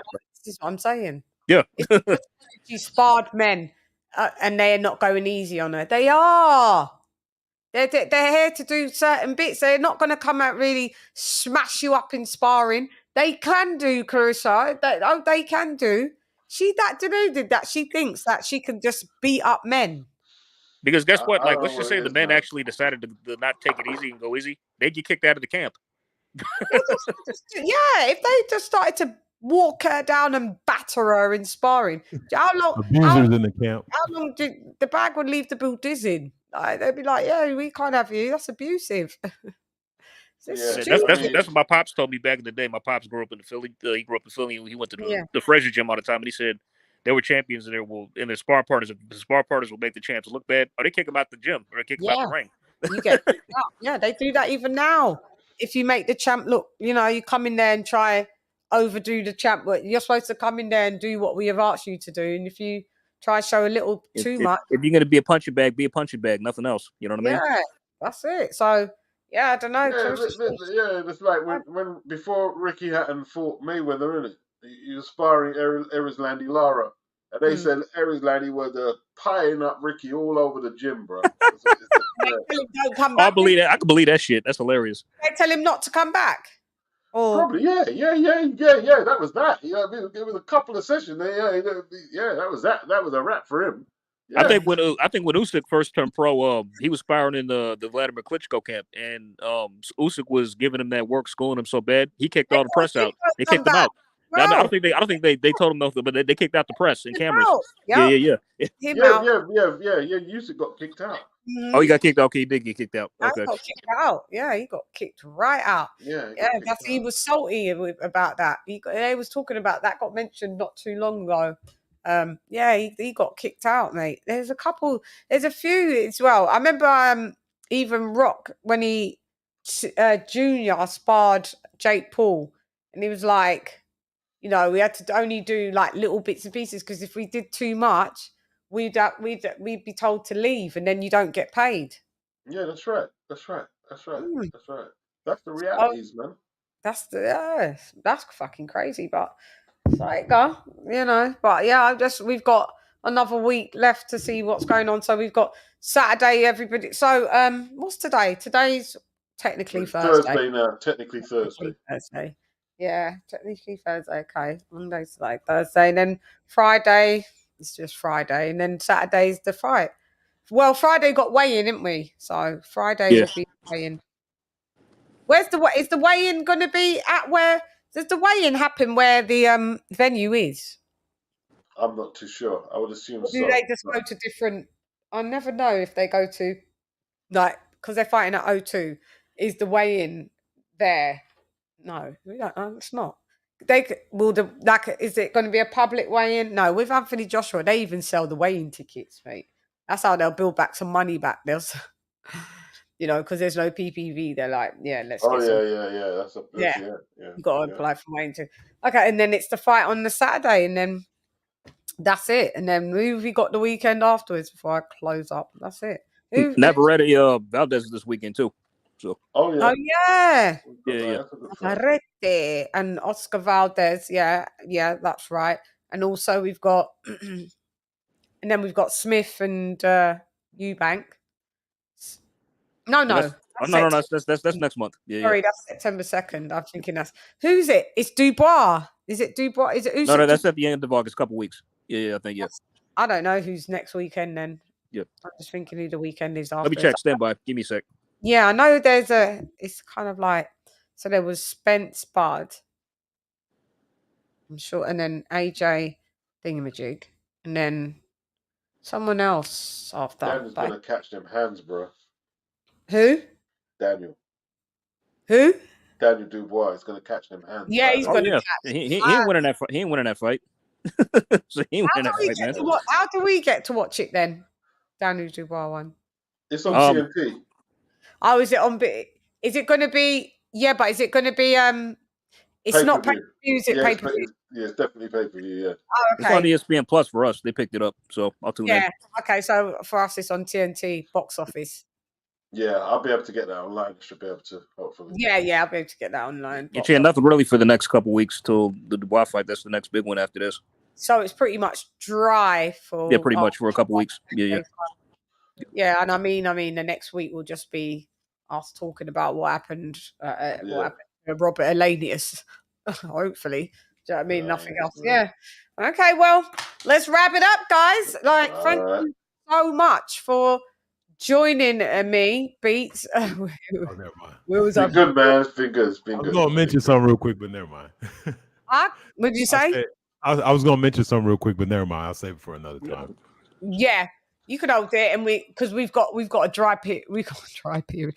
I may say it tomorrow. You could say it tomorrow. I may come online tomorrow. It just depends when I'd finish running up and down and whatever. Maybe Friday. Actually, I'm on Friday. So unless it's something that you can, if you want to. You want to? No, it's just about that Regis program. Devin situation. Oh yeah, go ahead. Yeah, go ahead. Just real quick. Okay, so. Yeah. I know there's a lot of energy going around, and then I see Regis come out with the video talking shit about the contract and all this. Hey, if people are aware of something about here, Eddie Hearn, whenever he sets up a fight here, he gets undermined by either Top Rank or PBC. They go behind him. They try to fuck up the venue. So when he releases those dates, those are tentative because he's trying to anticipate them doing some fuckery. They've been doing it to him for the last couple years. So the whole date shit, him talking about that, it's not Devin and them. It's just Eddie Hearn and them being very smart because they begin screwed on venues and shit over here in America. So he's sitting there talking about, it has a date on there. It's the reason why that says approximately because, like I said, I remember the last fight that it happened with Eddie Hearn, but he had set up a venue and literally I don't know if it was PBC or if it was Bob Aaron. Somebody called the venue.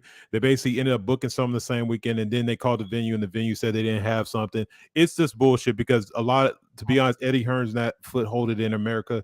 So these places, these other boxing organizations do have fucking a lot of weight with these places. So the whole date conversation is this cap. He needs to go ahead and speak to Eddie Hearn and figure out what the deal is. They're releasing that date so that that whatever they finally come up with, they want to have the venue and stuff already set before they give an actual date of when that fight's going to drop. So don't look for it to happen on September 26th. And it's funny that people haven't noticed that. Well, I thought it was in late October. Oh, I mean, yeah, October 26th. So that's why I'm saying a lot of people are running with that video and trying to apply. But no, Eddie Hearn has been having trouble because, like I said, he's been getting undermined by the other promotions whenever he tries to attempt to do a fight here. Oh, so they're trying to just block him. They've done it before. It's not this fight. It's several fights. A boy, like if you notice, some of his cards end up in kind of weird places. Now, one of them was because a dude failed the test, but that was an anomaly. Some of the other fights that you guys hear where the date jumps or it moves to some kind of off-brand venue is because he's being blocked access to certain venues. And so if he prematurely sets the date out, so they learned to throw out basically a dummy date and then put money into a venue and have it set before they give an actual date. Oh, wow. Jeez, you have to play those strategies just to, well. Yeah, so I just saw a lot of people talking about, Regis talking about this date and try and apply. No, it's just that he's not privy to that stuff because he's, he has a promoter and a manager that's taking care of it for him. And so I guess they probably gassed him up to say, and nobody, if Eddie Hearn and them come out and say, hey, we've been having trouble, then guess what? It's going to make it even fucking worse. So they're trying to work it out in the background. So yeah, just be on the lookout. That's the next fight. That's what's going to happen. Shouts out for the intel. The intel is in Buddhism. Yeah, shouts out. Yeah, ain't it, Reese? That's a mad one. Yeah, boy. Eddie, they ate you that much, boy. Sad. Yeah, it's very sad. Very political, isn't it? But we shall call it a day, and where we'll find. You know where to find Beats. You know where to find everybody. We're King of King Boxing, Beats, AJ, Shani. We're here. Thank you for joining me. Channel, can I ask you something before we go? Is it long? No, not at all. Sorry, not at all. Go ahead. I was just thinking about changing my name to just Jay Spay, because when everybody talks about AJ, I feel like I'm being mentioned. Oh yeah, you could do just change it to Jay Spay. Just to simplify it a little more. So y'all can still call me AJ though. Y'all can still call me. We'll still call you AJ though. Just call him Alan. That's his real name. Alan. Alex. His name's Alex. Yes. Oh, yeah. Alex. His name's Alex. Yeah. Yes. Great job. You know that. No, I know him as AJ. Yeah, I say AJ all day, Alex. When I funny, Alan is actually my brother's middle name, so that's funny. Yeah, there you go. Yeah. No, sometimes I introduce him as Alex, AJ all day, Alex. Okay, Alex. Yeah, AJ all day, Alex. Yeah. Oh, I thought you knew his name's Alex. Yeah, he's Alex. Okie dokes. Well, but we can wrap it up, Jan. Let you go. Yeah, you could change it if you want. Spay J. Or J Spay, yeah, whatever. So. AJ. Everyone's still going to call you AJ anyway, so it's up to you. Yeah. Cool. Yeah, thank you for joining me, AJ, Beats, and King of King. Any last words, Beats, would you like to say? No, it's all good. Enjoyed it. Big up Chan. Big up King. Big up AJ. Big up everyone. Kenny Ken. Yeah. Kenny Ken. Peace. Yeah. Lisa. Shouts out to you, Beats. Hello, Beats. Catch you on the flip side. You know you see me in a bit. Thank you for coming and honor and pleasure. Thank you very much. Peace. Boxing, beats and rhymes. Okay. We have King of King, Eduardo. I want to thank everybody for coming out. Shouts out to the Shan Nation. TMO all day, every day. And I'm out. Thank you, KOK, for coming through. King Boxing is left the boot dizzy. AJ, all day, Alex. Thank you for coming. Thank you, Chan, as always. Had fun. Good show. And I guess we will see you Saturday. Yep. Catch you on the flip side. Yeah, but I'll be about, on the phone, so on the chat. So it's all good. All right. Deuces. Yup. Peace out, y'all. Bye, AJ all day. Love ya. Bye. Love you more. AJ is left to be dizzy. Let me just give the members only roll call because I have it here now. You know. A girl be trying to be organized. Yeah, it's just easier to call it out from there because it could change. Oh, shouts out. Yeah, shouts out to 4.6 09 subscribers. We went up like 12, 15. Okie dokes. Thank you for the people that have joined the Channelholics.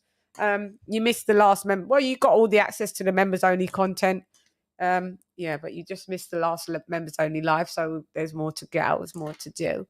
So let me go. Nesta Bedford in the Booties. Sarah K, thank you for you was in the chat as well in the Booties. Donald Banks DB in the Booties. GRG in the Booties. Big Bad Bull in the Booties. James Rudd in the Booties. Retro Boxing and Documentaries. What up, blood? In the Booties. Team Fatty in the Booties. What up, Fatty? Golden BEK in the Booties. Karma Serene, the Queen. In the Booties. King Boxing in the Booties. Conchonery in the Booties. Lisa Bales, the Queen, my sister in the Booties. Ricardo, mi hermano in the Booties. Stephen T in the Booties. Duh, Brightside in the Booties. My sister R to the left in the Booties. D-Star Boxing, mi hermano in the Booties. Devil Beats in the Booties. AJ all day or J Spay all day, aka Alex in the Booties. Charlo in the Booties. King TJ RIP in the Booties. Aplotype El Primero Ya Tu Sabes in the Booties. And last but not least, Dr. P. And also we do have, did I say, the new person that we do have is, oh, why didn't it have it? Sorry, my bad. Let me just refresh because we did have a new member and I want to say your name. I want to say your name. Let me say your name. I will call USA. Hang on. Let's have a look. Let's have a look what your name is. What's your name? Hey, how you doing? Sorry you didn't get through. Hang on. Let's have a look because I don't want to leave you out. Yes, Rome the DJ in the Booties. That's right. Guys, if you'd like to join the members of the Channelholics, you know what to do. You know what to do. You know how we do. You know how we do. It's ratatatata. Yeah. Run it, Shani. Where you there? Channelholics. Me bar rat-a-tat-a-tat-a, brain splatter, what's the matter? Just started, don't try, move the body, try, scatter, pick, pattering up all over your body, know your bruise and batter, tap, shatter, you never should do a lot. That's right. That's right. So anyway, guys, yeah, you know I'm here to tell the truth, nothing but the truth, so help me God. Colonel Jessup, did you order the code red? You don't have to answer that question. I'll answer the question. You want answers? I think I'm entitled. You want answers? I want the truth! You can't handle the truth! Truth is always in the Booties. Yeah, and you know why. Knowledge is what? Knowledge is key. So for Guy, huh? So if it's one, not what you see, nothing because nothing not got one. Lock off your eyes, cough, me make you cough. Them not like we wouldn't like them. Them not like me, some not like them. Man, I figure set this straight and clarify. Put fire upon a pagan, aim for the cranium. Turn off the news, there's a bag of lies. Roast raise man, wanna informer, fun Babylon and every one of them dirty guys. And if they wanna go around the order, I guarantee somebody's dropping flight. This guy is in the news and he hate to be punked. You gotta leave him alone. You can't be touching his beard and all that shit. And you know what? Estoy lista siempre. And this guy over here, Listos pe los chingazos! Listos pe los chingazos! Motherfucker will slap the shit off of you. Out of you, off of you, slap the black off you. You know, yeah. So careful where those hands are. Because I know you should be stroking on next man's beard. Also, I am that bitch. Always be that bitch. You know, I filled out the application. I got the job. It's hype, you suck at life, you don't want a round three. Worship the queen and your mic to pass. Keep it real, these chicks couldn't wipe my anyway, now let's go get Bulgari. I am the ultimate Bengali. These chickens can't even spell that. You hoes bugging, repel that. Shouts out to Eddie Hearn going for a time. Is that we'll probably never know. You have to make your own decisions and judgments, which is sometimes dangerous. Was he cheating? Was he unlucky? Either way, his reputation is tarnished forever. Because it doesn't matter. You fail a drugs test, you fail a drugs test. You look at his physique on the scales for last Golovkin. Let's go, baby! Let's go!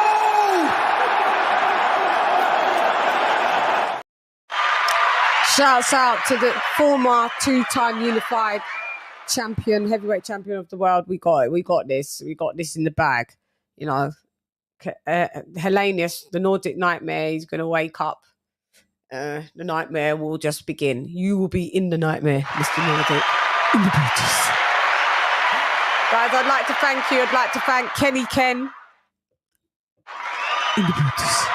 I'd like to thank the OG boxing beats and rhymes. In the beauties. I would like to thank AJ All Day. In the beauties. I'd like to thank Rico for joining me on the panel. In the beauties. I'd like to thank King of King Boxing. LadyChann. In the beauties. I'd like to thank Schwab for joining us as well. In the beauties. And who else was there? Sorry, my bad if I've forgotten anyone. It can get like that. But I want to shout out to everybody that was in the chat. A couple of super chats that, you know, come through like mine. Woo! You know where we at? The weekly wrap up. Shiggity what?